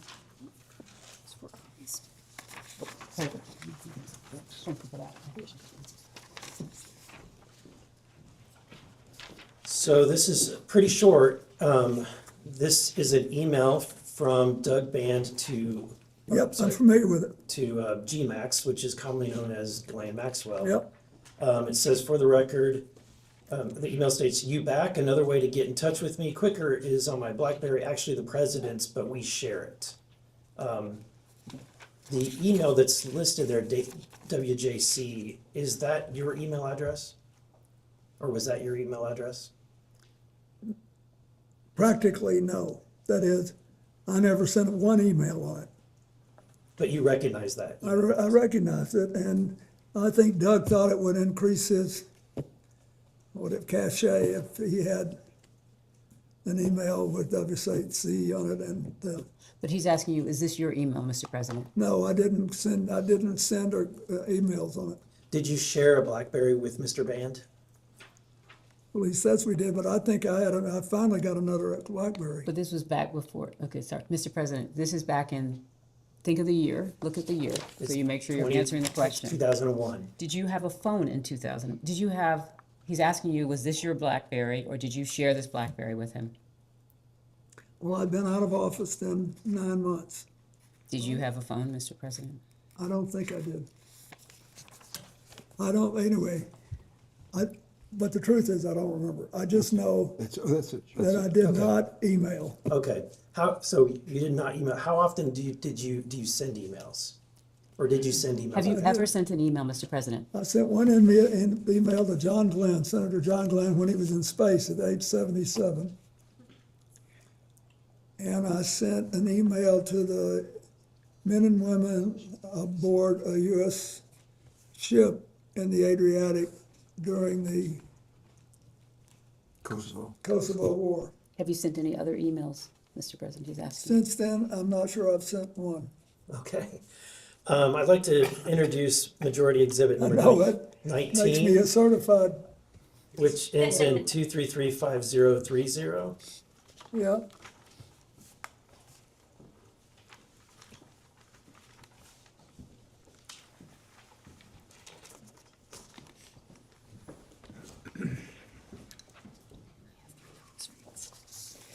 Let me see. One goes to, Okay, if you're ready, I'll be happy to read it out loud. It's, again, it's from GMAX, Ghislaine Maxwell. Yeah, I read it We all. believe, while it's redacted, having seen the unredacted files, we believe that the two is to the same email. It says, sorry to hear about the Bellsburg stuff is bad news, even worse, that it may be damaging. You know that one of my pet fears is that in London I am press toxic, so I hope that I never add to your woes in that department. If I hear anything, I will of course let you know. I could not help myself. There was one juicy little bit tidbit I did let out, the one about what a super stud that you are, and how I have a crush on you, and how you are hung like a horse. And, well, you get the picture. Hope you don't mind. Are you familiar with this email? are you saying at the time it was sent or in the preparation for this? At the time that it was sent, were you familiar with it? Oh, no. Are you familiar with it before? Yes, it's Okay. now famous. Okay, what can you tell me about your knowledge of this email? So if his knowledge is only from when he was prepared for this hearing, that would have been with his counsel, or is that what are you asking for outside of any preparation for Let me ask this this. hearing? Mr. President, do you believe that Mr. Band sent this or received this email? I do. Okay. So, and there's more. Let me go to the next one. Exhibit, which would be number 20.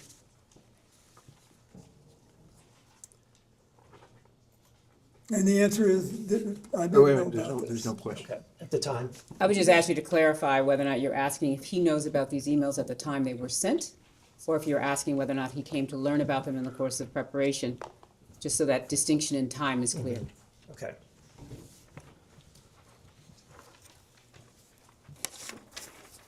Unbelievable.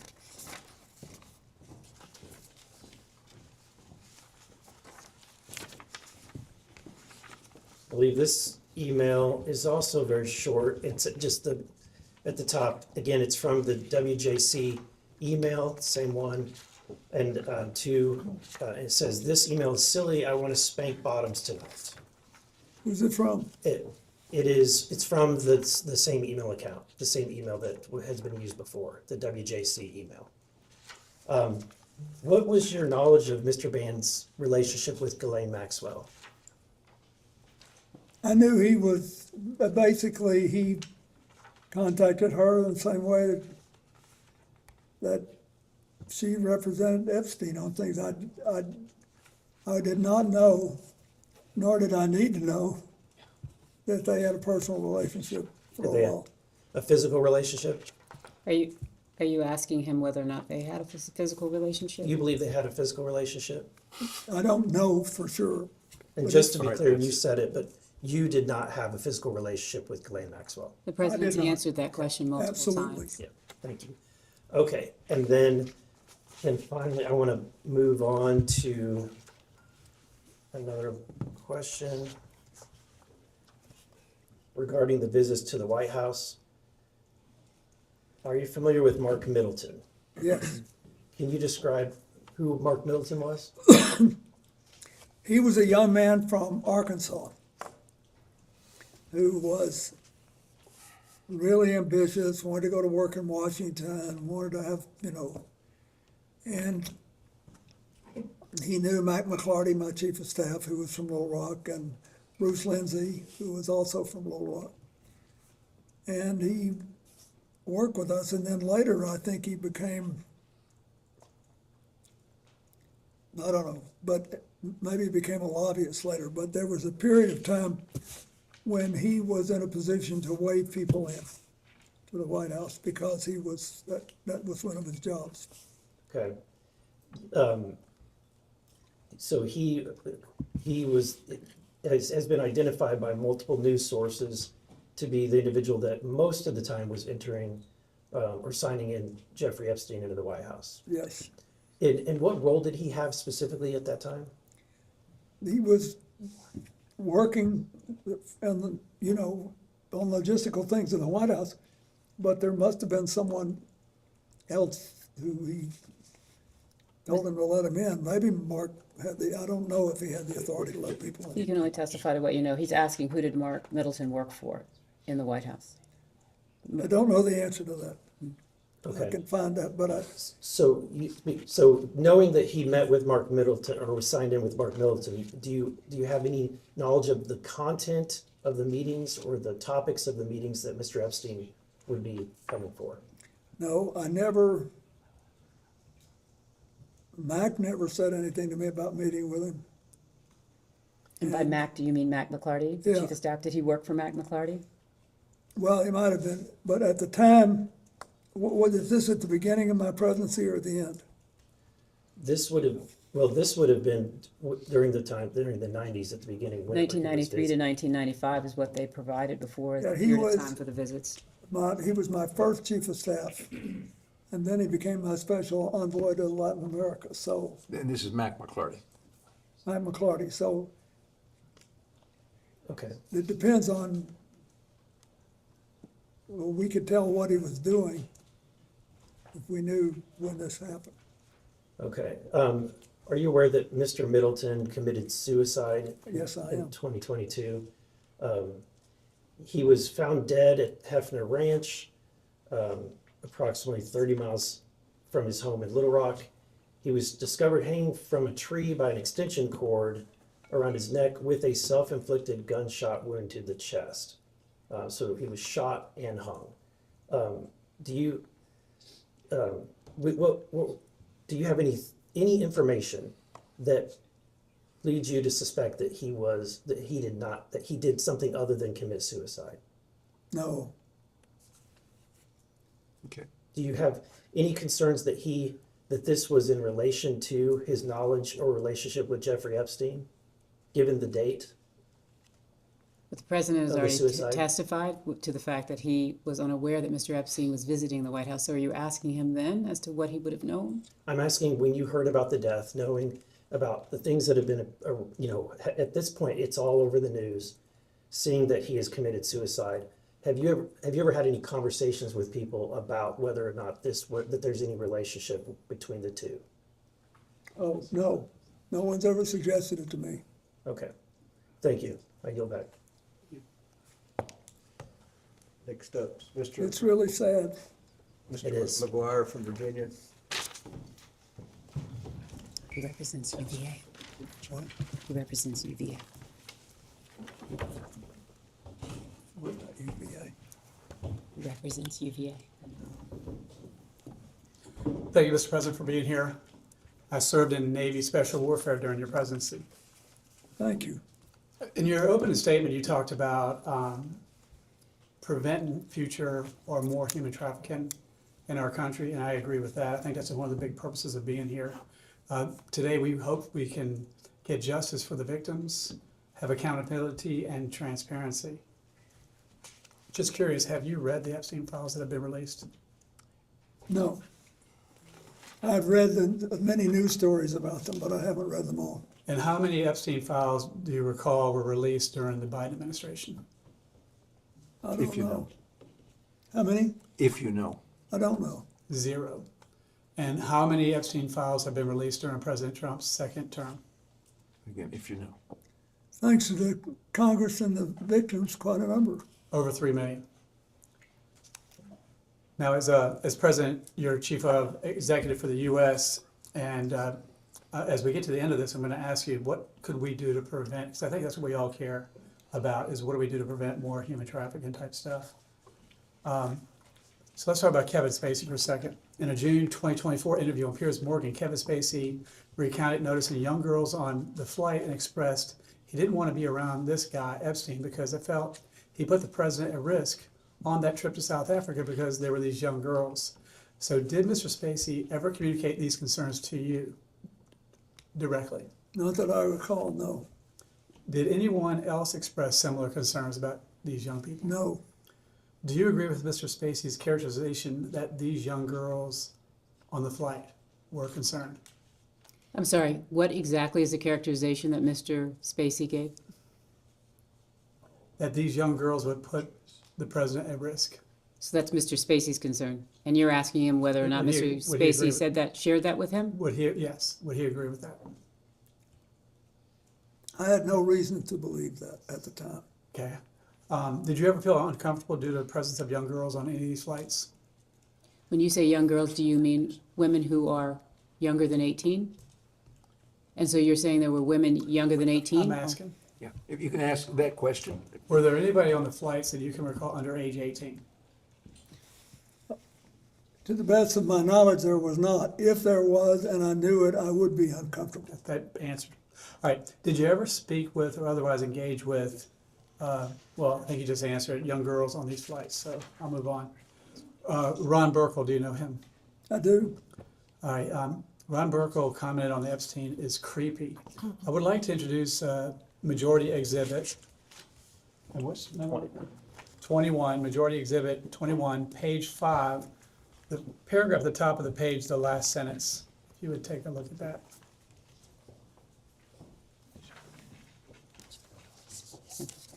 Could you say what page again? Sure, it's page 5, the paragraph at the top, the last sentence. If you could give us a minute to read it, that'd be Sure. great.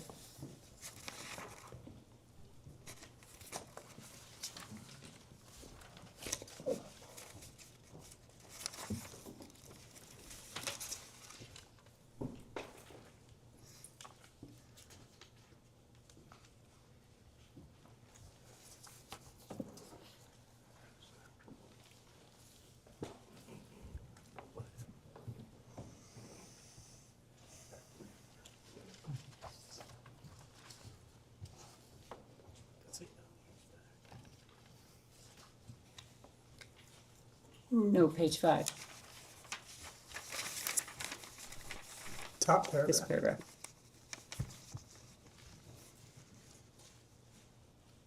And more specifically, the last sentence of the top paragraph.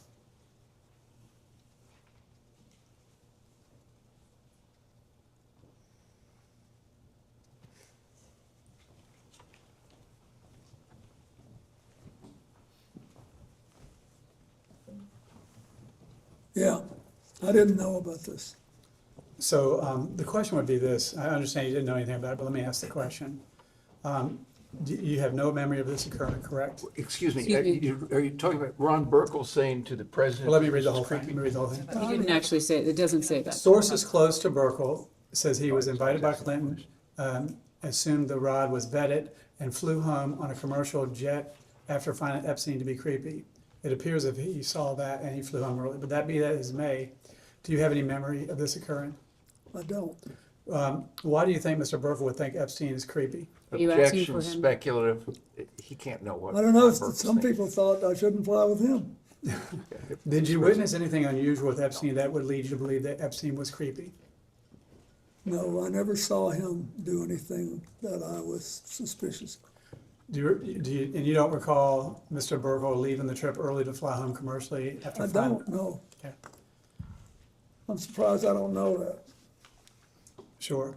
So who else in your circle, because one of the concerns I have is how did someone who is convicted of trafficking humans, how did he infiltrate the highest level of government? If we could get to an idea or a lesson learned, we could prevent that from happening again. Who in your circle, while you were president or after in the Clinton Foundation, who else do you think we should question here? Can I just clarify one thing? You said who had been convicted. He wasn't convicted at the time. Epstein? Yes. No, I'm talking afterwards, so people that were associated with him because After he was because convicted. one of the questions would be is, why do you think Epstein visited the White House so much? So he was convicted in 2008?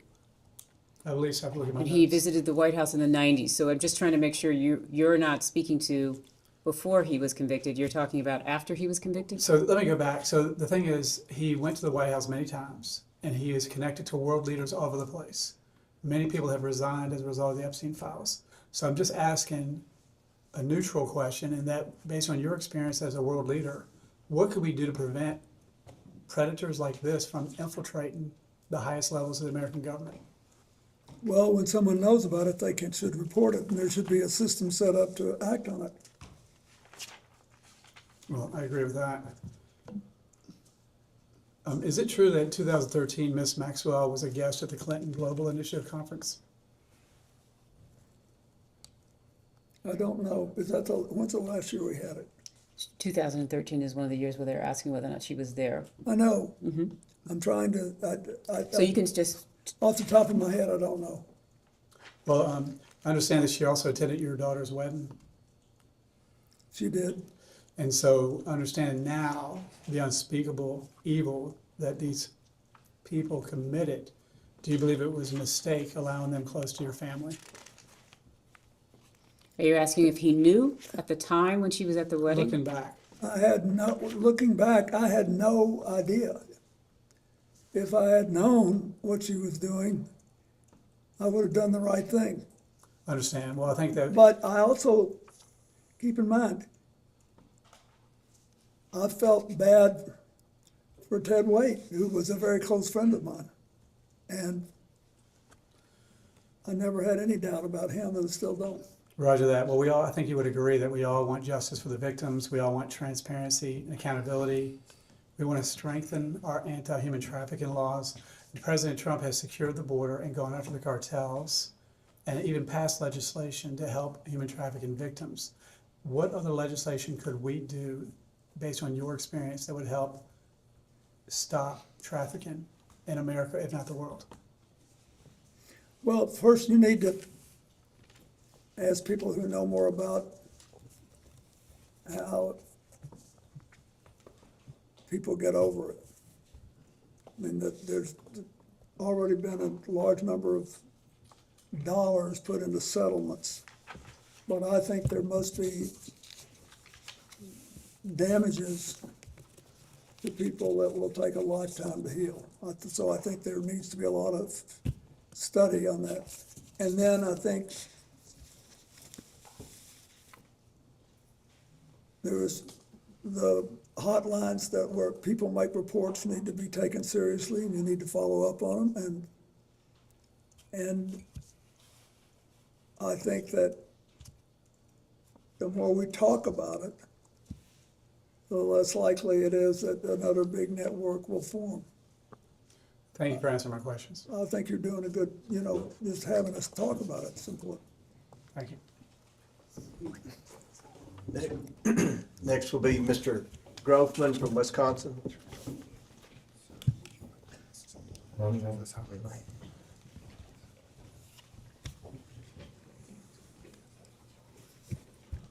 Can I get a time check? You have approximately 15 minutes remaining. What? Approximately 15 minutes remaining. Okay.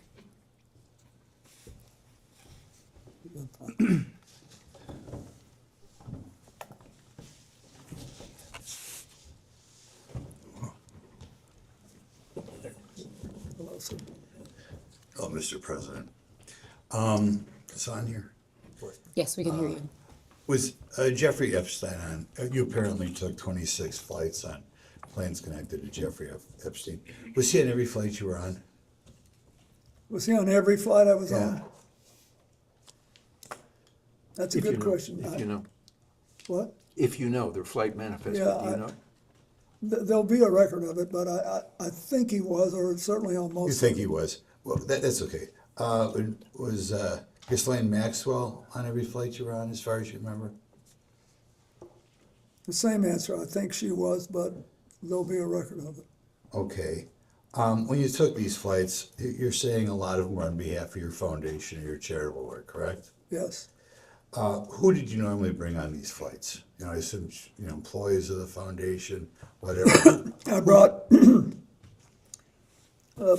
people who worked with me, especially people who would have to follow up on the fundraising or people who were involved in my AIDS work. I bought people who. Just like I never go anywhere alone. You never went anywhere alone, right? What? No. We always have an And the entourage. and I had the Secret Service with me. And then on occasion, I had people who had volunteered to help us and wanted to see what we were doing. For example, I think it was on one of these trips, I think, that I had my first trip for the man who's now the governor of Illinois, J.B. Pritzker, and his wife. They helped me get started. It's all a matter of public record. Okay. As far as on your normal trips, could you rattle off, say, the 4 or 5 people connected to your foundation who you remember were most frequently on these trips or were most important on the trips? Could you give us the names? Well, Doug Van, Justin Cooper, Aaron Magaziner, and I can't remember who else. I'd be glad to look. We'll give you a couple seconds to think. I can't remember who worked for me 10 years ago, so I don't expect you. But anybody else you can think It of? was 24 years ago. I'll be glad to try to find out who else left. Okay. But when you were on the plane, first of all, what did the plane look like when you got on the plane? Could you describe what it looked like? It was at first it looked like a commercial airplane. You know, seats on both sides of the aisle. And typically, our crew kind of filled it up for a few, however many people, depending on how many people we had. We had the staff and the friends of the foundation and people who were doing the work. Then we had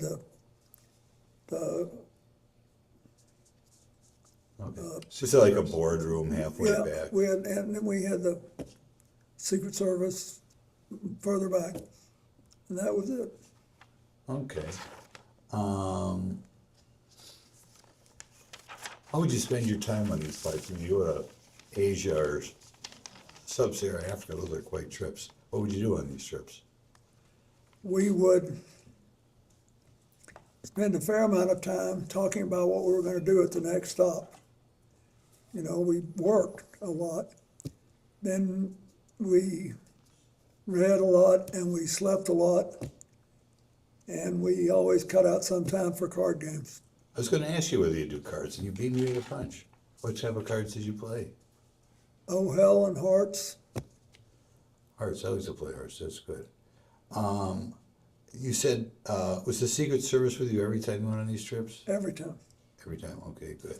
I have never signed off Secret Service protection. Okay. Did the Secret Service, they screened all the other passengers and pilots, as far as you know? They what? Screen them? Yeah, they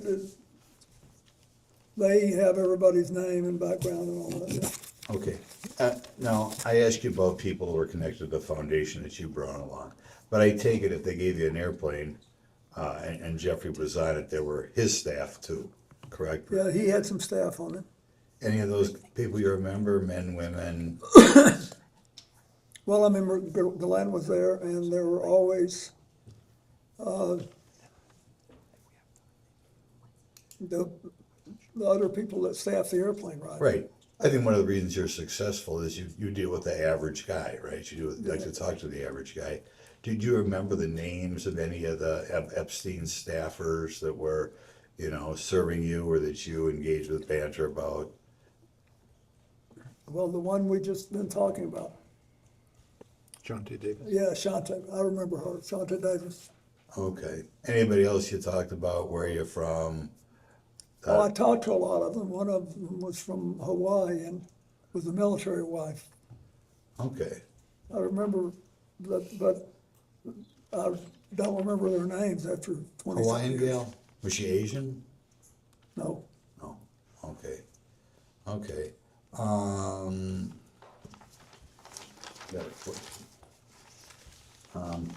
Were there ever new people that you remember joining in the? This is kind of what spread out over 4 or 5 years, or two or 3 years, I guess. 2 years on the flight. Did you ever get to the Virgin Islands other than on these planes? Have you ever been in the U.S. Virgin Islands in your life? Oh, yes, I worked, my foundation did a lot of work in the Virgin Islands. And you also vacationed there as president? Well, yeah, and when I was president, Hillary and I vacationed there, and we liked it very much. Okay. But when they had the hurricane in 2017, we went to the islands and tried to help. My foundation did. Okay. And we did a lot of work there. Okay. We have another question. You know, when you read about this, and obviously these files have received a lot of public attention, recently a columnist pointed out that one of the reasons this human trafficking was allowed to exist is there were lawyers, sometimes high-priced lawyers, who were able to bring, I guess particularly from Eastern Europe, Eastern European girls through here, you know, negotiate the immigration laws and such. And particularly some very high-priced famous lawyers were hired, and apparently, I don't know, they couldn't find anything better to do when they left Washington, were engaged in helping, I guess, girls that some people allege became prostitutes get here from Eastern Europe. Could you comment on lawyers who make money bringing girls from Eastern Europe or other places around the world into prostitution, coming to this country for Sorry, I'm just to clarify, you just want him to comment on that? Yeah, I want you to comment. What do you think of these people? So you're asking I his don't opinion. like it. What? I don't like it, but I don't know much about it. Would you think that, oh, I'm sorry. I'm getting the hook. You know how it is. Saved by the bell. Well, why don't I finish that question? Do you think if lawyers help legally or illegally people come into this country for the purpose of prostitution, that they should be disbarred? Not unless it's illegal to do it. If you passed a law which said it was illegal to provide representation, notwithstanding the constitutional right to You get think they're one, sleazy lawyers if they then do it? maybe We you get you to can. say that? Sleazy lawyers? We'll say they're sleazy? For the record, we think lawyers are fantastic. Thank you, Mr. President. And lastly is Representative Langworthy from Buffalo. That's right, we say Buffalo, not New York. Oh. Oh, I love Buffalo. You were there the day after you were acquitted, I remember. Yes, and 20,000 people feel the It gym. was a big I'll crowd. never forget it. Big news. Thank you very much, President. Never forget it. You are widely regarded across party lines as one of the most politically perceptive leaders of modern time. Your political instincts are very well documented, and your successes of your political career are well documented. How would you describe the substance of your conversations with Jeffrey Epstein during the many hours that you spent together on the aircraft? Well, at first,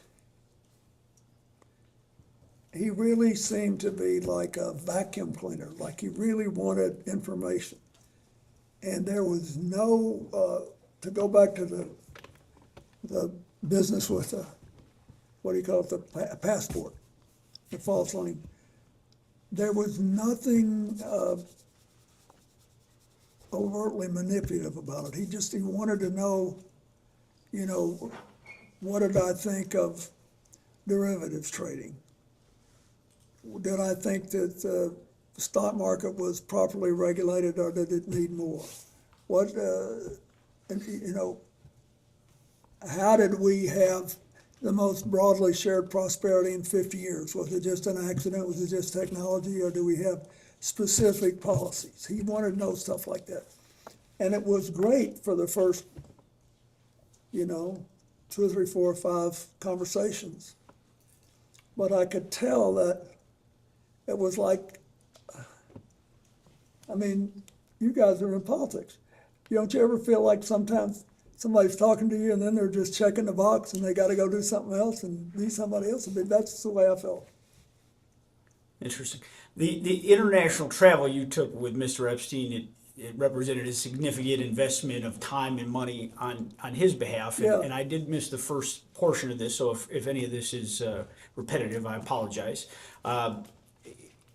Your arrangement was that you would spend an hour of conversation with him on topics of his choosing, and that So he testified, just so that I'm you sorry, I know, wasn't- on economics and politics. on economics and politics. Thank you. Okay. That was it. And that was the arrangement, and the rest was in-kind donation, the For flights. all the the long time. haul flights, yeah. If we were gone 4 hours or more, I'd give him an hour. Okay. Did you ever ask him directly why he was willing to finance these trips and provide you with access to the plane? I did. So much. And what was his reaction to that question? He said, I think you did a good job as president and you managed to get reelected and you're the first Democrat in 60 years that got reelected. I want to know what happened. And I want to understand it. And that was it. I mean, he never was, it was never like he was trying to suck up to me or anything. He just was, it was very straightforward. But after a while, it was obvious that he had done what he intended to do, and he was kind of going through the motions, and he didn't really care about I really cared about this AIDS thing. I thought we had a chance to build something that would revolutionize the treatment of all mass illnesses. Same thing with tuberculosis and malaria, and sure enough, we did. But I thought we were on the verge of something big, and he didn't much care about it, and I had a bunch of people that did.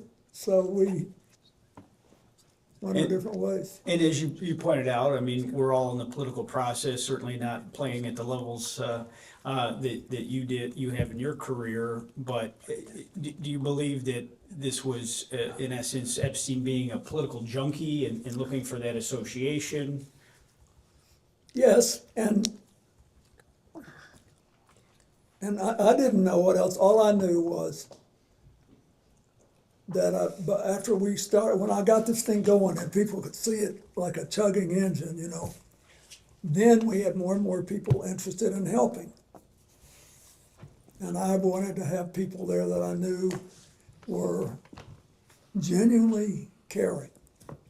I know it sounds funny, but it matters, because when you start something like this, you're going to have rough times, spots, things are not going to go right. You're going to have to solve new problems. Far better to have people who are passionate about this. So on these overseas visits, did Mr. Epstein accompany you to any of the meetings or the private dinners or the official engagements? And if he did, what capacity was he introduced? He went to some of the meetings, and some of the dinners, but the big public dinner we did in South Africa, he did, for example. But some he didn't when it wasn't appropriate. When I had to talk to somebody about whether I thought they were following a proper legal path and trying to let us sell generic drugs and how we're going to get them. There were a lot of complicated things. Can I get a time check? We have like a minute left. Did he ever seek introductions to foreign dignitaries or leaders from you? Not that I remember. Okay. Did he ever ask you to make phone calls on his behalf? No, he never did. I remember that. He didn't. I mean, I would remember. You said he was not a friend, but with that amount of travel and proximity, why wasn't he a friend and he was just an acquaintance? Well, no, it wasn't just an acquaintance either. I felt friendly toward him, but he was, as I said in my book, odd. There was always something a little holding back, and and I could tell. It was pretty strange the way it happened. Larry Summers, the president of Harvard, calls you out of the blue, says this guy wants to do it, you do it. And then I like to spend as much time as I can with people I know that I can count on. And honestly, I never saw anything that I knew was illegal, but I just felt I should move on, and we did. Did you ever have any arguments or disagreements with Mr. Epstein or Miss Maxwell in the course of your travels? Not to my knowledge.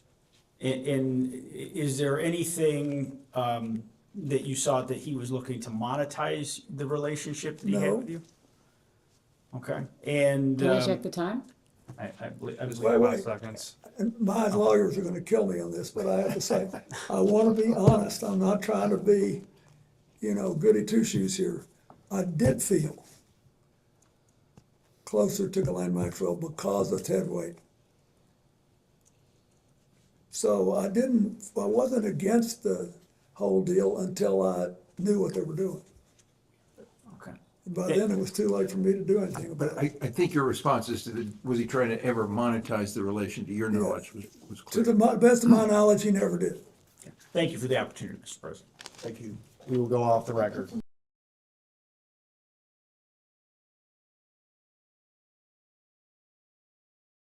We can go back on the record. Mr. President, I just have a few more questions. I'll try to be as efficient as possible as we move through them. One is moving back in time just a little bit. In 1996, Maria Farmer, who was a confirmed Epstein victim, submitted information to the FBI that Jeffrey Epstein was sexually abusing minors.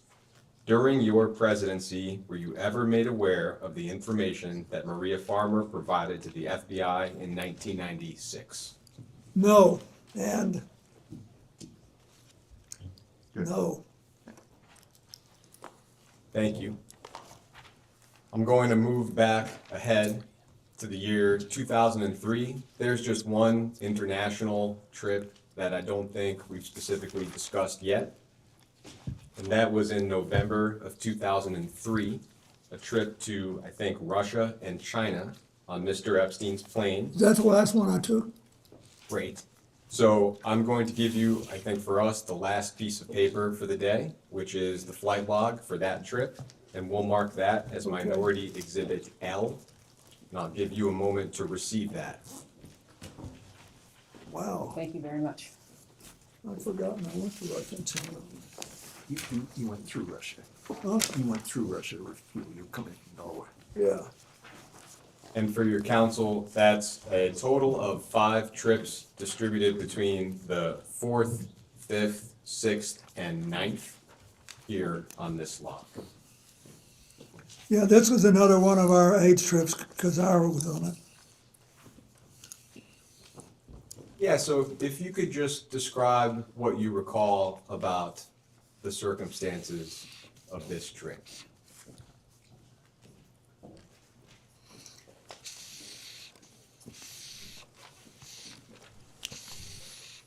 Can you refresh my memory about what stops were actually taken?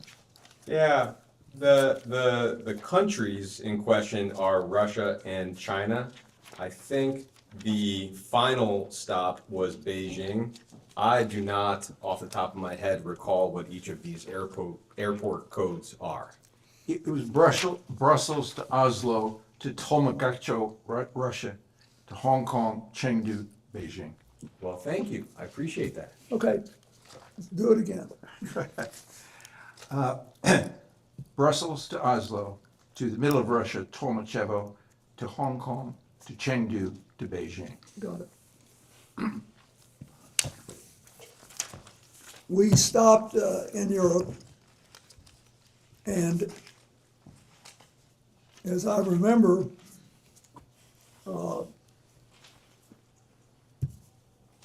that we did something with it. Brussels is the parliamentary capital of Europe, and I think we did something with the EU, and then Oslo was important because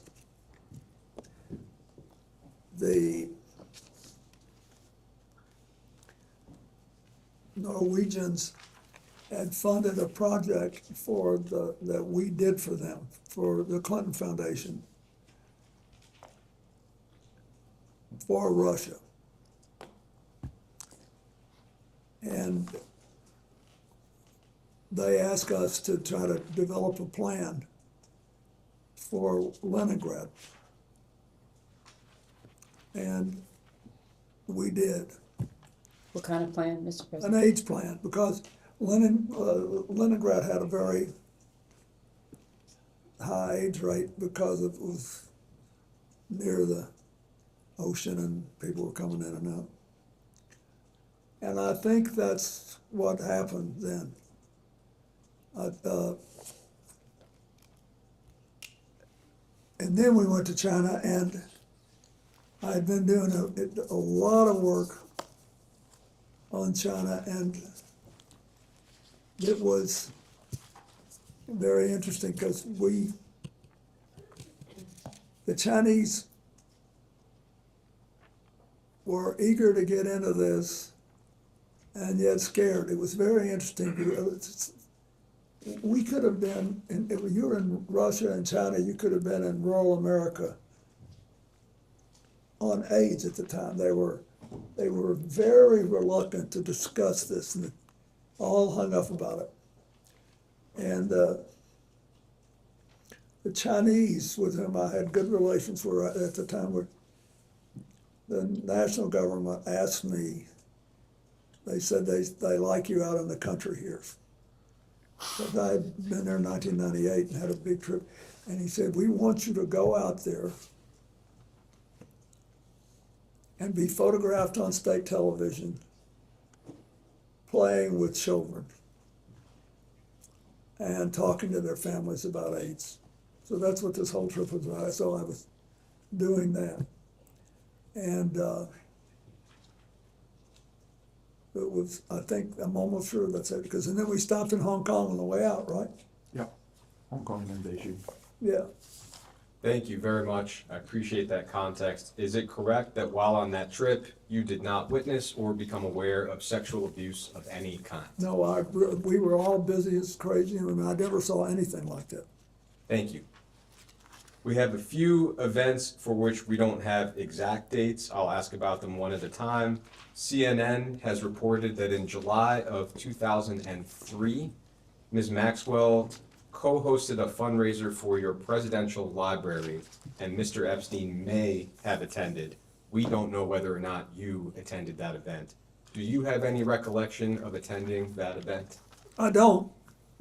I wouldn't be surprised. I don't remember anything about it. Thank you. An investigative journalist named Vicky Ward has claimed that Miss Maxwell accompanied you on a trip to India sometime in 2003, including to the Taj Mahal, and that you traveled for that trip on a private jet owned by billionaire Ron Burkle. Do you have any recollection of the trip I just described? No. But I want to be forthright here. The first thing I did in the way of public service after I left office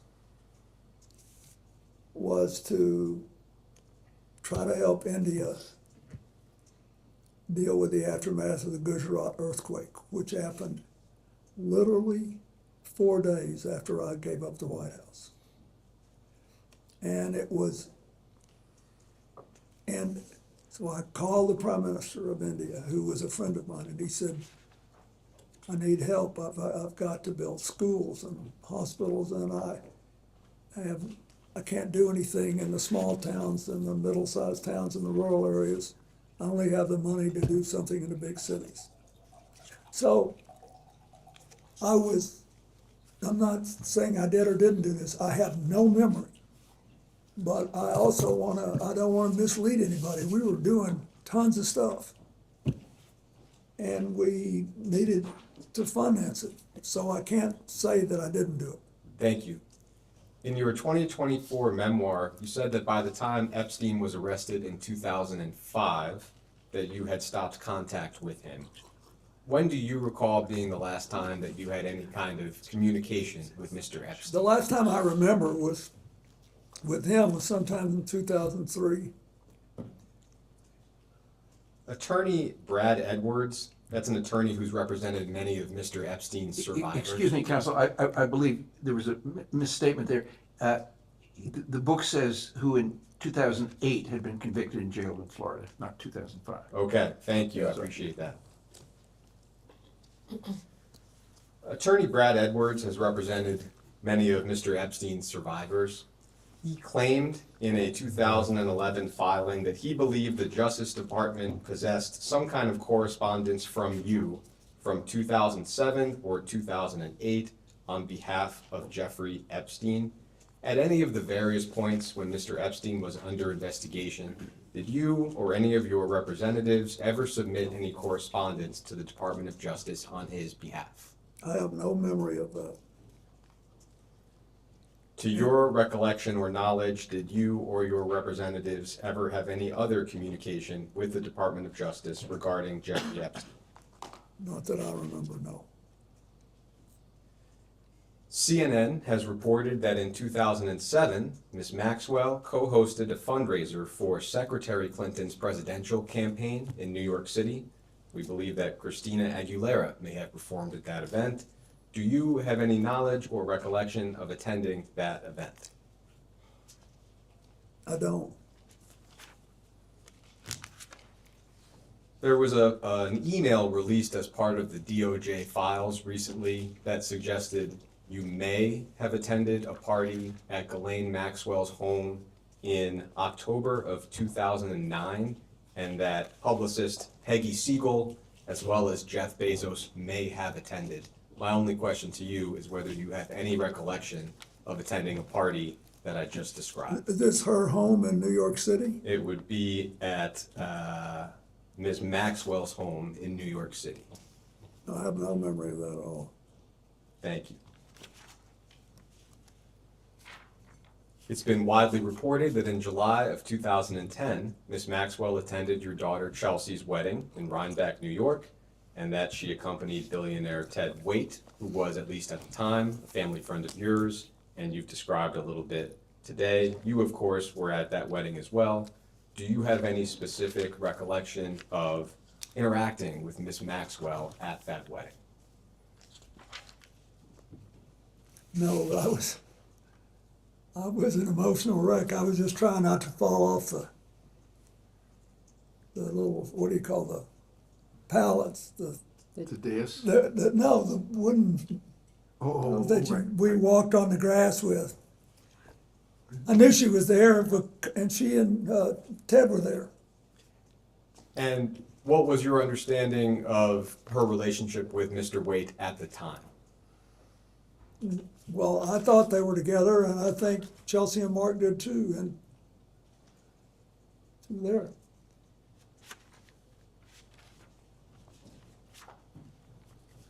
It's also been reported that in 2011, your advisor Doug Band instructed an aide to remove Ms. Maxwell from all attendance-related lists for Clinton-related events.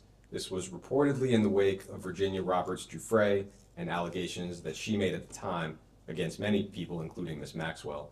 Do you have any memory or knowledge of Mr. Band's instructions that I just described? I don't.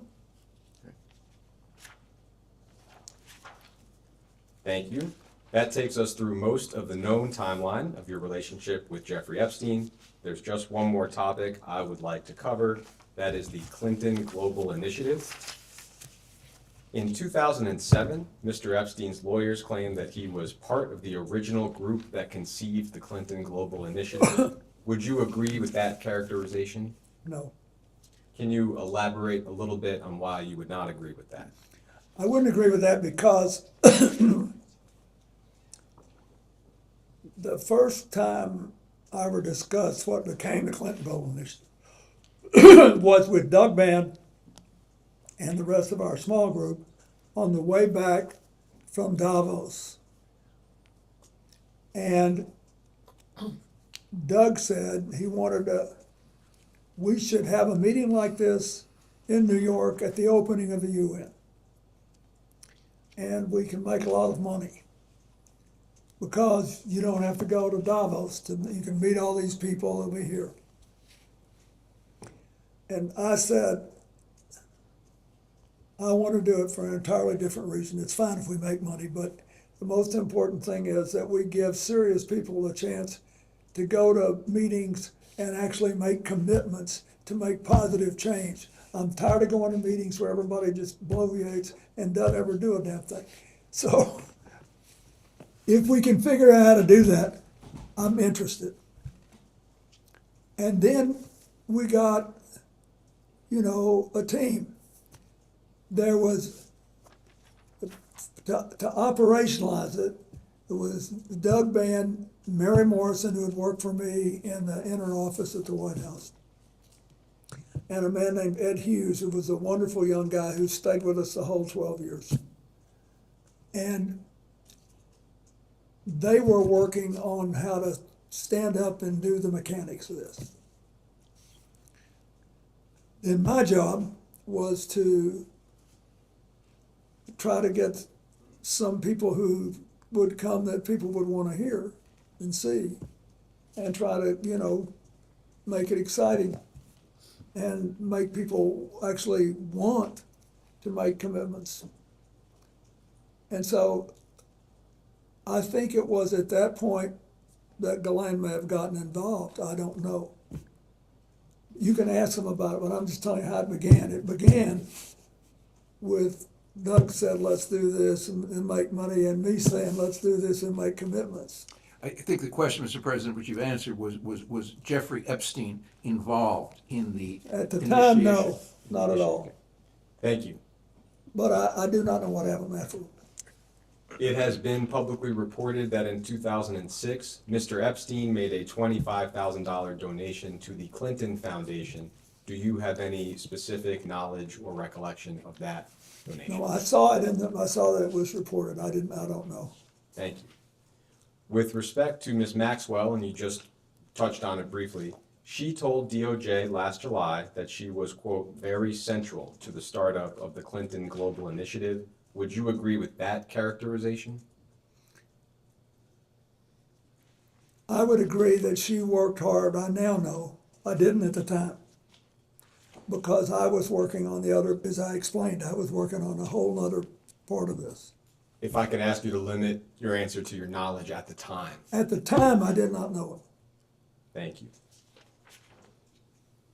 The New York Times recently reported that in 2004, Ms. Maxwell arranged a $1 million payment to an events company called Publicis Group, and that the payment may have had some connection with the first Clinton Global Initiative conference in 2005. The reporting suggests that Mr. Epstein may have been involved with the payment or somehow aware of the payment. Do you have any specific memory or knowledge or recollection of the $1 million payment I just described? No.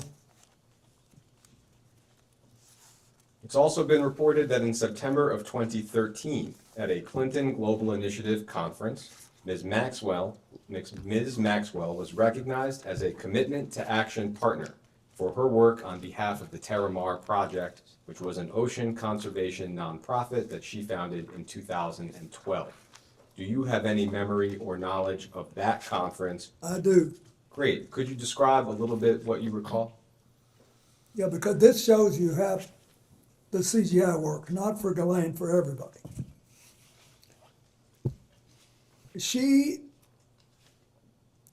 First, she was still with Ted Waite, and he was still heavily involved in ocean work. So that was sort of an incentive, but she had organized this group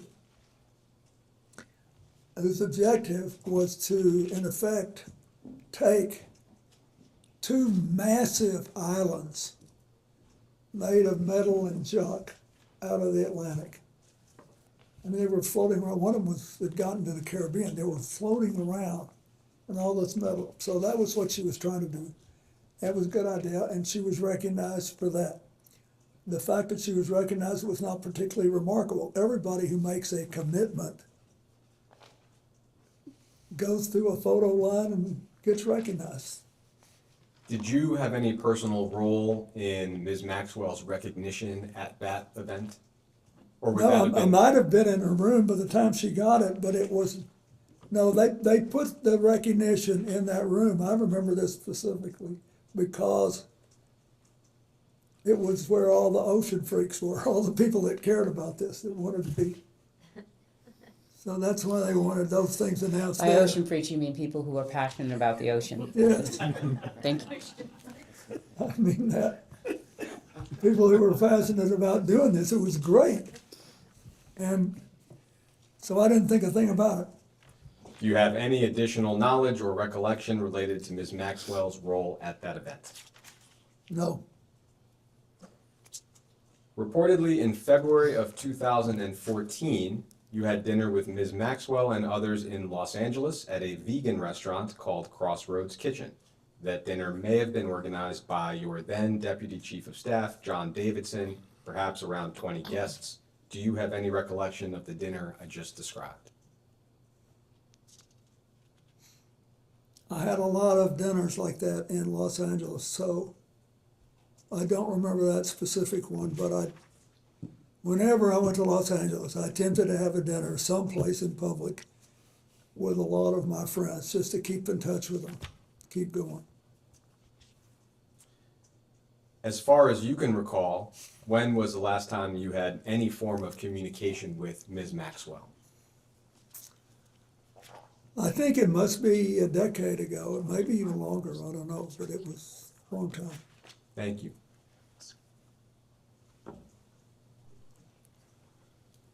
Mr. President, it's a pleasure to be here, and quickly, on a lighter note,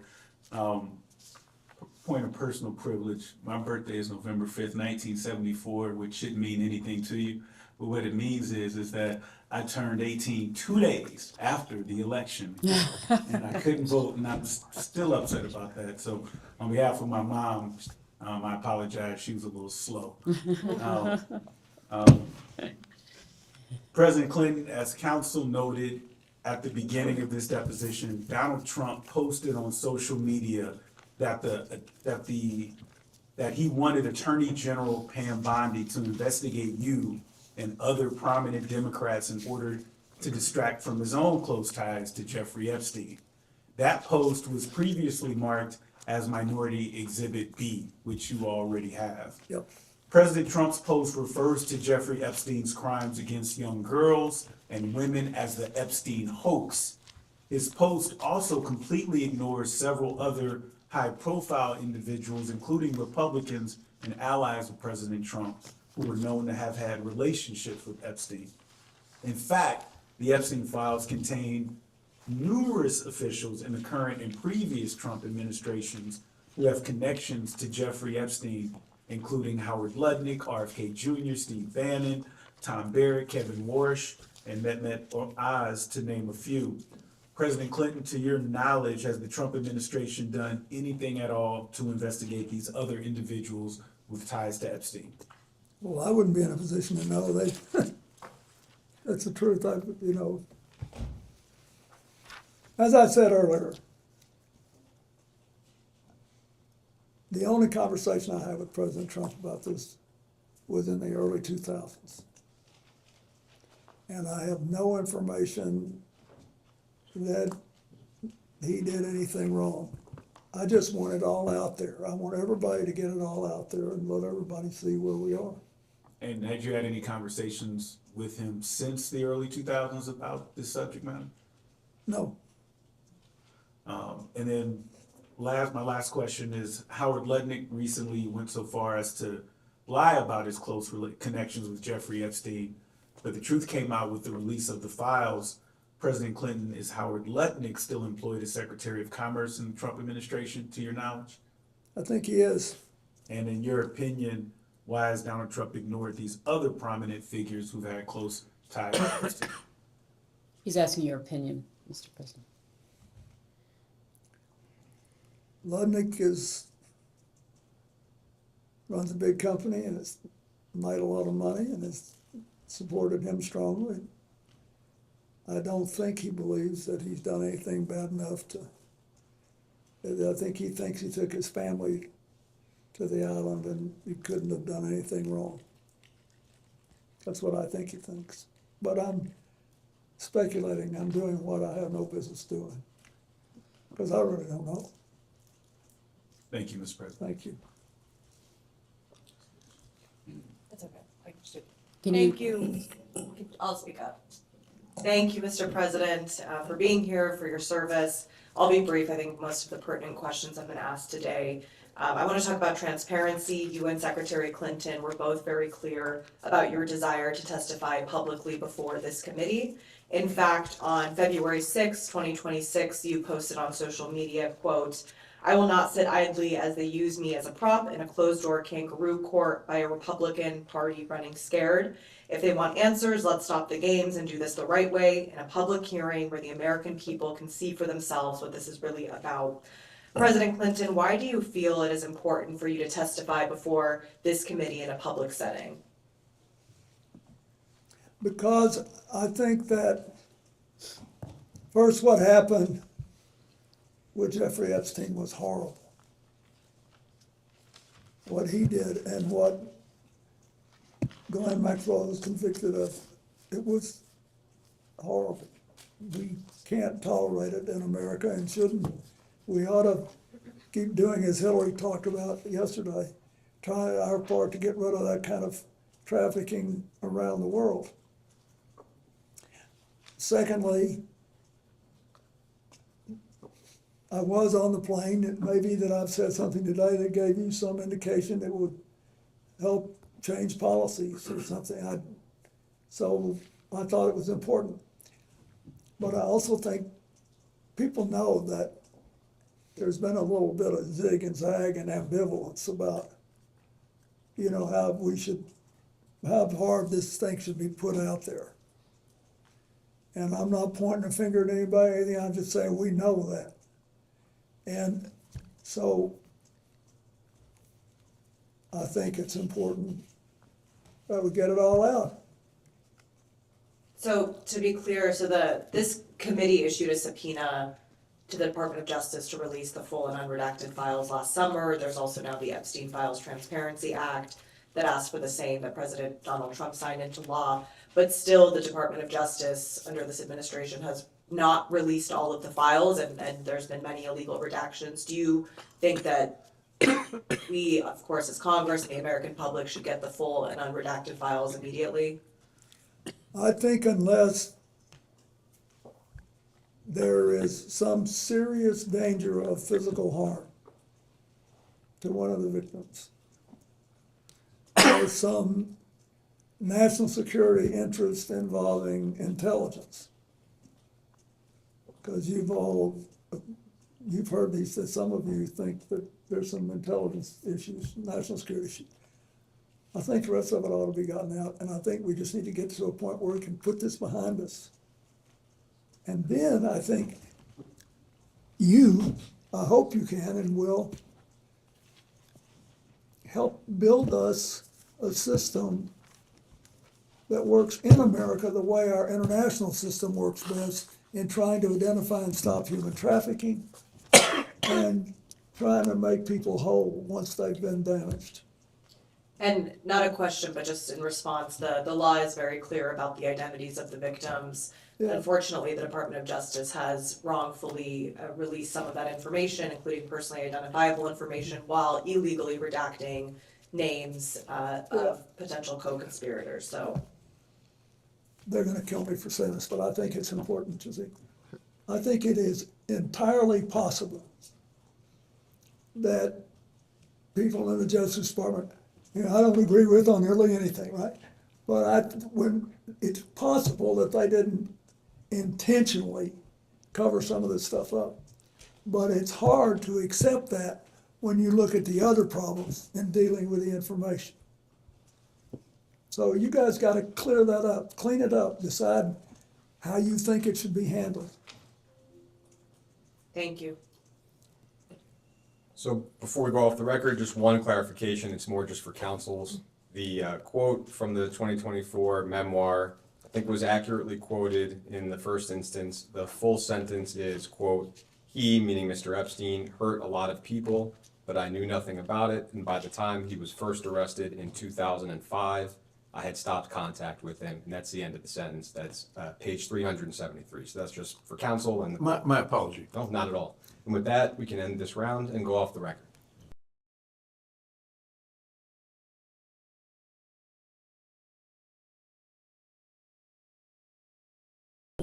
We'll go back on the record. Mr. President, during the last hour, there was a discussion related to your book with minority counsel, and I just want to read the excerpt into the record and just a quick question for clarification. You said, "I had always thought Epstein was odd, but had no inkling of the crimes he was committing. He hurt a lot of people, but I knew nothing about it, and by the time he was first arrested in 2005, I had stopped contact with him." We understand that Mr. Epstein was arrested in July of 2006. Can you explain the discrepancy? You're asking him to fact check his own book? Correct. Okay, I mean, No. Can you explain it around? I can't. I'm sorry, we made a mistake. Thank you. All right, Mr. President, Congresswoman Nancy Mace from South Carolina, thank you for being here with us for hours today. I know it's been a long day, and I know that we're going to wrap up soon for you. Did you know one of the witnesses who testified in the Epstein cases that Epstein said, you quote, "like them young"? Why would Epstein say that about you? are you asking his opinion? You're I'm- asking him to think about why Mr. Epstein would say Correct. something Why about would, him? why would Epstein say that So about she's the asking you president? to try to be in Mr. Epstein's mind and guess at what Mr. Epstein would have thought about. First of Clinton all, likes them young, referring to girls.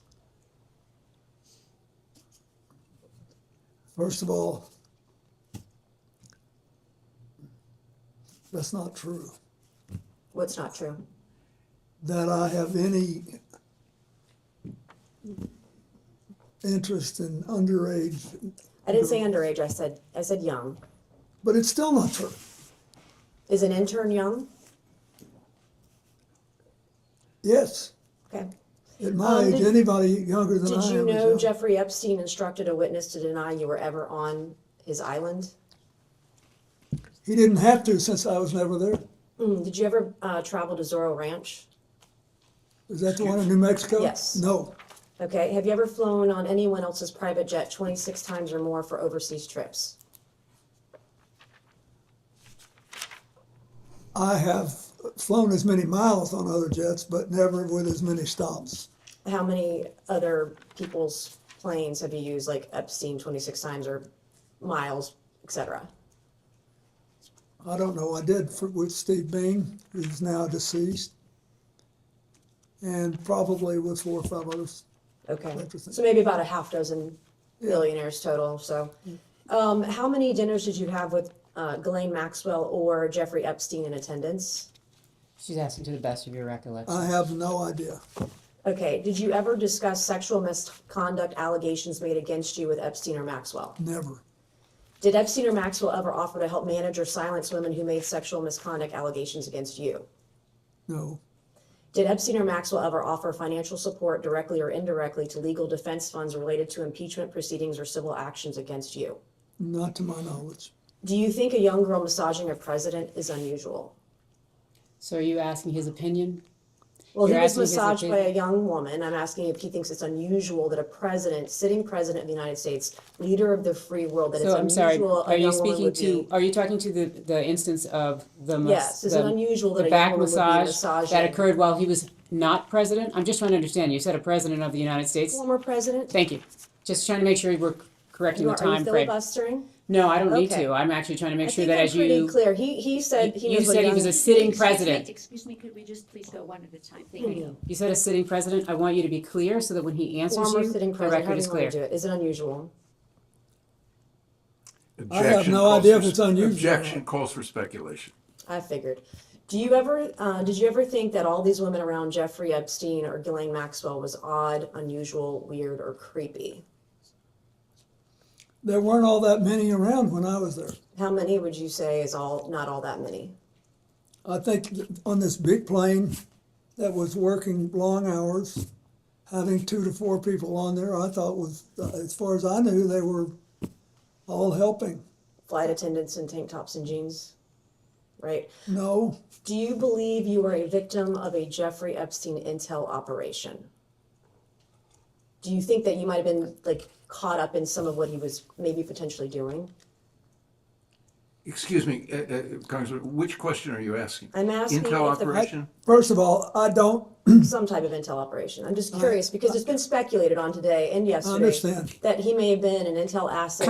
Do you think, perhaps knowing what we know now, the proclivity of it all, that he may have been targeting you as part of an intel operation? I doubt it. In 2019, you stated after he was arrested, I guess this would be the second time, you stated you knew nothing of Epstein's, quote, terrible crimes since you only met, quote, briefly on only, quote, 2 occasions. Was this statement false? Excuse me, Congressman, That's could you not put in an the accurate the statement. record Can you that please statement? share us what you said? Yes, in 2019, as reported by the media. Which media? This says this is the. Can you share a copy of it, please? Okay, Daily Beast. It says, the title of this is Bill Clinton failed to mention his intimate 1995 dinner with Epstein. We can give counsel and the witness a moment to review the exhibit. Well, we'd like the statement. I mean, he put Yeah, out I a don't know statement anything about in 2019, full statement. And it will be marked Exhibit 22. So to be clear, the basis of your question is a news article with respect to the Daily Beast as to a dinner. Is that accurate? Nope, it's a question in the first paragraph, which reads, hours after Jeffrey Epstein was arraigned Monday on several sex trafficking charges, former President Bill Clinton publicly downplayed his relationship with the pedophile financier, saying he knew nothing of his terrible crimes since they only met briefly on 2 occasions. And that's in the Daily Beast. Correct, that which not is in correct? your hand right now. Great, that's what I just said. Mhm. Thank you. Well, what would What's you your like to question? know? So my question is, you stated you'd only met Jeffrey Epstein in 2019. You stated you'd only met him on 2 occasions. Was this statement false when you made To it? be clear, this is a news reporting that is Yes. saying that that's what he Did said. you make this statement in 2019? Congressman, would you put in the statement that he made? This is a news report. Okay. It's double hearsay. Did So you make this statement in 2019 as reported by the media? So you're asking whether or not he made a statement to the Daily Beast? Nope, it says, quote, it's quoting him or his office, et cetera. Are you denying you made this statement? It's quoting a sentence. If you put in the entire statement, that's all we ask. To be fair, give him the statement, not somebody's report on it. I have no idea what the Daily Beast take is. There was a statement that was released that was broader than this, and they relied on only a portion of it. They relied on only a portion of his full And that's statement. the portion I'm focusing on. Well, He said he then- only was with Jeffrey So Epstein on it's 2 actually a occasions. misrepresentation of his entire statement. Well, can you let your client answer the question? Well, can you ask it in a way that would make it clear that what you are I'm being actually very asking clear. His statement said is he the met with broader Jeffrey question of Epstein. what did he say? He said he briefly met with him only No, on 2 the occasions. Daily Beast selected that piece So are out. you denying that the president made this statement? What I'm saying is that there is an entire statement, that's the statement on which the president spoke to. Would you like to provide it to this committee?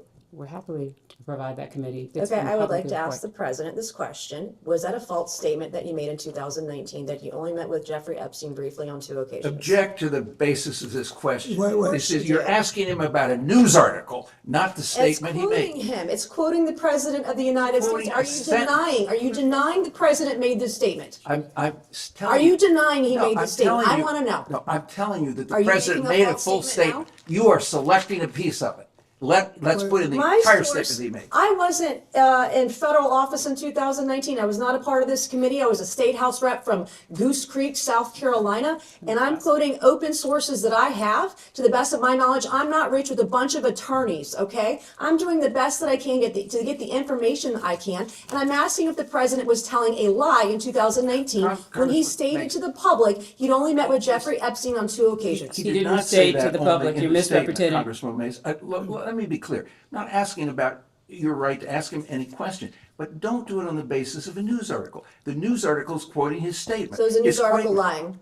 Is the news It's not article lying. false? It's false if you take it to mean what you say, which the statement did not do. Do you understand English?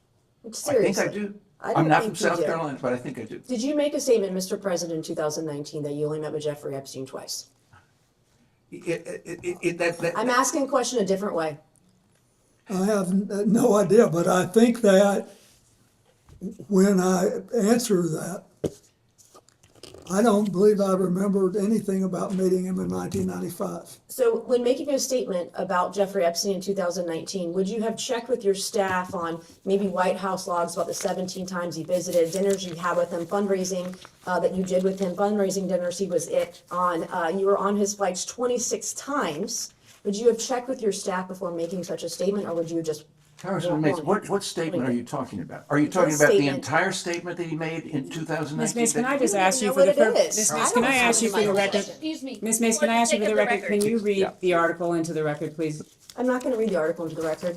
Well, Ms. Mace, you are indicating that this article I'm misrepresents a quoting piece. from, Could you have you not read the asked article anybody into to the read an record? article into the record. I'm not going to do that. You've Well, not this done is the that yet. basis I'm not on which going you're to. relying. You're not in charge of me. I am quoting I'm from not this seeking to be in article. charge of you, believe me, that is something I would not at all even try. seek to be, so I want to be respectful. But I Counselor- am asking, if you're asking him to speak to this, can you please put the entire article in the The record? entire article is in the record as an exhibit. What exhibit number is this? 22. 22. And yet, Counselor, I It's believe already in the question record, has been Counselor. clarified to reflect only the small portion of the larger statement, to whatever extent the witness is able to answer to his recollection of that portion of the statement and any preparation that occurred to make that statement.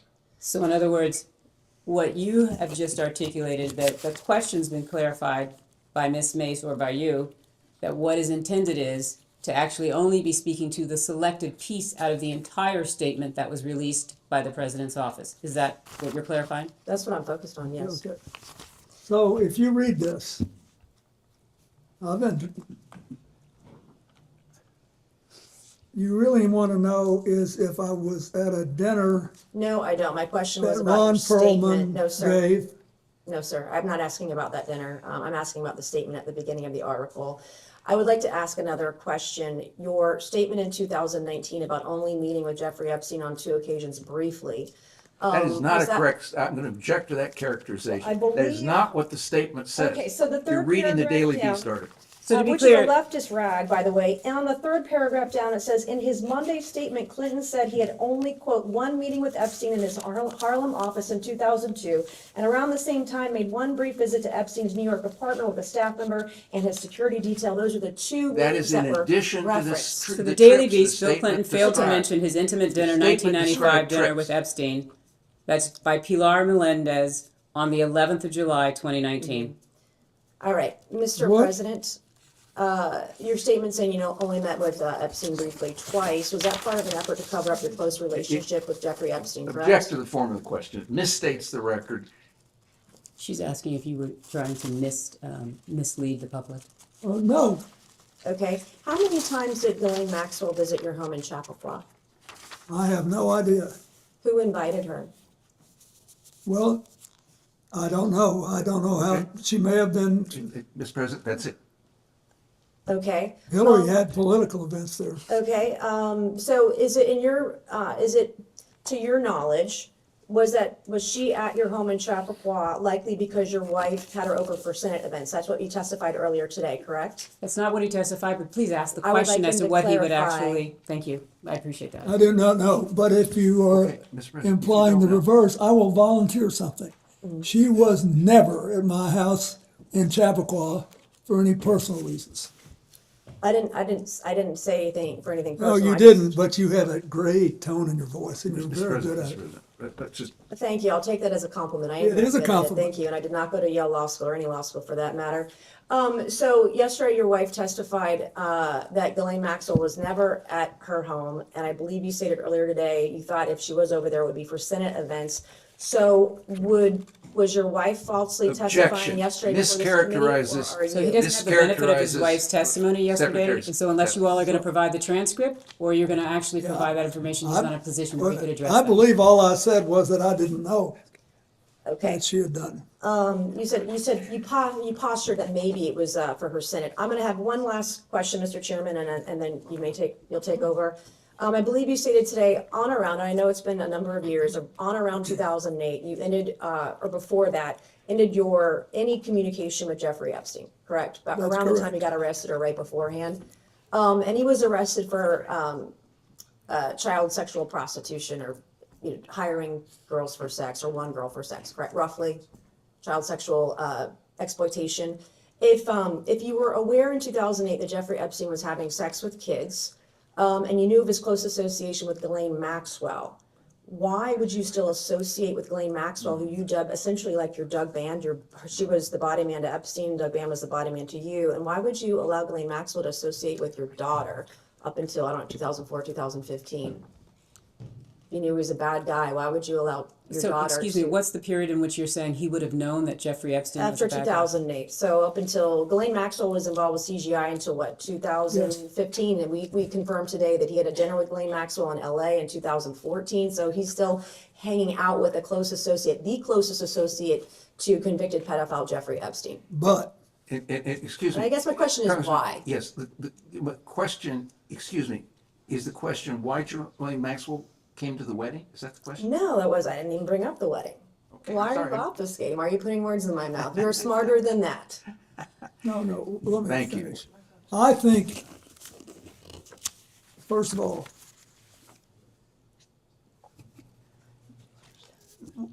when the wedding occurred, she was with Ted White, and she was for several more years. We did not know when Epstein was arrested that she was still involved with him. I think that clears a lot of this up. We didn't know. And I don't want all of you to we're all getting in a lather here. There's a logical explanation. We didn't know. And I'm sorry for what she did and what she allowed her life to become, and now she's living with it. And I have one final short question. I promise I'm done. I was severely and heavily duped by an individual in my life about 2.5 years ago. It's very publicly well known. You graduated from Georgetown and Yale, correct? Yeah. How do you think Ghislaine Maxwell and Jeffrey Epstein duped so many powerful and smart people, politically connected, powerful people all around the world? I really don't know. But I don't know. I've thought about it a lot. And if you can figure it out, I'd like to know, but. Thank you, Mr. President. And Mr. Chairman, I yield back. Yeah.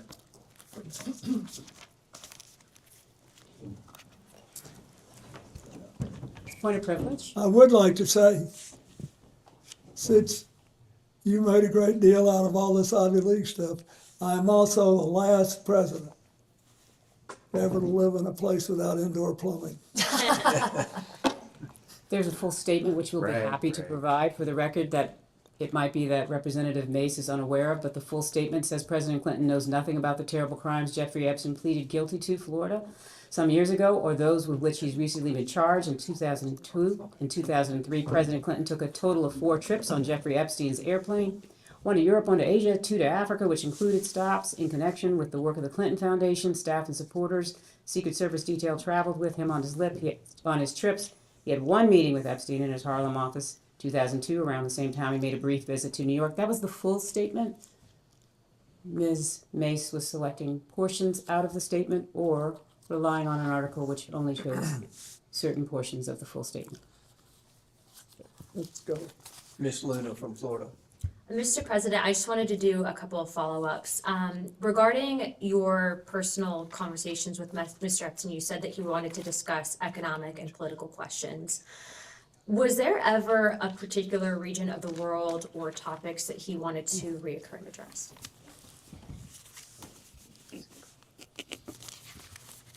I do remember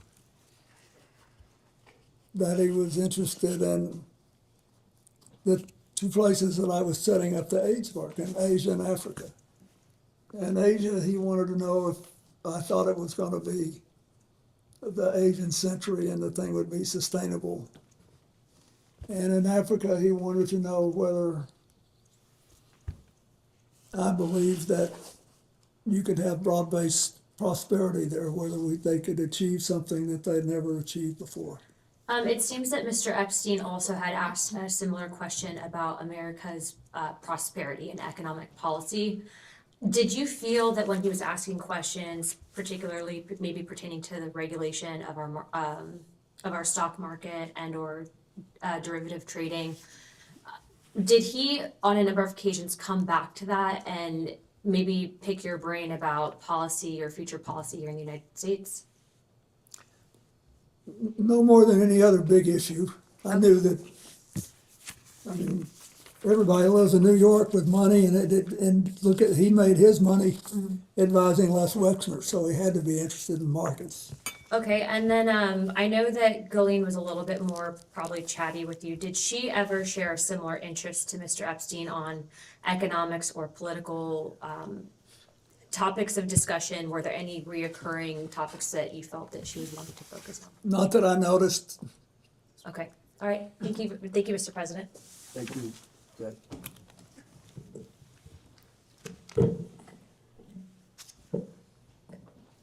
Mr. President, we've covered a lot of topics today, and I'm going to walk through some topics we've already covered, just to ask some questions for clarification. Okay.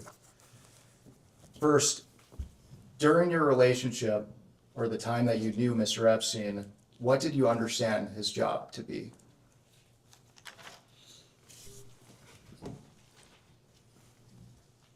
I'm not sure I knew. It was never clear to me. But he could have been living on investing the profits he'd already made. I knew he was his finance guy. And you just testified to Les Wexner being one of his clients. Did he ever make any other representations about who his clients were? No, but I never asked either.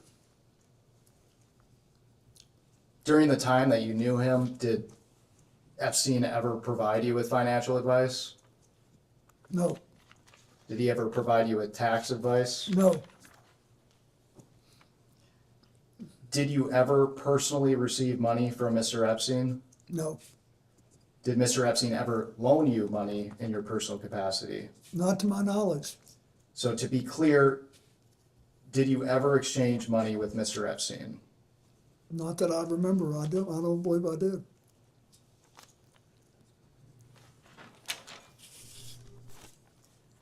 And throughout today's questioning, we've talked about the various properties that Mr. Epstein owned. You testified to have visited the Manhattan townhouse, is that right?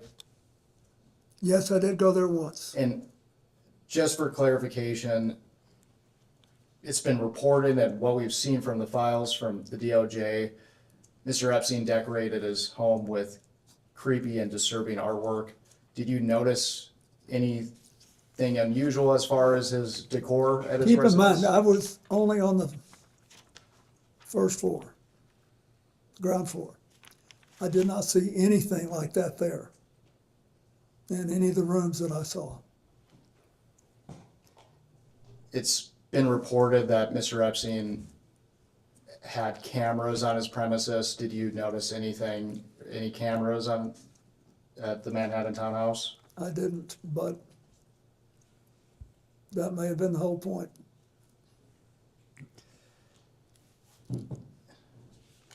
Mr. Epstein apparently rented a property in Boston at one point. Did you ever visit that property? No, Did you ever visit Mr. Epstein's apartment in Paris? no, Did Mr. Epstein or Miss Maxwell ever invite you to his property in Paris? no,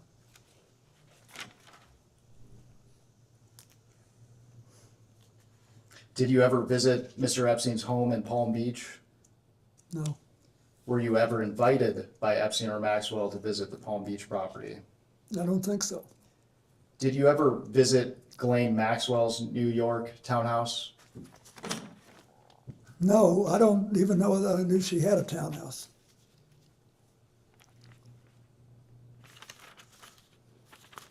I knew about the only thing that he ever said anything to me about, Jeffrey, was the New Mexico ranch, and I never went there.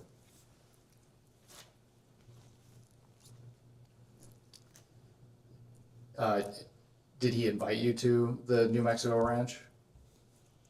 Sort of. Can I you- mean, he was a little, but I didn't go. By then, I didn't go. Was there a reason? I don't remember, but I didn't. I think it was as we got closer to the end that he said something about it. Mr. President, in 2005, police in Palm Beach, Florida began investigating Epstein. In July 2006, Epstein was arrested for the first time for soliciting prostitution for minors. For the record, prior to Mr. Epstein's arrest, were you aware of any investigation into Mr. Epstein? No. On October 20th of 2005, police executed a search warrant for Mr. Epstein's Palm Beach, Florida home.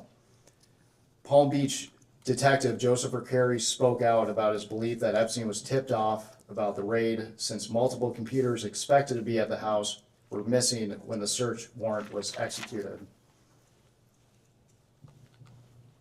To your knowledge, was Mr. Epstein tipped off about the October 20th search warrant in Palm Beach? Just asking for your knowledge. I don't know. I don't know. It's the first I've heard of it. They're only asking for your knowledge, Mr. President.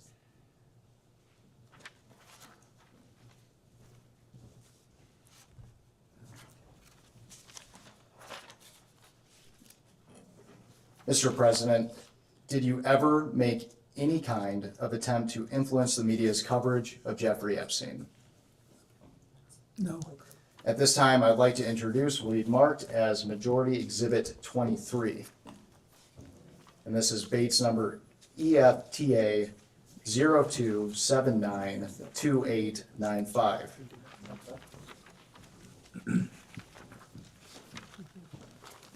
One page. Yes, ma'am. Thank you. Who's Shaza? I don't even know who that is.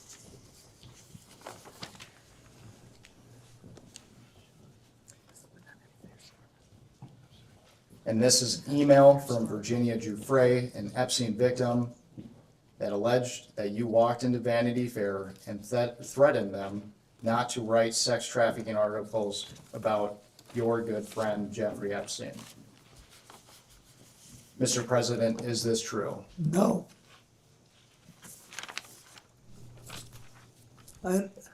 No. Not no, hell no, not close no. Why do you think Ms. Giuffre would make these claims? Are you asking to have an opinion I don't about know, Ms. but- Giuffre's point of mind? Can we not do that? Like, ask him about the facts that he knows, as opposed to asking about the facts in other people's minds. Mr. President, have you ever asked any other publication to shut down a story related to Mr. Epstein? No. And by any other publication, counsel, he's answered the question about Vanity Fair, correct? Yes. Thank you. I absolutely didn't. Okay. No. That was hell no.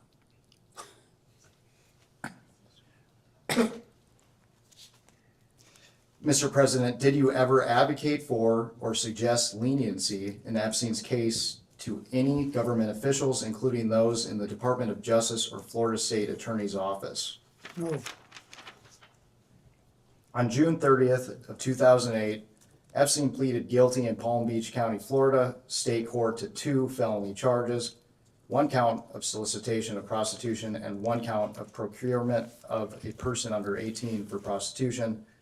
He was subsequently sentenced to 18 months in Florida County Jail and began serving his sentence on June 30th of 2008. To be clear, you have not had any direct contact with Epstein after his arrest in 2006, is that right? That's correct. After his arrest or after the publication of when he went to jail in 2008? Can you just clarify the dates there?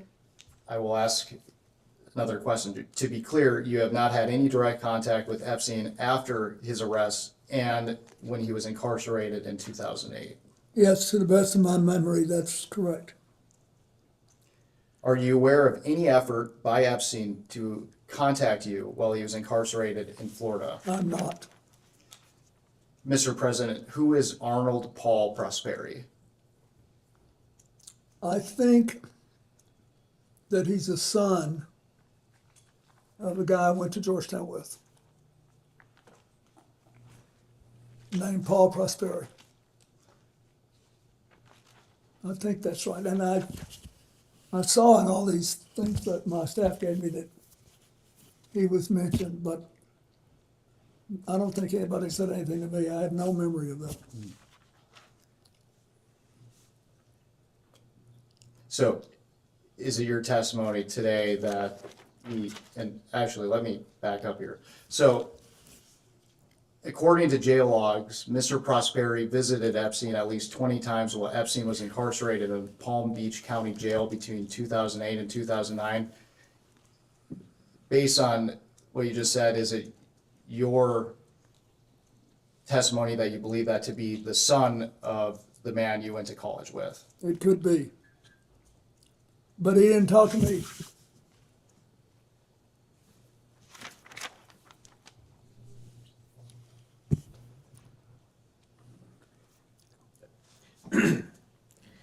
Thank you, Mr. President. Last week, Lex Wexner testified that Jeffrey Epstein often name-dropped powerful people to give himself an air of credibility. Did he ever do that to you?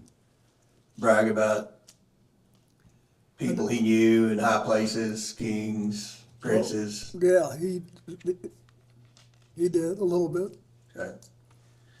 Okay. Going back to what was mentioned earlier about the search warrant on October 20th in Palm Beach for Jeffrey Epstein. Mrs. Clinton testified yesterday. I think she mentioned that it appears he got a sweetheart plea deal, and I don't think anyone on this committee would disagree with that when Alex Acosta was the U.S. attorney down there. And we've already deposed Mr. Acosta, and we've got the transcripts and everything. There's a lot of speculation, as had been mentioned, that he may have been tipped off prior to the search warrant, that Epstein may have been tipped off. Are you aware that whether or not Sandy Berger may have tipped off Jeffrey Epstein? The president just testified that he was unaware that anybody had been tipped off. So are you asking Well, him to? this explains why I was asked yesterday about him. But no, I know nothing about that, and I wouldn't. Mr. Epstein was indicted by a grand jury on July 19th, 2006. According to an IRS Form 990 filed by the COUQ Foundation, a known Epstein entity, Mr. Epstein donated $25,000 to the William J. Clinton Foundation 1 day prior to Mr. Epstein's indictment. Are you aware of this donation? I know that they tell me that the records showed that he'd given $25,000. When did you become aware of that, Mr. President? Were you aware of that then or in preparation? No, now. I mean, when I was preparing for this. Yes, sir. Did you solicit that donation from Mr. Epstein? Not personally, I didn't know. Did someone else solicit it? I have no idea. Do you know why Mr. Epstein made that donation? He's asking you to speculate about what No, Mr. I don't. Epstein would be thinking. We try to raise a fair amount of money every year to pay the bills. It seems to me that as investigators were narrowing in on Mr. Epstein, he may have been trying to earn some goodwill with you. What do you think about that? It wouldn't work. Right. Did it ever seem to you that Jeffrey Epstein was trying to suck up to you or get on your good side in order to further his schemes? No, I didn't think about it that way. I thought he wanted to do what he said. But he was, very idiosyncratic. Right. After his arrest in 2006, did you have any further contact with Mr. Epstein? I don't believe I did, no. Did anyone affiliated with Epstein, including Miss Maxwell, contact you on behalf of Jeffrey Epstein to discuss his arrest and the allegations against him? No. Did they ever ask, either Jeffrey Epstein or Miss Maxwell ever ask you for their assistance once Epstein was in trouble? No. Or once Miss Maxwell was in trouble? No. Did Jeffrey Epstein ever attempt to contact you while he was incarcerated in Florida? No. He didn't attempt ever to contact you? Not as far as I know, no. Yesterday, during the deposition of Secretary Clinton, she suggested that we follow the money with Epstein, because there's a big question: how did he accumulate so much wealth? And I think you had testified earlier, and if I'm wrong, feel free to correct me, that you didn't really know how he made his money. I mean, he had a big plane and, I knew that he had made an extraordinary amount of money from Les Wexner, who was quite wealthy. I had no idea whether he had made enough to support the lifestyle that I saw. and I assume you're aware Mr. Wexner testified under oath that he acted like he really didn't know Jeffrey Epstein very well, and which is kind of hard to believe because he paid him a lot of money and Yeah, he made him, yeah. but you never know. Yeah. Well, one of the things when we concluded the deposition yesterday, we asked Secretary Clinton, for her advice moving forward in the investigation. And with respect to a statement she said yesterday, it was something that we've done on the committee, the majority has done on the committee. In the past, we followed the money. We've subpoenaed bank records. We've subpoenaed suspicious activity reports from Treasury. Those were some of the things Ms. Clinton suggested. And in order to do that, obviously, we have to subpoena banks, specific banks for specific accounts. Do you ever recall in the conversations you had with Mr. Epstein any particular bank that he was affiliated with, or any particular big banks that maybe he had deals going? No, you never asked me about that. Okay. And with that, we can go off the record.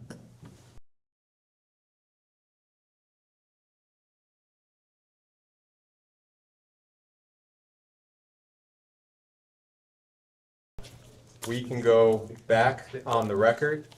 Mr. President, I just wanted to clarify one thing from the previous round. Our understanding of your testimony today is that with respect to the dinner with Ms. Maxwell in Los Angeles, you were not actually sure whether or not that dinner occurred. That's Is that correct. correct? Is that correct? That is correct. Thank you. As we start to close, is there anything you would like to add or clarify about what you've said here today? You're good. Well, you're good. I think we're fine. I'm struggling because it's hard to know exactly what I knew when I knew it, given what I've learned since. It's become a kind of a compelling challenge, but I've tried to tell you what I knew then, and when you ask what I think now, I think you have, all of you, Mr. Chairman, you've had a chronologically challenging thing.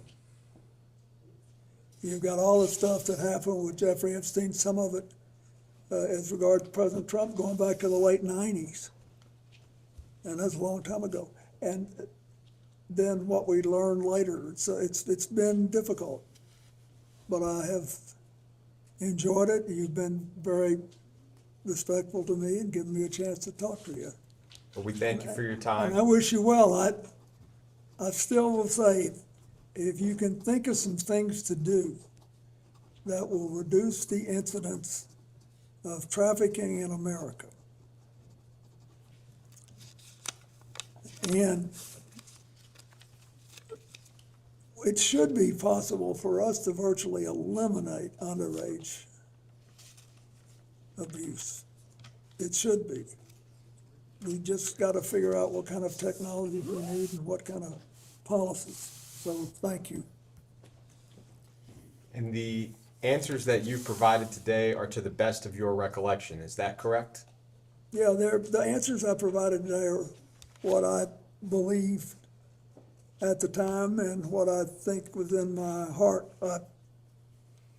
including about previous testimony. Great, thank you. Unless there's anything else you would like to share, we can go off the record.